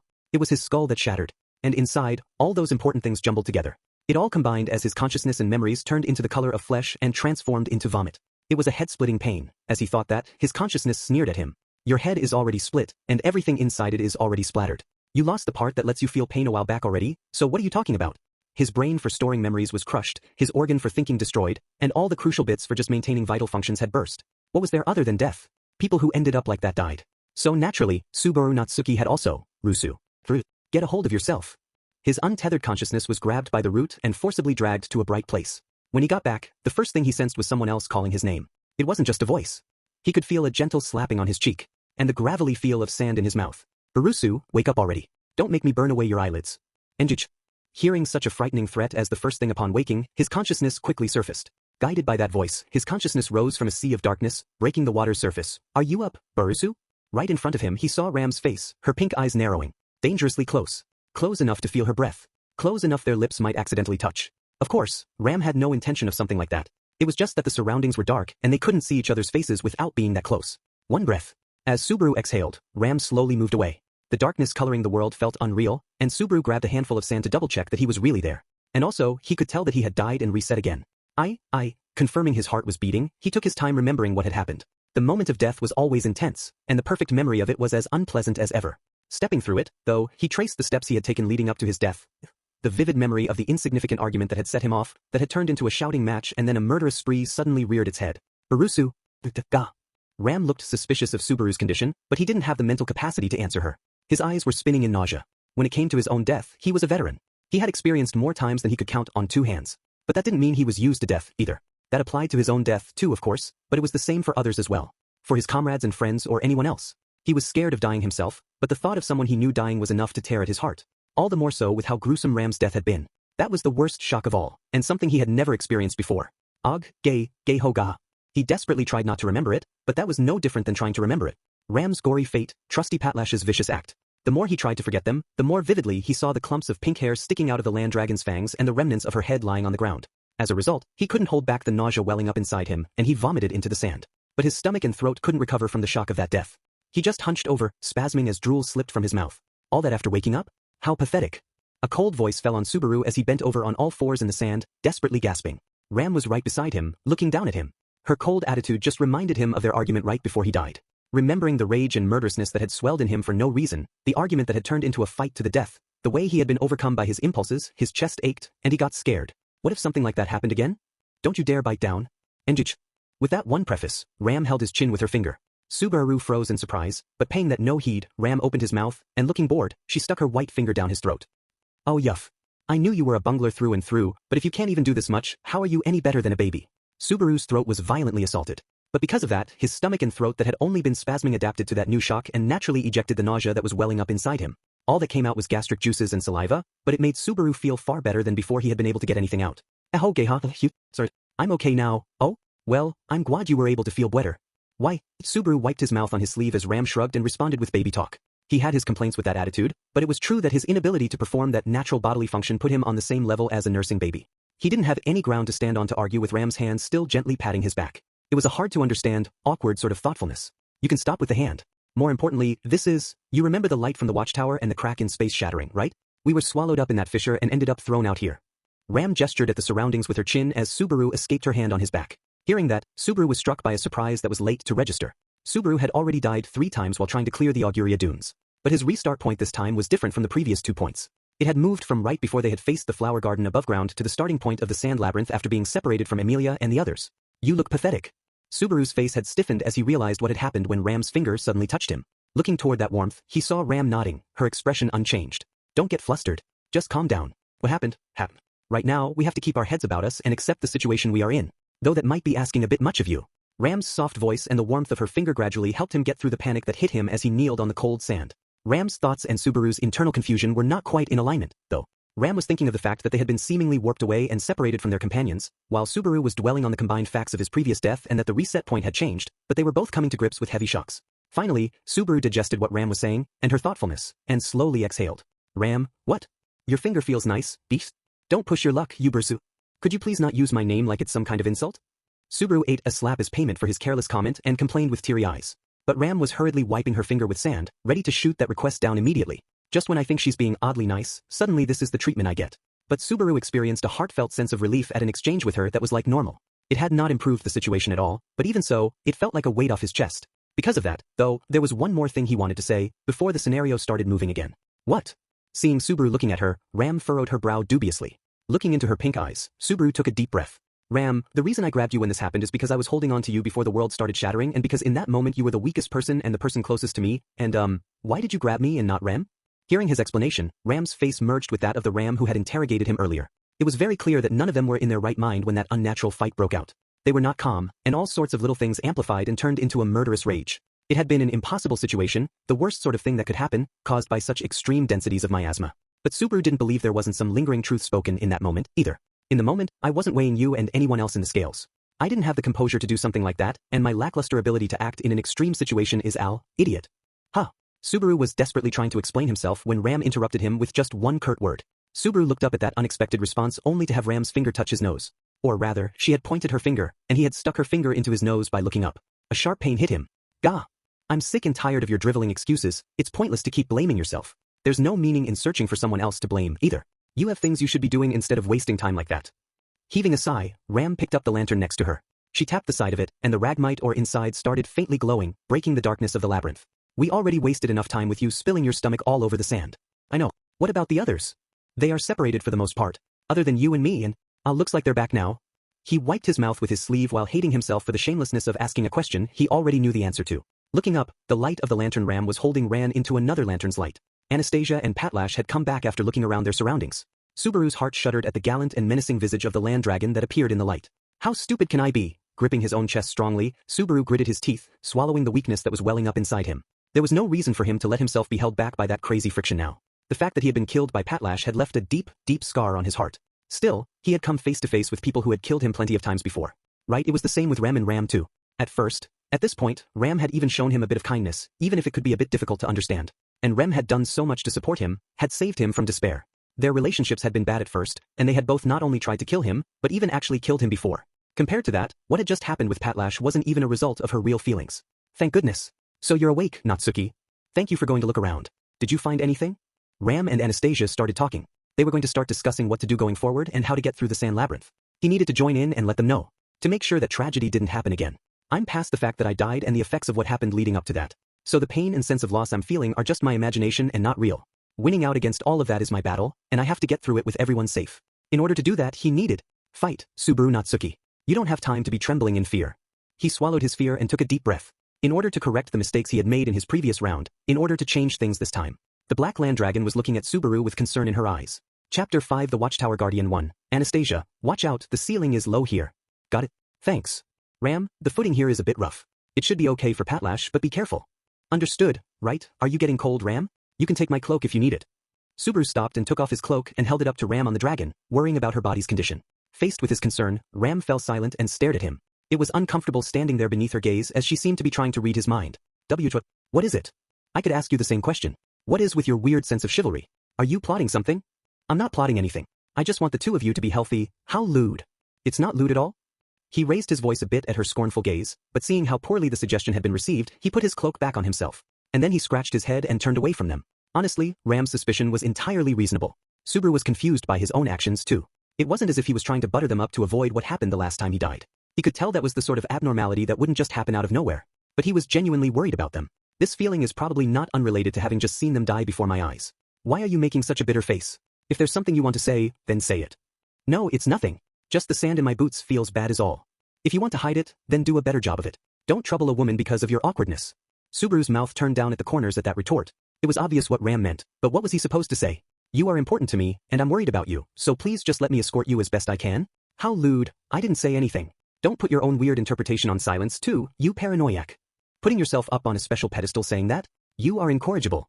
If I'm putting myself on a pedestal, then you must be putting yourself all the way up in heaven to be able to look down on me. Ha! As Subaru struggled to get a handle on how he was feeling, Ram, who had no memories of the last loop, was being utterly merciless. That fact was annoying but also a relief, leaving Subaru's mind to deal with a bizarre and complex mess of emotions. You really don't hold back with Natsuki, do you? Meanwhile, Anastasia let out a wry chuckle at that one-sided tirade. It was an unobtrusive attempt to keep the peace as she put her hand to her cheek. Or did something happen while I was gone? If you left Barusu and me alone, nothing would happen. Barusu's corpse would just be found the next day is all. The hell? Are you the werewolf? Scary. Subaru continued walking as he kept bantering. Anastasia cocked her head as she watched him out in front. Natsuki, jokes aside, pushing yourself too much isn't good. It's not like there was anything pointing one way or the other at that fork in the road before. Though you did give Zhuge Liang a hard time up there. Both Anastasia and Ram had their guesses at the cause of Subaru's change. He couldn't do anything other than scratch his cheek vaguely. On what was now his second time searching the labyrinth of sand, they had already reached the problematic crossroads, and this time they had gone left instead of right. Subaru didn't imagine he had done a particularly good job of naturally guiding the consensus to the left side. But the both of them had been willing to go along because of how desperate he had been. If we went right, it would have meant being driven mad by the miasma. I don't want to go through that catastrophe ever again. But there was no guarantee that the left path was safe. Because of that, Subaru was being especially careful and leaving no stone unturned in order to keep everyone out of harm's way. Is this disgusting gentleman act a symptom of hitting your head when we were sent here? What? Is me being considerate really that abnormal to you? I'm not even doing anything different than Julius usually does. Why is it okay for him but not for me? Julius does it naturally, but when you do it, it's unhealthy and unnatural. Did you call it unhealthy? Subaru's eyes widened at that hideous description, but neither of them paid it much mind. He was getting depressed at being ignored like that when Patlash prodded his shoulder with her nose, trying to cheer him up. You're nice. You really are a great partner. Subaru was ashamed of himself for the brief moment of hesitation he felt when Patlash comforted him. He tensed up at having gotten Ram and Anastasia suspicious and making Patlash worry about him. Can you really protect them like this? Subaru slapped his cheeks and fired himself up again. For the moment, they needed to clear the sand labyrinth as soon as possible and meet back up with everyone else. Having the restart point change after such a short amount of time had been quite disturbing, but there was something that bothered him even more than that. The fact was that with the reset point having changed, there might be people he wanted to save that he could no longer save. Just like he had been unable to rescue Rem who had her name and memories eaten. There might be a tragedy befalling one or all of the people who were separated from him. He was scared of a loss that he couldn't begin to make right with his own life. We need to find them again soon. Emilia, Beatrice, Julius, and Meili. And Remington. He prayed that nothing bad happened to them. That nothing hurt them while they were somewhere he couldn't reach them. That was why. Keep pushing forward, step by step. But carefully, so that nobody gets hurt. If you notice anything, say something. Anything I can do, I will do. He's a terminal case. The clash between a desire to hurry up and safety first robbed Subaru's words of their consistency. Ram was exasperated, and Anastasia just flashed a wry smile. Patlash whinnied a little bit. I don't know if it's a good thing or not, but we've already come a pretty long way from the forkend. Still haven't run into any of those stupid metal doors. I think it's probably safe to say we've avoided being driven mad by the overflowing miasma behind them and killing each other. However, it was hard to imagine that the left path was just the right path all along with no hitches. What? What's that strange smell? Smell? Anastasia sniffed the air as Subaru furrowed his brow. Following her lead, he closed his eyes and focused on his nose. He quickly noticed the problematic smell. The smell coming from down the passage, beyond where their light reached, was the smell of something burning. There was a faint heat in the air coming from down the passage. Subaru and Anastasia both nodded at Ram's observation. It was the smell of something burning. The simple smell of fire was slipping into their nostrils and making itself known. Do you suppose it might just be Lady Emilia carelessly starting a campfire and resting? I agree Emilia-tan might just be careless enough to light a fire and set up camp, but given the situation and the timing, that's a little it's too suspicious. It is possible it's Emilia, though. In some sense, it was the sort of change they had been wanting after wandering through the unchanging labyrinth. But faced with an actual development, all three of them were cautious. Not knowing who or what was on the other side, they couldn't just call out, either. But nothing would change with them just hanging back and staring down a dark corridor. I'm going to go take a look. I'll turn out the light and be as stealthy as possible, so whatever or whoever it is won't notice me. Turning off the lantern in his hand, Subaru volunteered for the scouting job. Of the three of them, he was the best fit in terms of skills and mindset for the most dangerous task. If anything happens, we'll use you as a distraction. Don't hold a grudge. If the worst happens, I'll be sure to curse you from beyond the grave.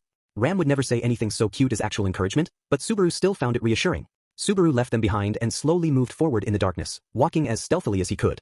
Breathing shallowly, he carefully, quietly stepped on the sand as he made his way to the source of the smell. It would have been great if it really was just Emilia and the others, and they had started a campfire to rest at.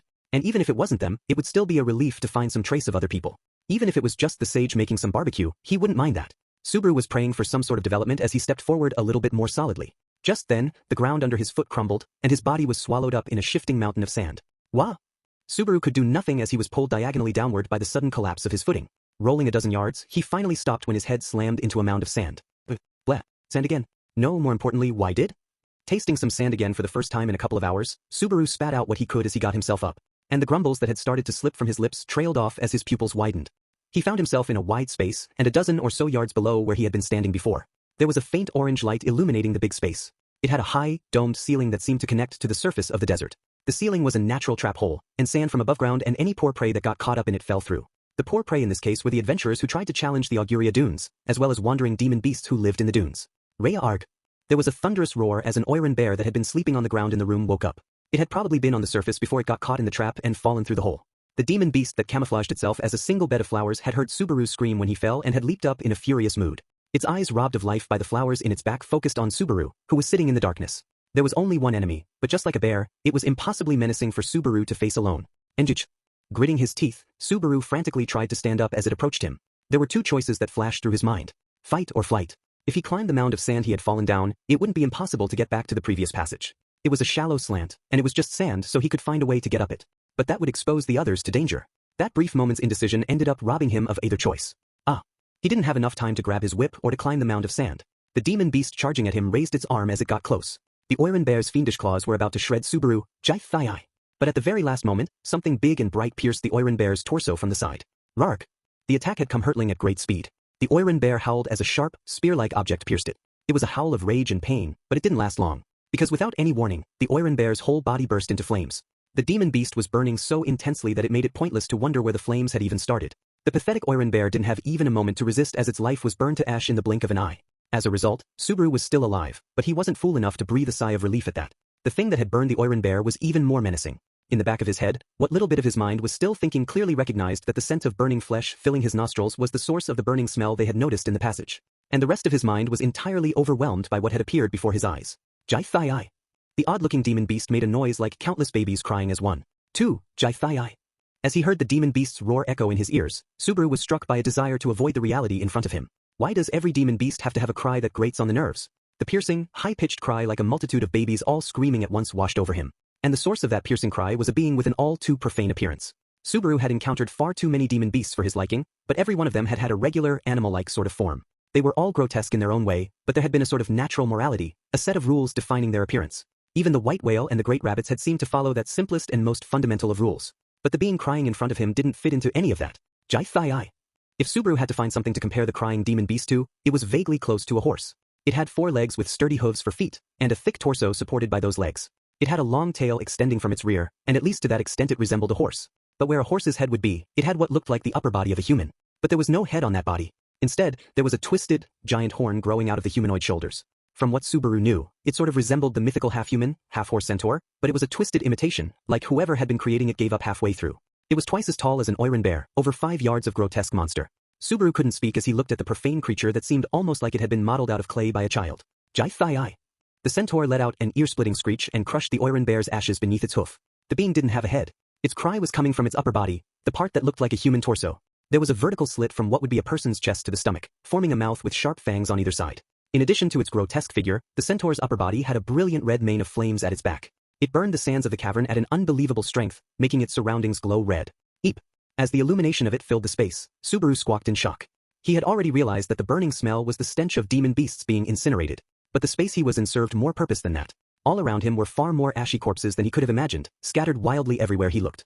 The word crematorium flashed in Subaru's head. A demon beast crematorium. In other words, it was a trap too. Sand time in the Garden of Demon Beasts, the Miasma Path, and now this. They're all grisly traps in order to keep people from reaching the watchtower. As Subaru reached that conclusion, the centaur's upper body turned toward him. Having killed the Oiran bear, it had seemingly set its sights on Subaru as its next prey. Its hooves slowly rang out. A death far more menacing than the Oiran bear was drawing near. To incinerate him. The demon beast was clad in a blazing heat and approaching fast, but Subaru did not move in the slightest as he waited. Not because he had given up on survival in the face of an overpowering threat. It was the opposite. Not moving at all, Subaru collected himself, getting his breathing under control, trying to hide his presence from the demon beast approaching him. However, he wasn't even hiding behind anything. Thinking about it normally, it was a meaningless attempt. But not against that centaur. The demon beast stopped a few yards away from Subaru. Subaru had no way of guessing what thoughts might be going through the horn that took the place of its head. But it didn't immediately try to kill him. Not because of any doubt or hesitation. It just wasn't sure of Subaru's presence. That was all. Subaru didn't know anything about the centaur and had never seen one before. Still, Subaru refused the idea that it was standard practice for him to be hopelessly killed by enemies he encountered for the first time. That he didn't have any way of fighting other than using the experience of that death in order to figure out how to beat them. That was underestimating Subaru Nagatsuki far too much. He was a hardened veteran when it came to sudden, unexpected brushes with death. The amount of illogical, incomprehensible deaths he had endured wouldn't let him fall that easily. He had at least amassed that much experience. Seeing the demon beast incinerated before his eyes, Subaru's brain immediately started racing, looking for a way out. Why did it go for the Oiran bear first? Because it was more dangerous? Why is it leaving me alive? A sadistic streak? Why is it not trying to look at me? To play with me? To torment its prey? No, it doesn't have eyes. So it can't pin down where I am. There's no head where the head would seemingly be. It's crying from the mouth it seemingly had pasted onto the upper body's torso. It probably can't see or even smell. If the centaur was a demon beast that lived underground, then it might have been like a mole, losing its vision over time in the process of evolutionary adaptation. Either way, though, it was convenient for Subaru. Keeping his mouth shut, Subaru quietly swung his arm with minimal movement and threw the water bottle in his hand.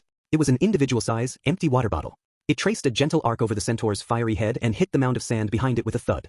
Jai Thai. The centaur's reaction to hearing that was dramatic. It whipped around and leaped right beside the water bottle. There was even a burst of flames as it landed. Jai Thai. Sand and ash rose into the air as the crematorium glowed brightly.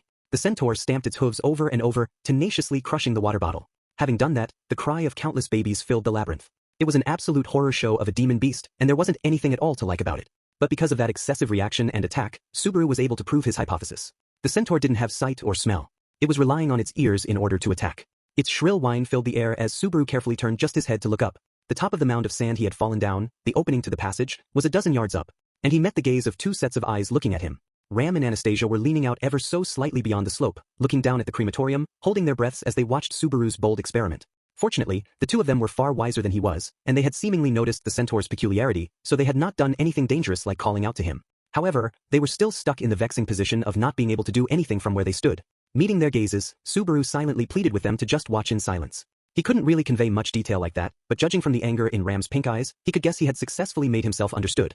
He was a little scared of what waited if he managed to make it back safely, but that was something to worry about after he had made it through the pinch he was in. The centaur was standing unflinchingly in the middle of a mound of ashen corpses in the dark cavern. Subaru was going to have to move in order to escape beyond the range of its senses. The question was whether he went up to Ram and Anastasia or whether he checked what lay ahead beyond the centaur. Come back at once. He could feel Ram's powerful gaze burning into the back of his head, but it wasn't that simple either. This was a terribly dangerous situation with a high chance of being fatal, but it was also an unexpected opportunity. There was no guarantee a convenient demon beast would wake up and draw aggro for him when he slid down the slope. Not even if he died and reset. He had no way of guaranteeing they would move forward at the same pace and reach this cavern at the same time. And if they were too fast or too slow, it might just be Subaru getting incinerated instead of the Oiran bear. In that sense, this was a golden opportunity that might never come again. Carefully opening the change purse in his breast pocket, Subaru tossed a bronze coin in the opposite direction. He was afraid the coin might not make any noise when it landed, but the centaur aimed for the coin tenaciously, incinerating it mercilessly, as if its mother had been killed by a coin. The hot breeze it created tousled Subaru's hair as he held his breath and gently started to move his leg forward. He didn't want to let the opportunity slip away. Even just a little bit, this time he could feel it clearly on the back of his head. Subaru's leg stopped. Cautiously turning his head, he realized what the provocative gaze he felt had been. The reason the gaze had been able to physically interact with him is because Ram was pointing her wand at him. There was a wind imbued in its tip, and it was prepared to immediately punish him if he tried something reckless. Of course, if that happened, things wouldn't just end at that for Subaru or for them. Ram was holding herself and Anastasia hostage to make him come back if he didn't want to risk that. Subaru recognized she was playing hardball out of concern for him. And Ram was doing it knowing that he would understand her intent. It's mortifying, but she's got my number. He was also aware that he had not been keeping his cool either. We learned something about how the centaur works and that this place exists. Just take that, call it a solid B, and figure out how to get back. That's the best plan. Having decided that, it was clear what he needed to do. Pulling a second coin out of the purse, a silver coin this time, he tossed it in the opposite direction from the centaur's head. Distract the demon beast and climb the sand mound was his chosen course of action. Subaru took a path that wasn't too steep while keeping his eyes alert for footing that was less likely to collapse. Enjuch. Suddenly, a wind pushed his body, and he let out a faint grunt. Looking up, he saw that Ram had unleashed a painless, unnatural wind. I'm doing what you wanted, so why? Just then, though, his question was answered by a mass of flames that passed right in front of his eyes. It was a ball of flame the size of a soccer ball unleashing a wave of heat in its path as it flew by and then crashed into a wall of sand a few yards in front of him. It exploded with a violent burst. Subaru's cold body was broiled in the hot swell, and he gulped down the cry that almost escaped his lips. If Ram's wind had not stopped him, he would definitely have taken a direct hit from that fireball. He didn't know whether it was strong enough to kill him, but it definitely would have caused serious burns. The exact details were lost on him, but there was supposedly a severity level to burns, and if a third of the body was covered in burns, it could be potentially fatal. And there was no healer in their party at the moment. Gritting his teeth as he realized he had been saved, Subaru also felt a shudder run down his spine. Why was there a fireball? The centaur should have been focused on the silver coin faint on the other side of the room. But when Subaru looked back, the demon beast's giant horn was facing him, and there was a humming sound. It was almost as if it was sure that Subaru was there. It can't be. Subaru shook his head. He cautiously opened the purse again, grabbed a few more coins to throw, getting them comfortable in his hand. He could feel Ram's and Anastasia's anxious gazes above him, but he couldn't pay attention to that at the moment. The multiple coins traced a gentle arc through the air, falling at a place far away from the centaur. Naturally, the centaur's focus shifted toward them, and the hideous demon beast leaped at the obvious feint. That same flame erupted again, followed by the cry of babies again. And as that shrill sound reverberated in the space, Subaru relied on that to cover his footsteps, quickly. Scrambling to the sand mound. 1, 2 steps as he started to move onto the slope, and the next instant, a fireball grazed his body, exploding on the slope. The aftershock of it sent Subaru flying. Gah! His body tumbled as the wave of hot air seared his skin, and the impact of the explosion felt like his whole body had been pummeled. He wasn't fast enough to cover his mouth, and it was impossible not to groan after being hit by that. Gritting his teeth, Subaru looked up as he steadied himself on the sandy floor with his hands. Right before his eyes, the demon beast clad in flames was crackling as it looked down at him. It clearly knew he was there. How does a centaur that can only sense things by sound find me while it screech? Its cry. Urusu, echolocation. Just as Subaru's suspicions crystallized, Ram shouted in a loud voice from up above. As they both reached the same answer, the flames on the back of the centaur grew. The inferno swelled explosively, unleashing the true force of the labyrinth's crematorium. Jai Thai I. El Fula. The violent wind slammed into the centaur's massive body at the exact same moment it swung its flame down. The heat it unleashed caused the sandy ground to explode as the centaur was blown to the side by the wind. Goof. God damn it. Doused by the sandy explosion at close range, Subaru rolled across the ground, then used the momentum to leap to his feet and start running without looking back. And he run, ruin. Subaru intentionally shouted out loud to draw attention to himself as he ran through the cavern. Kicking the cold sand, the centaur's hooves rang out as it chased after him furiously. He had not thought through what he was doing, but he had to protect the others. And he couldn't afford to die, either. Jai Thai I. The ghastly chorus of babies grieving being born into the world engraved the meaning of death into Subaru's soul. The human upper body raised its arm, and there was a nasty sound of bones creaking. Glancing back, the humanoid arm was holding a lance made of transformed bone. It was the same blazing bone lance that had incinerated the Oiran bear, and that excessive force was being wielded mercilessly against Subaru as he tried to escape. Damn it. Howling, Subaru pulled the whip from his hip and hit the centaur's arm. It didn't do any damage, but the end of the whip wound around its limb all the same. Its intense arm strength easily lifted Subaru off his feet. Ugh, whoa. Swinging through the air, Subaru's cries echoed as he spun in a circle around the centaur. Unable to see what was happening, the demon beast was confused by the speed of the voice, and ironically it lost track of Subaru. With that, the centaur's actions were plain and simple. It started throwing fireballs all around it. Whoa! Uncoiling the whip from the centaur's arm, Subaru fell to the sand just in time to be caught up in one of the fireball's explosions and sent flying. He covered his face with both arms reflexively, but the hot air that erupted still entered his mouth and nose, lightly burning them. It hurt to breathe, and his sense of smell was temporarily out of commission with the mucous membrane scorched. Vika! Rolling wildly on the ground as a terrible pain filled his face, Subaru looked up with teary eyes. The mouth in the center of the humanoid torso opened wide, revealing a toothy hole and unleashing an ear-splitting cry that almost sounded like laughter. No, it's laughing. Laughing at the weak human who lost to a demon beast in a test of knowledge and is now being toyed by its incomparable strength. Invisible providence. As he imagined those thoughts from the centaur, the dark feelings in the corner of his heart took shape. Giving direction to the black power that responded to his murmur, he prepared to hit back at the demon beast that was casually following its prey. It's a one-note trick, but that's fine. Since it's a one-note trick that works on anyone the first time. A human torso and a horse's torso. He didn't know which one had the most important organs. With the head being a horn, it was unclear whether there was a brain inside it. But there had to be some sort of vital organ there. Targeting that, he reached out his invisible hand toward that horn to crush. Jita-ga? As he thought that, and just as he prepared to pass judgment on the centaur. When Subaru looked at the centaur and reached the invisible hand toward its head, there was an unimaginably intense shock that rocked his head, and yellowish spittle foamed at his mouth as he slumped to his knees. Ga! Daga! Slumped down, he put both of his hands to his head, hitting his temples in order to try to deal with the pain. Rubbing and pressing against his temples didn't do anything. He needed a sharper shock. So he hit his head, hit it, but he couldn't overcome the pain. A hellish bed of thorns had sprouted inside his skull, and he rolled around on the sand, writhing in agony, biting down on the sand inexplicably. Ow wow, it hurts. It hurts. He screamed until he was almost spitting up blood. There was a massive amount of sand in his mouth, and he was grinding it between his teeth as he writhed, swallowing it to try to stave off the inexplicable pain. He couldn't resist it, though. He was losing to it. Naturally, of course, his invisible providence disappeared immediately, and when it dissipated, it couldn't interact with the centaur in any way. The demon beast seemed put off by Subaru's sudden change, but it unleashed a fireball to incinerate Subaru on the spot. The massive fireball robbed the cavern of its cold, heating the world around it. Just as it was about to turn Subaru Nagatsuki into ash, Jai Thai I. A black land dragon charged ferociously, tearing off the centaur's arm. The dragon that merged into the shadows had silently sneaked up on the centaur and unleashed a painful strike. The demon beast lost its balance after losing its arm, and it dropped the fireball it had raised over its head. The centaur was caught up in the explosion from the fireball that had fallen at its feet, getting blown back by the close-range blast. The centaur spun as blood dripped from the wound on its arm. Paying it no heed, though, Patlash sprinted across the sand, biting Subaru's clothes as he writhed on the ground, and immediately started to retreat. Subaru swung wildly as he was held up by the waist, still suffering from the splitting headache and struggling to understand what was happening as he looked back. Behind Patlash, the centaur stood on wobbly feet. He saw the wound where the humanoid left arm had been torn off bubble, and a new arm grew back almost immediately. Its monstrous regenerative ability worked on its other wounds, too. All of the wounds it had taken from the explosion quickly closed, and it was as good as new in just a few seconds. And once that happened, there wasn't anything left stopping it. A fireball welled up in its hand, and this time it stretched vertically. Looking closer, Subaru realized it had merged the fireball and the fire lance, creating a fiery weapon. Jai Thai I. Raising the fire lance upward, it swung the point down at Patlash. Matching the timing of the swing, Patlash ducked, avoiding the attack by crouching low to the ground, just barely slipping beneath it before accelerating. But the moment the centaur saw it escape that attack, it kicked the land dragon in the side with one of its hooves. The force transmitted through Patlash's sturdy scales, and she whinnied in pain at the internal damage. But even so, she didn't let Subaru go. And he didn't have the leeway to worry about his trusty steed's wounds right then. All he had was an unending pain in his head that seemed like it would go on forever. Feeling the heat of Patlash's breath and the blood she coughed up on his skin, Subaru was on the verge of passing out. If I have to suffer this much pain, then I might as well just die. Don't you die, Barusu. Don't make Rem cry. Oh. Hearing that shout in his ear, those words managed to reach his brain through all the pain. But what that voice evoked was a rage that matched the hatred he felt for the centaur. Even though you don't know. Even though no one remembers her. Don't talk like you understand us. Invisible Providence. Unleashing his emotions in a fit of rage, Subaru's vision was hampered by a wave of tears as he slammed the black hand wildly into the demon beast that passed into his line of sight. A crunching pain erupted in his head, but before he was swallowed up in the wild torrent of that pain, his invisible hand swatted the centaur's lance from the front, landing one blow. But that was the limit of his feeble resistance. Jai Thai. In exchange for that enraged counterattack, he experienced another painful eruption for his effort.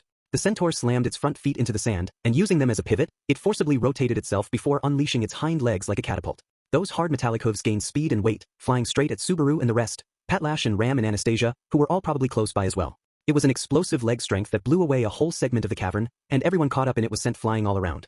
Patlash finally let go of Subaru, and he was sent helplessly sprawling across the sand, slamming into the charred corpse of a demon beast in the aftershock of the impact. The indescribable headache and the centaur's kick. Between the combination of internal and external pain assaulting him, Subaru could barely stay conscious.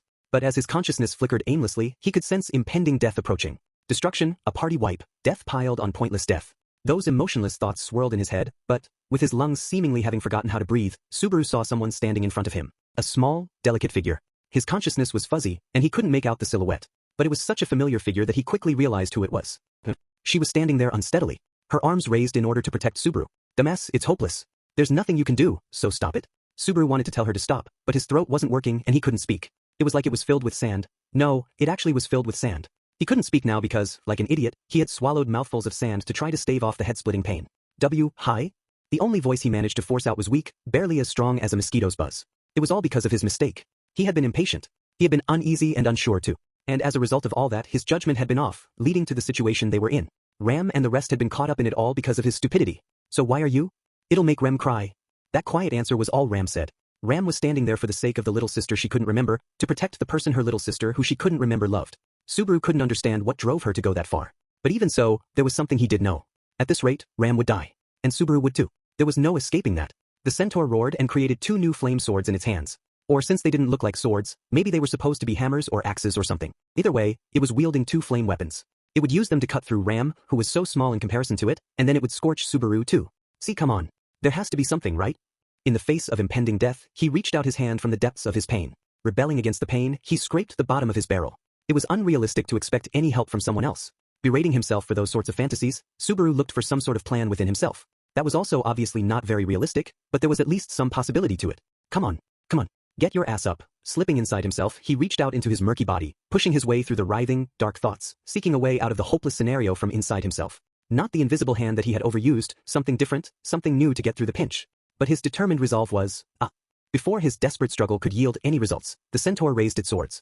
The flames crossed over its head before flying toward Ram. It was a slash that scorched the very air itself, and it would mercilessly cut into her slender body, sending her flying, igniting her, erasing her feelings, her life, turning everything to ash. As he saw that scene about to unfold, Subaru cried out at his powerlessness. The next instant, a white light traveling at a dreadful speed blew away the centaur's upper body. The point hit by that white light was literally obliterated. Its arm and torso pierced by the light, the centaur stopped moving for a brief moment, and then the wounds started bubbling.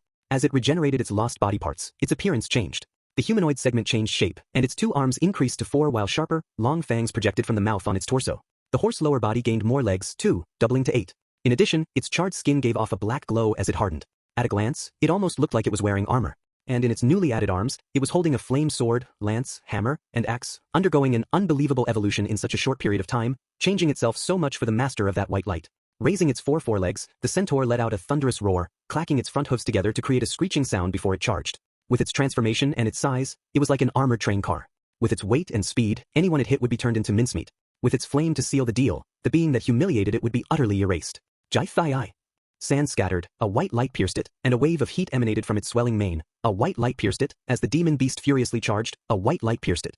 A white light pierced it, the intensity of the flames was incomparable to before and, a white light pierced it, and the firepower swelled dramatically, a white light pierced it, almost like the very flames of hell, a white light pierced it. With a single glance, a white light pierced it, the centaur's very presence, a white light pierced it, no being, a white light pierced it, could help but, a white light pierced it, tremble at, a white light pierced it, the monstrous form and visage, a white light pierced it, befitting the Lord of the Sands, a white light pierced it, a white light pierced it, a white light pierced it, a white light pierced it, a white light pierced it, a white light pierced it, a white light pierced, a white light pierced, a white light pierced, white light pierced, white light pierced, white light pierced, white light pierced, white light pierced, white light pierced, white light pierced, white light pierced, white light, white light, white light, white light, white light, white light, white light, white light, white light, white light, and after that tremendous outpouring of energy, there wasn't a single piece left. The demon beast that had been so deadly and menacing had been completely vaporized by the light. Every last bit of flesh was gone, blown away. All that remained on the sand were all the lights that had been unleashed in order to erase the centaur, the long, narrow, white needles.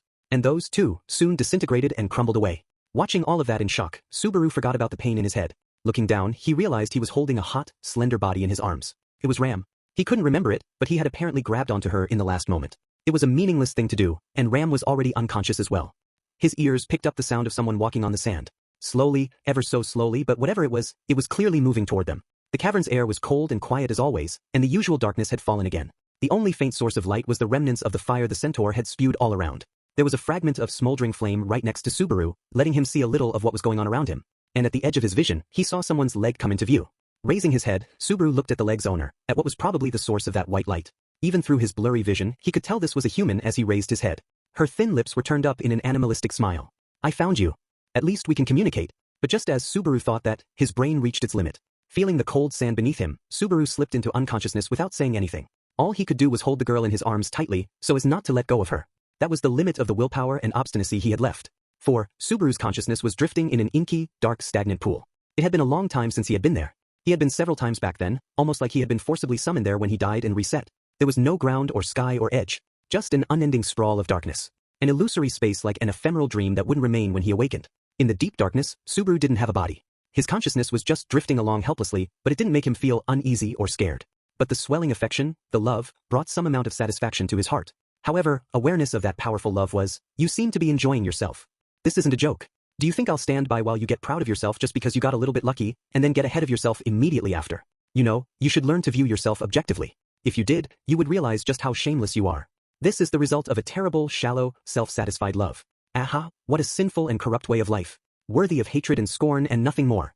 Not satisfied with merely being below average, you have actually fallen to subhuman levels. Incomplete in every way. Someone like you walking over me of all people? Know your place. You are unfit to stand before me, let alone get in my way or stop me, you subhuman animal. In the darkness, two unnatural consciousnesses were berating Subaru Nagatsuki. Exposed to their raw anger and hatred and sinister emotions, Subaru was simply baffled. At his base consciousness level, he didn't have the ability to understand their ferocious emotions. If he needed to, he could just make it. It felt like he could do that while he was in this space. But for some reason, he felt like he didn't need to understand them. He didn't feel any need to spend any time on them, to activate his consciousness for their sake. He didn't feel any desire to do that. In this place, Subaru Nagatsuki didn't think to expend his efforts to understand them. What arrogance! What contempt! What scorn! Even after pushing me to work so hard, you refuse to even try to understand me. You are incorrigibly slothful. How much must you use others until you are satisfied, you heartless beast?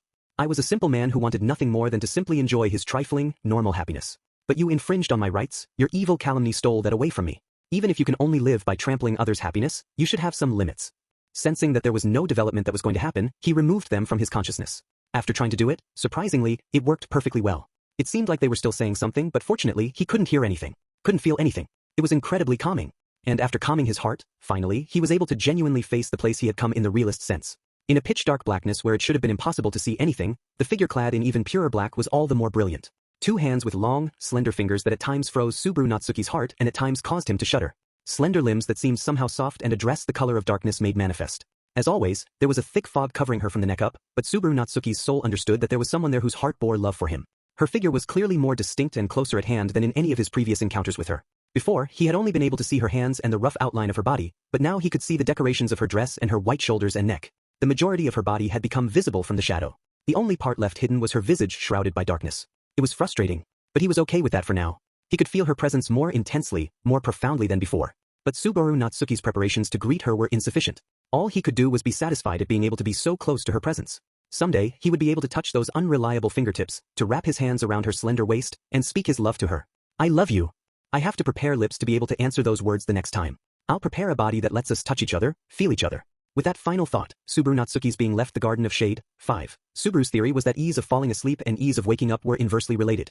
To him, waking up felt like being underwater and having his head break through the surface. No one would ever forget to breathe once their head was above water. So waking up was just natural to him and not something that felt difficult to do. I'm jealous you can wake up so easily like that. It's always really hard for me, had been Amelia's response when they had talked about it once before. That trouble was deeply ingrained for Amelia, and she had pretty intense bouts of low blood pressure. It sort of fit her character, but it usually took an hour or so to actually get out of bed after waking up. But the ease with which she could fall asleep was like a child, the polar opposite of Subaru. No matter how hard he tried, when he lay down and closed his eyes, he would end up thinking about things in the dark. A large number of them were various regrets, if I had only, and if it was just, and the like. The regrets were about things that had happened that day and things in the past. Whatever his mind happened to drift to. And while he was fighting all those thoughts, Subaru couldn't manage to fall asleep. That was the root of his trouble sleeping.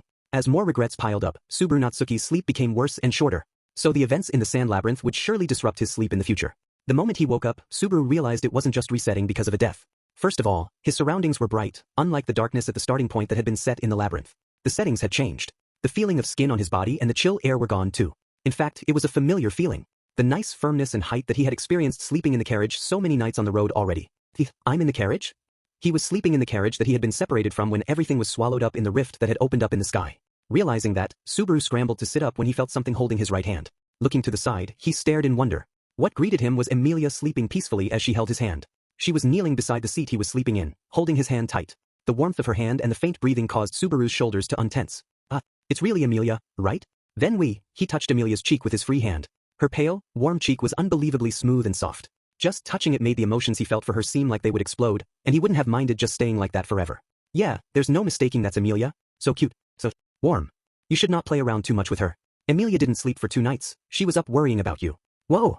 Subaru was enjoying Amelia's sleeping face when the sudden interjection caused him to twitch. Spinning around, he saw a little girl with an exasperated look on her face standing at the entrance of the carriage.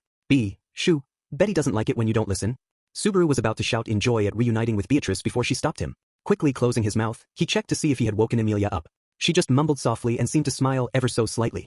Phew, that was close. Anyway, Biko, let me hug you. What nonsense are you? Fine, I suppose. If he couldn't celebrate their reunion out loud, then he could at least do it like that. Beatrice sighed and feigned disinterest as Subaru pulled her close with his left hand and hugged her tightly. Thank goodness, really, thank goodness. I was seriously worried.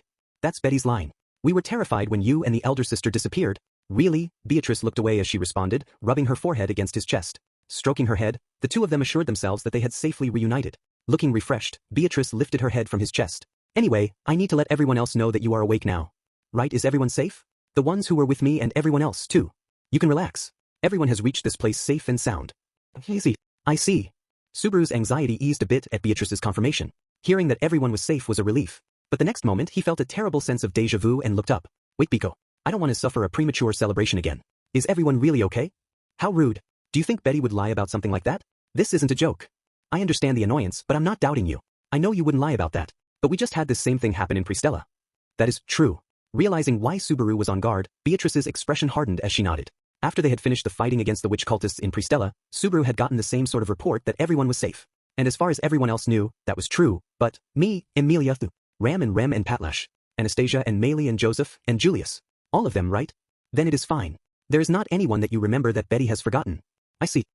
Then we can relax. After carefully checking for anything missed, Subaru could finally feel some genuine reassurance. He was just relieved that they had managed to get through it with everyone genuinely safe. How grandiose. You are always the one most in danger, so if you are safe, then everyone else will be fine too.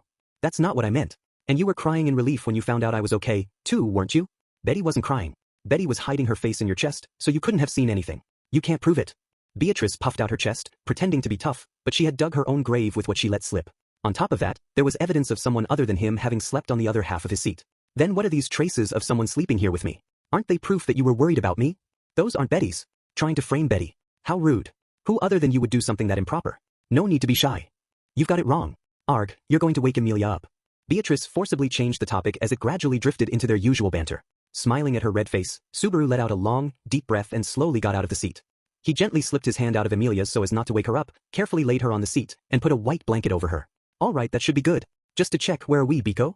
You should be able to guess yourself. This is, Beatrice started to answer, but before she could finish, the situation changed. In the blink of an eye, there was a mysterious pressure in the air that caused Subaru to break out in goosebumps. His heart quivered. It was an overwhelming presence that made itself felt from right outside the carriage all of a sudden. The carriage was incredibly sturdy, but that pressure was unaffected by thick armor. Biko, outside. Let's go. Wait, Subaru. In response to that overwhelming pressure, Subaru chose to bravely challenge it. It was an extension of his desire not to let Ram or Anastasia get hurt when they were wandering that sand labyrinth. He was spurred on by an even stronger sense of duty when it came to protecting Emilia and Beatrice. The next instant, when Subaru leaped out of the carriage, he was overwhelmed by the scene that greeted him. There was a wide open space of a couple hundred yards on all sides around the carriage. The floor was a single, unbroken stone surface, and the walls at the edge of the space were made of the same stone. From the shape, he could imagine that they were inside an enormous cylindrical building. And there was only one building that fit that description anywhere remotely close to where they had been. In other words, we're inside the Pleiades watchtower. They had struggled long and hard on their quest to reach this place. Along the way, Subaru had made it through multiple life or death decisions, including some where he had chosen incorrectly, broken through all sorts of traps imbued with the sage's overflowing maliciousness, and finally, Subaru. Beatrice moved next to him, snapping him out of the deep feelings that had overtaken him. She gripped his hand tightly and looked straight ahead. Following her gaze, Subaru saw the same thing she was looking at. Or rather, he had been looking at it the whole time, since there was no way he could ignore the strange person who gave off such an intense and vivid aura. Subaru's hoarse voice was addressed to the tall woman standing there. Dark brown, verging on black, hair tied back in a ponytail. Her arms, legs, stomach, and back all boldly uncovered, barely half-dressed. She was only wearing clothes that covered her breasts and bottom and a black cloak hanging from her shoulders. If Subaru had to describe what he was seeing, it would be a creepy woman wearing a cloak, black hot pants, and a bikini top. She had long, pale arms and legs, and a bountiful bust that moved alluringly. She was about as tall as him, or maybe a little taller, and there was no question she had longer legs than he did. She had a well-proportioned, beautiful face with languid eyes. Her visage suddenly overlapped with the figure Subaru remembered from just before he passed out in the labyrinth. Are you the sage? The possibility that floated into his mind immediately passed his lips. He immediately regretted running his mouth carelessly. If she really was the person he was imagining, then the white light that had killed the centaur was her power. In other words, she was also the person who had killed Subaru twice before. Silently, she slowly walked over to Subaru. She was someone who could easily turn him to ash. Not knowing what she intended was terrifying. But Subaru held Beatrice close and faced that pressure head-on. She had tried to kill Subaru out on the dunes only to later save him down in the labyrinth. Those actions were wholly contradictory, but at the very least, she had brought him alive into the tower. From the fact that you didn't kill me then, is it safe to assume you aren't an enemy? It's a bit concerning when you aren't saying anything at all. It would help if you at least said something. The hypothetical sage didn't respond to anything Subaru was saying as she finally came to a stop right in front of him. Her deep green eyes looked at Subaru, carefully appraising him, looking him up and down. Subaru worried whether the result of that evaluation would determine his fate, or even the fate of everyone else, when his concerns were suddenly and unexpectedly broken. 3. The woman finally said something as she looked at Subaru. Hearing her voice for the first time, his impression was that it was a little bit hoarse and husky. A mysterious, unreadable woman's voice, but there was also a trace of cuteness in it. But while Subaru was struck by that out-of-place reflection, she quietly exhaled. I finally found you. With that, her expression changed. Her gaze had been serious and almost mechanical as she seemingly tried to see through everything about Subaru, but her eyes slowly widened, and with a little bit of time, her expression changed to something that could be called a smile. She was looking at Subaru with a broad grin. Master. Master. I've waited so long. Subaru didn't have any time to be stunned, though. As his eyes widened, the woman was overcome by emotion, and she leaped at him, tackling him to the floor. Caught up in it, Beatrice groaned indignantly as she was pinned down too. But the woman didn't pay that any heed as she clung to Subaru and pushed her head against his chest with all her might. Her long ponytail shook as she kept calling out to Subaru. Master, master, it's been so long. I was so lonely. I thought I was just going to spend the rest of my life sniping everyone who approached this place. Wait a second. What are you talking about? What do you mean what am I talking about? You're so mean. You're the one who ordered me to do this, aren't you? You said to get in the way of anyone who tried to get close to the shrine. As for the how, well, that's my take on things. Not that part. Who's your master? What are you talking about? He was getting a very good feel of her soft skin, but he didn't have the time to appreciate it. Subaru desperately wriggled against her powerful grip, trying to escape. But she seemed to have her own grievances with whoever she thought he was, and she refused to let him go. As a result, they were locked in a grapple on the ground with Beatrice between them. Just let me go. I can't talk like this. No way. Not a chance. You're definitely just going to disappear as soon as I take my eyes off you again. You haven't changed at all. But that's also what's so sweet about you. The hell you say? Whatever trauma she had, the woman wasn't going to let him go. Subaru grabbed her head, trying to peel her off him as he shouted. Who even are you? What is going on? What are you saying? I'm Shala. You know, Pleiades Watchtower's star guardian. Master's cute pupil Shala. Never heard of you. She called herself Shala, but that was supposed to be the name of the sage who lived in the tower. The wise, all-knowing sage who was the person they were journeying to see. There's no way the sage we were looking for is this crazy lady. I want to register a formal complaint. And as they both held their ground, refusing to budge, oh no. When I woke up, Subaru was gone. We have to find. Emilia burst from the carriage, her hair a big mess from sleeping. Anxiety filled her expression when she left the carriage only to see the two of them, three technically with Beatrice, but when she saw their wrestling match, her eyes widened. Subaru reached out a hand to her, looking for some help. Emilia Tan. Thank goodness you woke up. The truth is why? Oh, why did you kick me? I don't know, but I feel really upset. For some reason, Emilia was in a bad mood, so Subaru was stuck dealing with Shala. Peepees, just help Betty already. This isn't a joke. Beatrice's voice was weak and hollow as their hard struggle resounded in the tower. In the end, Subaru's wrestling match with the supposed sage of the Pleiades watchtower continued until Julius and the others noticed the racket and came down. With that, the party reached the place that had not been touched for 400 years. The question of whether the sage's wisdom would be able to save the people who were waiting still remained, though, as the story dived into the sea of sand and a soaring stone tower. The options unchosen disappeared, and the answers selected remained as the test began. Interlude. Gorgeous Tiger Reloaded 1. I feel like a lot of things have been left hanging. Gently kicking the floor, his body leaped gracefully out of the collapsed building. Freed from the cramped space, he took in a deep breath of clean, fresh air. The sky overhead was almost tauntingly clear and blue, heedless of all the chaos down below. Oh, he's back, he's back. You're amazing, buddy. He landed with a thud on the cracked road, and the people nearby noticed and cheered. Outside the building, dozens of people were working hard to clear the rubble. They were all sweating, their faces covered in dirt and dust as they went about their tasks. How are things inside? Sorry, nothing to report. At the very least, it looks like nobody got left behind inside, though. I see. Then we'll deal with this building later. Thanks. We couldn't get inside to check things out ourselves with the stairway busted up. The genial-looking man's expression clouded for a brief moment at Garfield's response. While he could guess the reason why, his tongue found a response other than consolation. I couldn't watch you guys doing something that dangerous. Tying a rope around your waist and trying to climb the walls is a nice thought, but save it for after you lose a little weight. You can say that again. Wah, you definitely saved me there. The man laughed and patted Garfield's shoulder. Thanks, pal. With that, he and the others started moving to the next building. Yo, I said I couldn't watch, didn't I? Let me help too. The man's eyes widened in surprise. When he started walking with them too, but his lips wavered slightly as he broke into a grin. Yeah, sure thing, pal. Appreciate it. What's your name? Garfield. Garfield tousled his short blonde hair as his green eyes narrowed. He was looking at the cityscape before him, the signs of the massive struggle still visible beneath the annoyingly clear blue skies. It had been 5 days since the incident in Pristella had been settled. It was a terrible battle that could arguably be called an all-out assault by the witch cult, and it had left terrible scars on the city. Not just physical damage, but also all the psychological trauma inflicted by the cultists. At the very least, it wasn't the sort of damage that could be healed in only 5 days. Everyone in the city had been hurt in some way, big or small. And Garfield, despite not even being a resident of the town, was no exception. Boss probably saw right through what I'm thinking about. 2 days earlier, Subaru and the rest had set off on their journey to the east in search of a remedy for the scars that had been left on the city. The legendary sage, one of the 3 great heroes, was said to reside in the Pleiades watchtower in the Auguria Dunes to the east. They were hoping the sage might know something or have an idea that could help them resolve their deadlocked situation. That was the goal of their journey. But it was a dangerous road that lay ahead of them. Garfield should have been accompanying them on it as protection. But keep an eye on Otto and make sure he doesn't try anything too rash. Also, there's no guarantee the cultists won't come back to take another shot. If that happens, we'll be counting on you. That was the job Subaru gave Garfield before leaving. It makes sense. He is the one of us who values himself the least, and we can't let our guard down against the witch cult and their cruelty. Fortunately, the group going with Subaru was in high spirits. Garfield had to pay respect to Emilia's endurance. For some reason, she was even more motivated than normal despite everything she had gone through. And he couldn't remember that night Julius, but he was clearly strong, and Anastasia, who was going to be their guide, was a tough lady. I don't need to worry about them. Of course, Garfield also understood that all of that was just him making excuses for himself. Subaru was a guy who struggled against fate with every fiber of his being. If he thought it was necessary, then he would have dragged Garfield along even if Garfield was completely busted up still. And if Subaru had said it was necessary, Garfield would have followed him, even if he was on death's door. But, just means I'm no use to him right now, there's no fool in his eyes. He's a veteran when it comes to reading a person's state of mind, and he could see right through me. Garfield could understand how his cheap bravado and the weakness that lay behind it had been compromised. He knew why he had been left behind. But what do I do then? How do I? He could tell that he was stuck treading water. And he even had an idea as to why he couldn't seem to move on. But he didn't know how to move on, or if he even should. The hell's so marvelous about me? There was a deep confusion in his listless murmur, a confusion at the final words that Hero had left him. Garfield couldn't bear to look at how pathetic he was, so he tried to escape it by helping out with the restoration efforts around the city. His wounds from the fighting had not fully healed yet, but he had still done more than tenfold the work of a normal person. Clearing rubble, checking inside buildings that were in danger of collapsing, he had exerted himself helping people and the restoration efforts. When he was moving his body, when he was working to help someone else, he could forget his worries, even if only momentarily. He could avoid dwelling on the fact that he was just treading water for a little while. He could avoid anyone around him noticing his weakness. Garfield knew that sort of avoidance wasn't something to be praised. But there were people saved by it, and the number of people who looked up to him increased, even if it was just for how much he was working. And Garfield had not noticed it himself. Oh, Garf. Super energetic, aren't ya? You're always someplace high.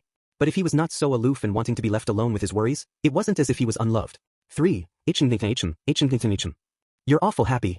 Garfield shrugged as Mimi hummed a cheerful tune while walking next to him. Taking off from the rebuild work, Garfield was going out with Mimi to eat lunch. Honestly, he would have rather kept working to keep his worries at bay, but Mimi couldn't be stopped, and she had effectively forced him to join her. Yep, real happy. Hitaro and TB kept bothering Mimi to behave. But the captain lost his arm and things are all busy, so Mimi has to keep things together as lieutenant. I told you not to go gettin', so wound up. Mimi was swinging her arms happily now, but she had been on the verge of death just a few days ago. Gah! Garfield grabbed her by the collar, not wanting to deal with her reopening her wounds yet again. Ah! But as Garfield held her light body up in the air, she broke into a grin when her eyes met his. When he saw her carefree face, he couldn't help but feel like all his troubles were pointless. Even with everything that happened to you, you don't ever look troubled, do you? Nope. Mimi is a super strong woman. Did you fall in love with Mimi now? Did ya? Nope. Okay. Mimi didn't show any sign of being disappointed at his answer as she dexterously swung herself around and climbed up onto his shoulder. It was annoying, but if he set her down she would start overdoing it again, so he decided to just let her have her way. She was the bane of healers. Even though it was her own body that was at stake, she absolutely refused to rest and recuperate. Your brothers must always be worrying about you. Hitaro and TB? You know, even though Mimi is feeling this good, they still seem a bit rough? No help in it, though, since they took a lot of Mimi's wounds. Mimi was sitting on Garfield's shoulder as she crossed her arms and nodded intensely to herself. She was referring to the fact that her younger brothers had borne her wounds for her through their tripartite blessing. They were triplets, and seemingly, they were able to share their wounds and their exhaustion with each other. Her brothers had shared the wound that had almost killed Mimi with the power of their blessing, and because of that, Hitaro and TB were still not completely healed up. Sounds like your brothers aren't getting much appreciation. You should be more grateful to them. Grateful, huh? Mimi can understand what you want to say. But Mimi is the elder sister. Hitaro and TB need to be properly scolded. Huh.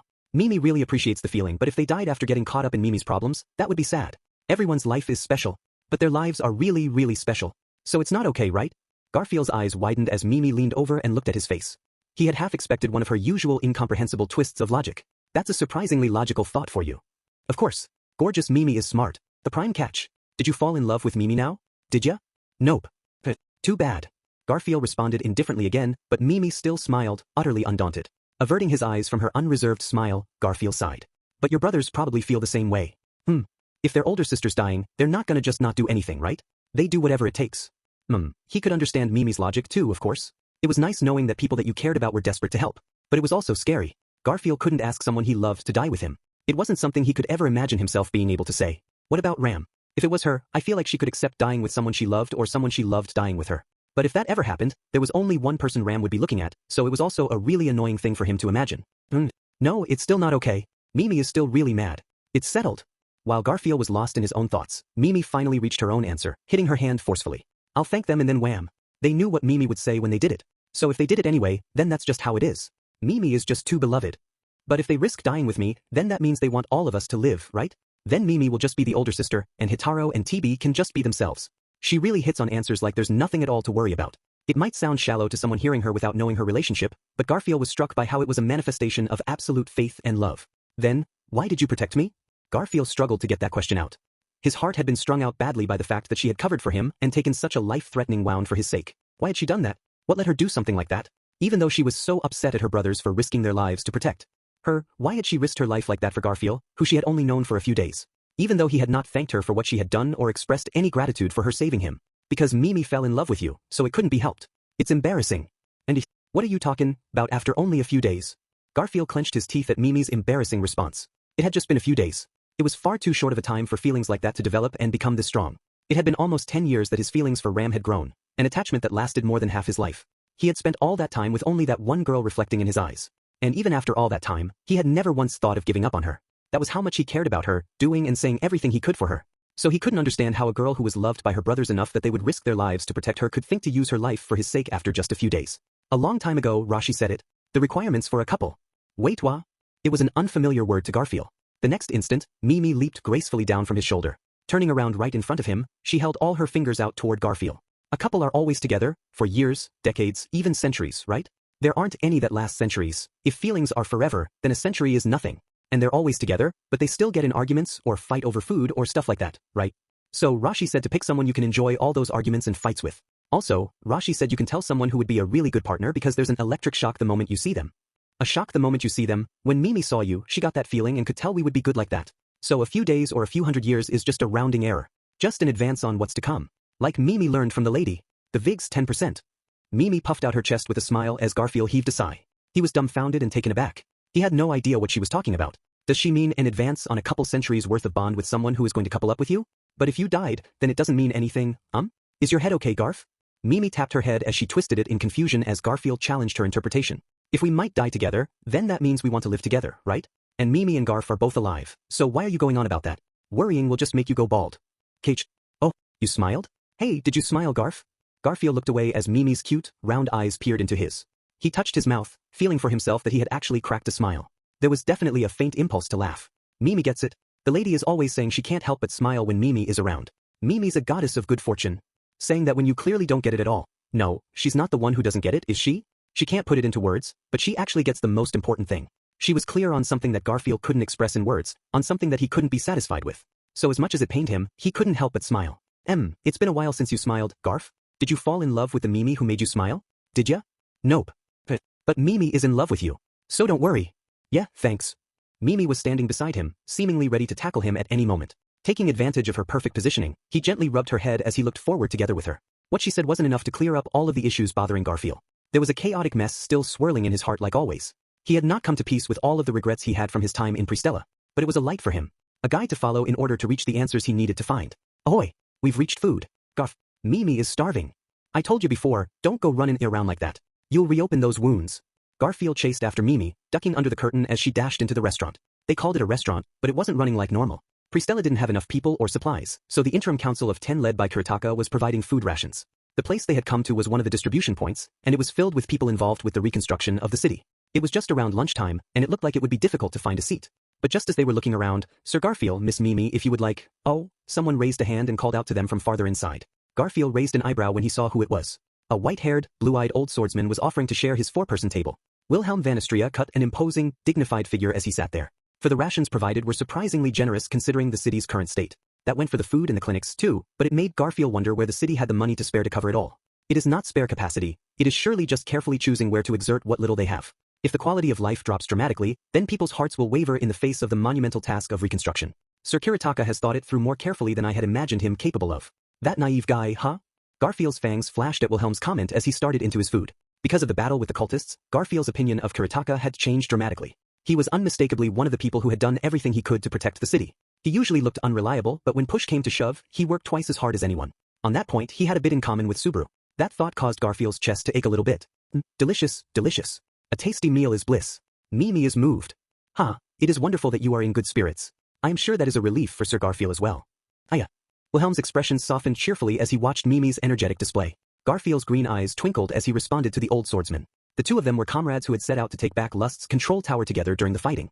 On the way there, he had not pried, and they had been split up during the fighting and had not met back up until the battle was over for both of them, but, is there something you wanted to ask me?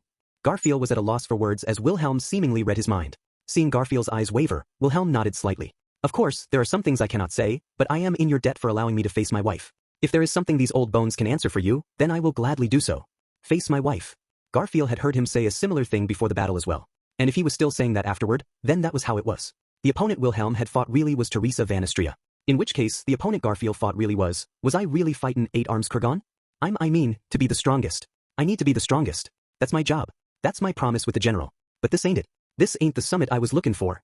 Garfield clenched his fist as Wilhelm's blue eyes narrowed while he listened quietly. 8 arms Kurgan, the war god, the Valachian Empire's strongest warrior. At a dozen points at least during that fight, Garfield had been prepared to lose, to die. He had thought there was no way he could win. And yet here he was sitting before Wilhelm. He had won against that war god and survived. And he was proud of that fact. And the people around him considered it something to be proud of, too. But that truth and what others thought was something entirely different from what Garfield could be satisfied with. Has winning a hollow victory left an unpleasant aftertaste? He was definitely a crazy opponent. But the fight, was that legend really someone that Garfield's hands could reach? That doubt, that disbelief was stirring in his fists, in his fangs, and in the depths of his heart. You are the one who faced him, so what you felt should be the correct answer. However, I can also understand the feeling of dissatisfaction with that answer. So if you do not mind, allow me to express what are merely my own personal thoughts. The two people that we faced both were and were not the same people they had been before death. What do you mean? There is no denying the truth of the matter that their corpses were defiled and turned into puppets by the witch cult. But I also believe the words they spoke in their final moments were real. Hearing that, Kurgan's final message echoed in Garfield's ears.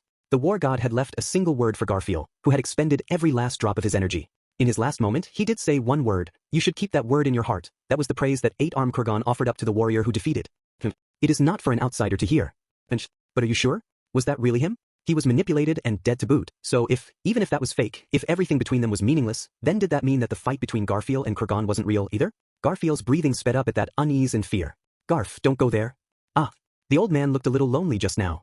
So Mimi thinks that isn't something to push so deep into? Also, your eyes look really bad too. Leave it alone. Mimi started jabbing him in the side. Garfield furrowed his brow at the feeling of her finger poking him as he finally noticed the expression on Wilhelm's face.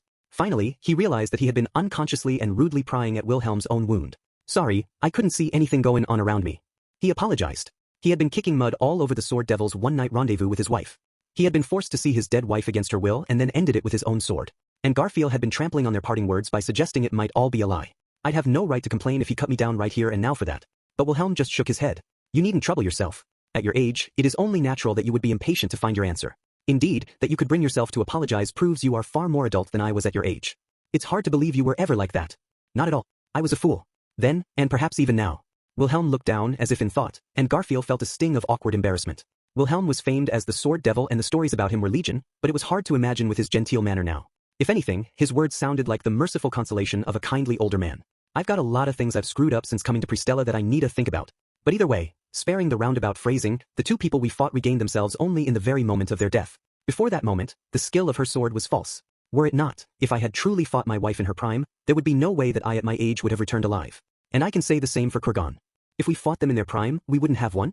Neither you nor I. I would be a corpse, and you would be naught but hunks of flesh scattered about. That is the truth. Why you say that, but don't get cocky, kid. The next instant, there was a massive swell, and Garfield reflexively leaped backward. Garfield had launched himself toward the door and was crouched on all fours breathing wildly. As everyone around them looked stunned at his sudden, strange action, Mimi was calmly still eating, cleaning the fish's meat off the bone. You give off the feeling of great potential, Sir Garfield. But you are as yet untempered, and that talent is still being forged. I am already in the realm of the ancient past, but I know the real deal, and that just now was but one small fragment of it. The summit you are reaching for is not weak enough that you can reach it as you are now. Saying that, Wilhelm wiped his mouth and stood up, indicating that he had said what needed to be said. In addition, his gaze turned not to Garfield, but to Mimi, being able to recognize in an instant the lack of malice behind this great an aura. Splendid. I mean, it's not like you have any reason to do anything bad to us, right? You have quite the discerning eye. With you by his side, there is no need to worry about him taking the wrong path. Nodding at Mimi's easy answer, Wilhelm turned to the exit. Naturally, he passed by Garfield at the doorway in doing so. And as he passed, it is a good thing to have someone who cares about you. A woman like that will surely be a boon in your life. And I already have another woman I'm in love with. Be that as it may, do not allow yourself to lose that blessing. May you not end up like a certain withered old devil. With those last words, Wilhelm walked outside. Garfield watched his back silently and then gnashed his teeth in annoyance. Going roughly back to his seat, he quickly scarfed down all the food that was left. That's bad manners, Garf. I don't want to hear that from the girl who was stealing from my plate. Arg, damn it. I'm more pissed now than before I talked to him. After cleaning up the empty dishes, Garfield violently ran his hand through his hair. Instead of his confusion clearing up, it felt like he had a whole new thing to worry about. Mimi and Wilhelm. The two of them had both solved the problem troubling Garfield before him, and their answers weighed heavily on him. He was one step away from being able to come to terms with his strength and with what he should be doing, but he couldn't seem to get the last bit of the way there, and it was bothering him. All right, let's go, Garf. You sure are cheerful. So where are we going? As they stepped outside, Mimi smiled as she held her hands up to the blue sky. Garfield lined up beside her, grimacing as she cocked her head. Isn't it obvious? To your brother and sister and mom's place. Mimi had started walking lightheartedly. He began to follow her, but his legs stopped. His pupils shrank and he flashed his fangs. Keeping his calm, he turned around. What did you say? We're going to your family's place. That's the most important thing for you right now. Mimi puffed out her chest at that entirely unfounded statement, and her tail was standing up straight. She pointed straight at Garfield, who was speechless. It's best to properly talk with your family. That's what Rashi taught me. 5 to gorgeous tiger. Whoa, be careful.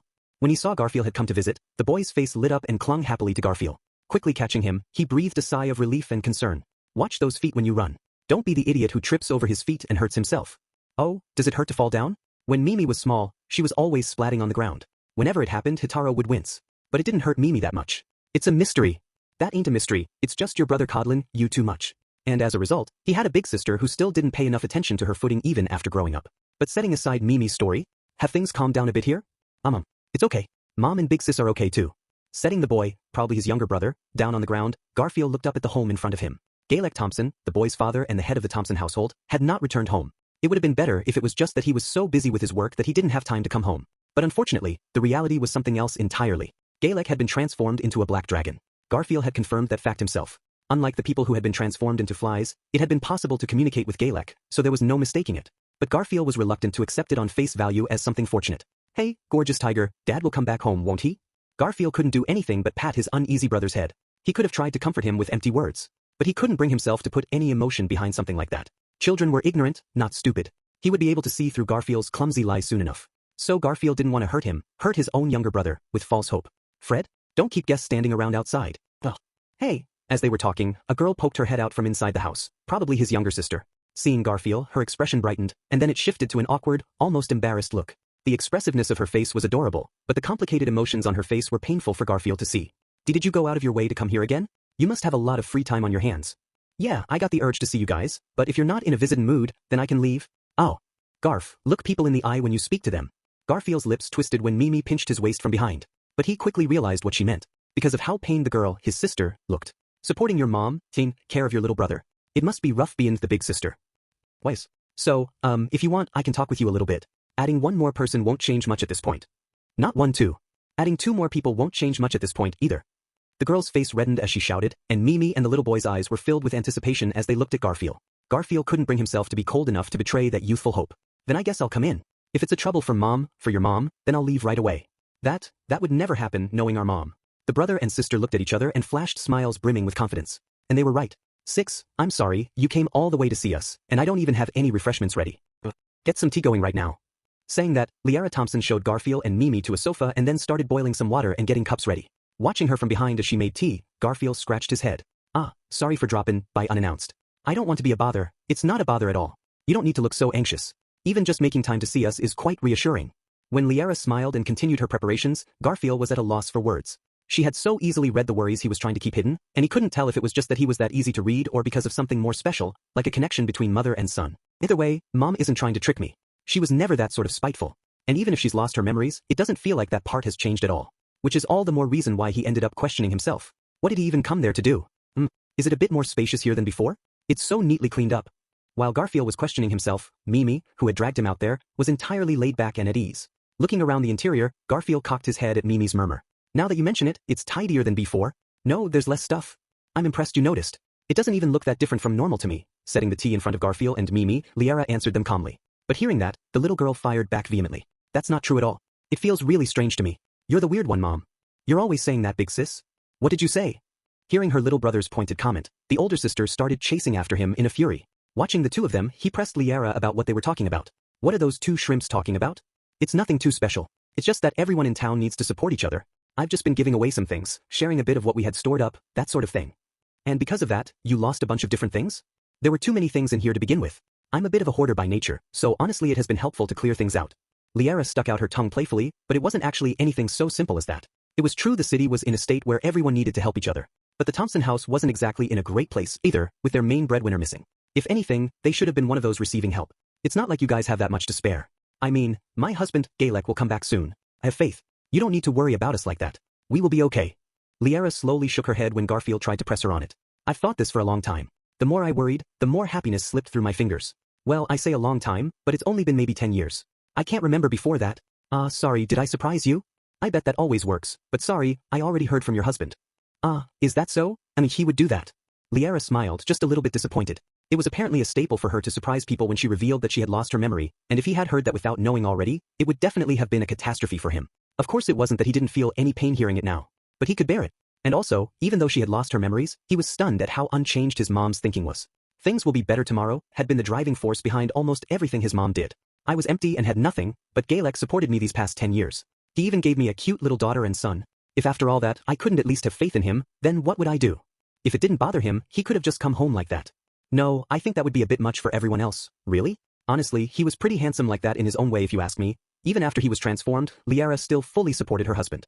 But the fact that she had accepted him all the same even though he had been changed that much had probably been a saving grace for Galek, who had been on the verge of losing himself. Like all the other victims of lust terrors, Galek had accepted being frozen by Amelia in a state of suspended animation while waiting for a more permanent solution to come to light. It was a decision that he had made together with Liara. It wasn't something that others could intrude on. You're strong. Yes, of course. I'm a mother of 2 after all. Liara puffed out her chest in pride. Though it's not 2, it's 4, but yeah, she is strong. Crazy strong. A different sort of strength than what drives a fist.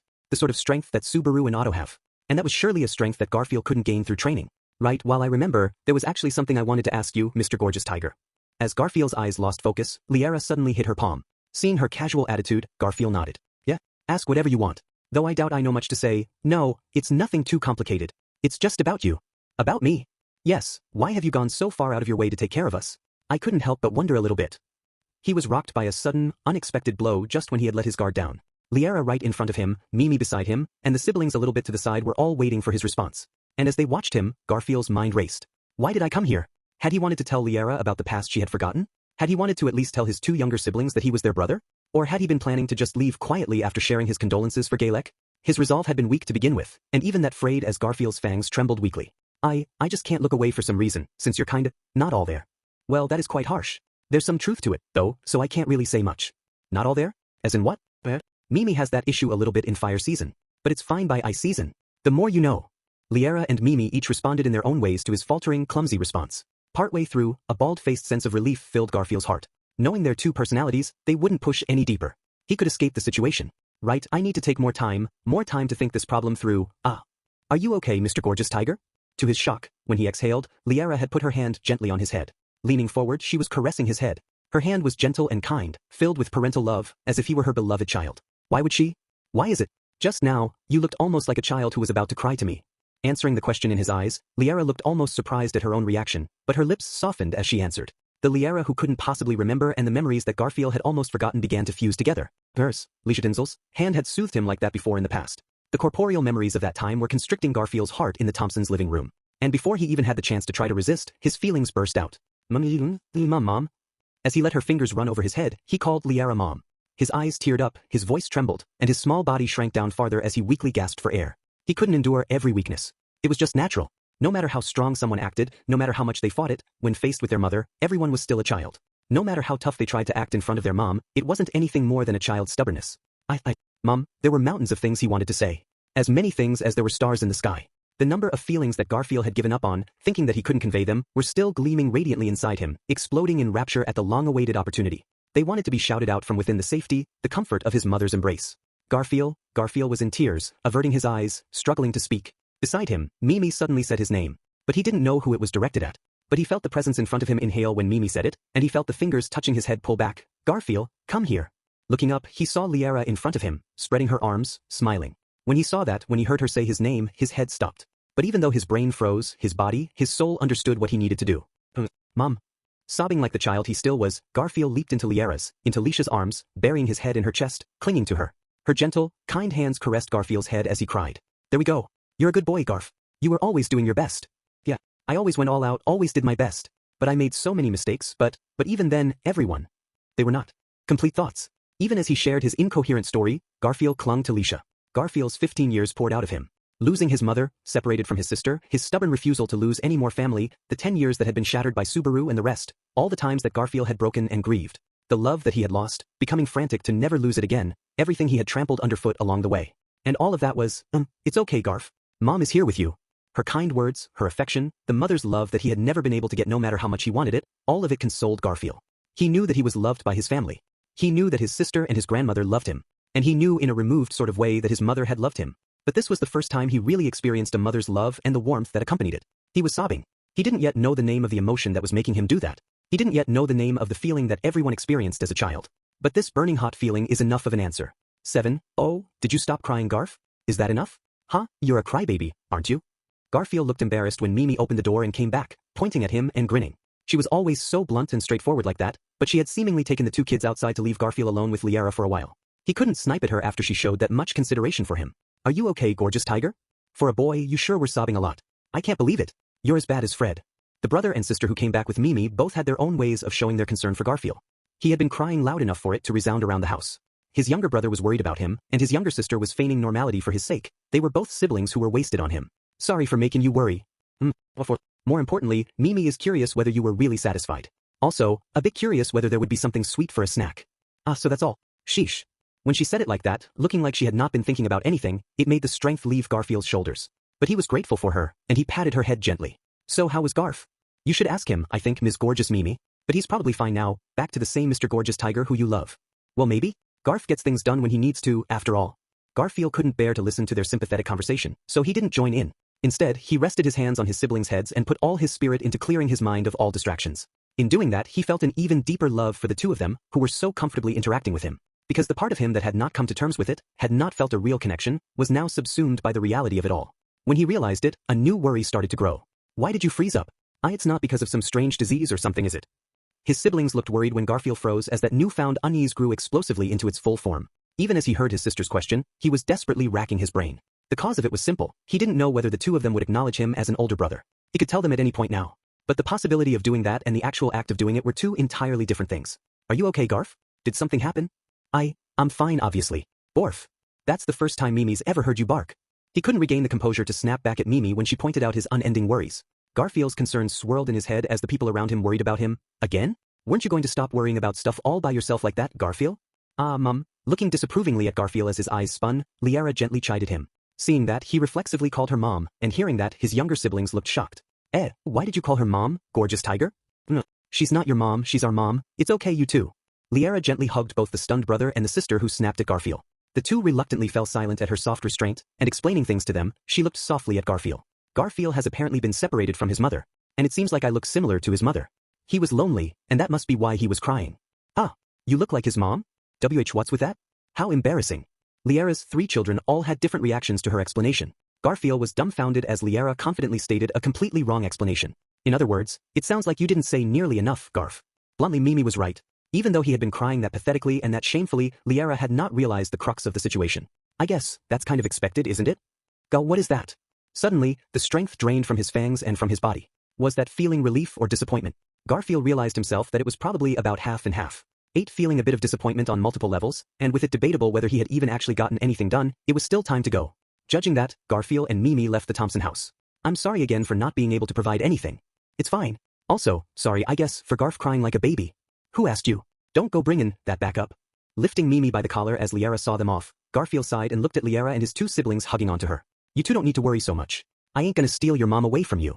I think so too, but, even if our father isn't here, I won't hand over our easy target of a mother. I can't say I disagree, but, Garfield let out a wry chuckle as the 2 of them stiffened their guard. As a result of Liara's weird explanation, the 2 of them seemingly had misunderstood that he was there to steal away their mom. He had no intention of that, naturally, but them thinking that was a fortunate thing for him. So that's how it is, huh? Fine, I get it. The bad guy's leaving now. Come again anytime. I'll lend a shoulder if you ever want to cry again. I'll be working hard to make sure that doesn't happen again. Feeling a bit like he had been poked again in a sore spot, he turned his back on them. Still carrying Mimi, he turned his back on the family that he still had not told was his family. As he started to leave, Liara clapped her hands. Come on now, both of you, say a proper goodbye. Bye-bye, gorgeous tiger. See you next time. His brother obeyed, but his sister pouted and refused. Liara looked troubled by her adamant refusal. You're the older sister, right? Set a good example for your brother. Raphael. Looking irritated, Liara called her by name. When he heard that name, Garfield felt like he had been struck by lightning. Raphael? Yes, Raphael. Oh, did I never introduce them properly? That's her name. My 2 children, Raphael and Fred. Raphael and Fred. He had heard the younger brother's name plenty of times already. The reason he had not dwelled on it was probably because he was scared to notice. Raphael and Garfield. Fred and Frederica. Liara's 2 children and Leisha's 2 children. The similarity of their names and the meaning behind it. You probably don't think it sounds much like a girl's name, do you? I can tell that much myself. Coming to the wrong conclusion as to why Garfield fell silent. His sister's, Raphael's, cheeks puffed out. Hearing that, he shook his head. No, I think it's a good name, really I do. Enjich. Isn't it? Raphael's cheeks reddened at his heartfelt response as Liara broke into a smile. I named both of them. For some reason it just felt like, this is a good name, and, you named them? Yes. When I was trying to think of cute names for them, those just naturally came to me. There was no greater proof of love.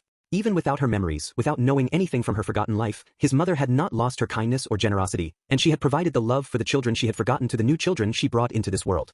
Garfield had every right to be angry, to be mad. He had the freedom to pick that. But those feelings were not what he felt in that moment. His mother's, Leisha Tinsel's, love had been proven. And the love of his younger brother and sister's mother, Liara Thompson, had also been proven. So that was enough. Ha, ha, ha. He broke into a laugh. The last reservation that had remained in his heart throughout it all finally disappeared. The feeling of his own helplessness at not being able to say what he should have said, not sharing his connection with them, all of that disappeared. This is fine for now. Because that's already proof enough that we are connected. See you, Raphael Fred. I'll come by again sometime. Yeah, bye-bye. And next time, make sure you don't cry. Tousling both of their heads roughly, this time there was a proper affection in his palm. And finally he waved to his mom. Thanks, Ma. I'll stop in again. He wanted to come again even after he left Pristella and went back to Roswell Manor. And when that time came, he would surely bring his older sister and grandmother with him. So until then, this is fine. Next time would be with a more positive feeling. Because he would be able to talk about his family with all of his family. Until then, take care. Garfield clenched his fist and was able to at least say that much resolutely. 9. Mom, it's nice gorgeous tiger is feeling better. Mom, it's really nice. Mom, you seem kind of sad? Did you really like him that much? I don't know. I don't think it's because I don't want him to leave. Maybe because it's a little sad watching him leave, but it's also a good thing. When will Dad be able to come back? I don't know. But I'm sure he will come back to us. Why are you crying, Mom? Maybe because I found something I'd lost. I'm sorry, but thank you, I love you, Garf. 10 still carrying Mimi in one hand, he carried her into a room in the clinic. There were several beds lining the room, and on the one in the back, next to the window, Otto was recovering. Hey bro. Oh Garfield. Can you spare time from helping around outside? Otto was sitting up on the bed, reading a book, when he noticed Garfield. Garfield nodded as he looked out the window. Yeah, a short break for now. Since there's no telling whether you might pull something reckless while I'm not around. I'm not so rash as that. Did something good happen? Perhaps sensing some slight difference in Garfield's expression, Otto probed insightfully. Garfield thought for a moment. Something good, ta? When you put it like that, I don't really have an easy answer, but it was a happy thing, right? Still hanging from his hand, Mimi's round eyes looked up at Garfield as he struggled to put it into words. She broke into a happy smile. Your face looks a lot better now. That's proof something happy or something like that happened. That's enough, isn't it? That's what Mimi thought when she tried it. And it worked. Easygoing as ever, Mimi grinned happily. Her loud voice drew the gaze of several people in the room, but no one paid it any mind. It was just natural. Just having someone there who was smiling so happily, so pleasantly, from the bottom of her heart was enough to save someone. Sheesh. Oh, you smiled too. Did you fall in love with Mimi now? Did ya? Nope. No, but you know, the same exchange they had had dozens of times already. But Garf added one extra line to the end of it. Hearing that, Mimi's eyes widened, and Otto watched their adorable exchange in silence. My mom, my little sister and brother, Subaru, and everyone else who isn't here. Thank you. It feels like I've managed to move on just a little bit. Garf grinned, flashing his fangs. Indeed, afterward hello, it's Tappei Nagatsuki, the mouse-colored cat. The 6th arc has safely begun. Thank you for joining me in volume 21 in the main series. Wait, 21? Yeah, 21. That's quite the imposing number, but thank you for coming along for the ride in this volume, too. As the number of books grows, it brings back memories. Generally speaking, when a series is made, it gets a numbering system. When Re:0 was in the process of getting novelized at first, my editor and I discussed whether to go with Arabic numerals or Roman numerals for the numbering. Honestly, I had pushed for Roman numerals at first, since the 1 and 2 looked really cool, but my editor was adamant about using Arabic numerals. Having reached volume 21 now, I realize how right my editor was. The space taken up writing the Roman numerals every time would have eaten into the space I had for this page of afterward, making it even more cramped. It almost makes me wonder if the editor had predicted this situation happening. Anyway, that was a bit too much rambling, but please allow me to turn to the customary thanks. To my editor it's unusual to talk about old memories like that in the afterword, but I am grateful for your wise decision back then. And also, I am in your debt again with all the mess and wrangling around this volume. Thank you very much. To the illustrator, Otsuka, with several new demon beasts popping up, thank you for your quick responses and exquisite illustrations. The Oiran bear and the centaur were both the perfect feel. To the designer, Kusano, thank you for doing such a beautiful job with the first Oni Sisters cover since the 2nd volume. The 6th arc is only just getting started, so I look forward to your wonderful efforts going forward. In Gekkan Comic Alive, Matsu's 3rd arc manga has finished. It has been 5 years now of drawing Re:0 from the 1st arc through now. It has been difficult at times, but you've done a wonderful job. Thank you so much for all your hard work. And the newly beginning 4th arc will be handled by the Haruno Atori and Yu Aikawa tag team. And Sabata Nozaki's Love Ballad of the Sword Devil series is heating up, too. To everyone else at MF Bunko J's editorial department, all the proofreaders, and all the bookstores, thank you very much for all your work. And finally, my deepest gratitude to all the readers who continue to support the series. The 6th arc has begun, and the 2nd OVA, The Frozen Bond, is about to be released. More information about the 2nd season of the anime will be coming too, so I hope you will join me in looking forward to all the developments for Re:0 going forward. I hope we can meet again in the next volume. August 2019, feeling the arrival of summer from the intense rays of sunlight, cheers to the start of the 6th arc. And with that, we move on to your regularly scheduled announcements corner. The start of an arc is the place to really put some effort into it. So without further ado, my guest this time is, you're in an awfully good mood. Are you that happy to be with me? How lewd. It's not lewd at all, but this is our first time doing the announcements together, isn't it? Indeed. This is certainly a rare pairing. Even if I would rather not be here. Don't say that. We've known each other a long time now, so let's show off our top-notch coordination. The next book coming out is X, Volume 4, and apparently it is going to heavily feature the knight accompanying us on our current trip, Julius. That one is coming out in December, so be sure not to forget the date. Wow. Don't go starting without me. What happened to our top-notch coordination? Also, it's about Julius? Of all people? In addition, the 2nd OVA, The Frozen Bond, the story of how Lady Amelia and the Great Spirit met, will be opening in theaters starting this fall. And there is seemingly a special short story to go with it. A special story? Talk about lavish. It's not just about Amelia Tan and Puck either, I'm also. In addition, the manga version of Arc 3 being serialized in Gekkan Comic Alive has finally concluded. Thinking about when the first arc started, it's a finale over 5 years in the making. I definitely owe Matsu's big time for all that. After all, I'll be drawn dying more than anyone else. Wait, isn't that kind of a weird thing for me to be grateful for? How very Barusu of you to worry about something like that. And next is, not good, not good, not good. At this rate, you're gonna cover everything yourself. I can't let. Actually, isn't that fine? It is rare for you to be so gung-ho about working though. Setting Barusu's annoying grumbling aside, right around when this volume is coming out, there will be an event for Lady Amelia's birthday going on at Shibuya Marui starting September 20th. It's a yearly event, but still be grateful. Phrasing. It's a lot of help though, and I'm happy about it. Next is my birthday, and that was the last of our announcements. The 5th short story collection is being released at the same time as this 21st volume. They will be next to each other on the shelves, so please read that as well. You really breezed through all that and didn't leave anything for me to say at all. And that's all. I'll be going now. Rem is waiting. Sheesh, say so sooner if that's why you're speeding through things. Oi, wait up, Rem. Big sis. I'm coming too. Don't go by yourself.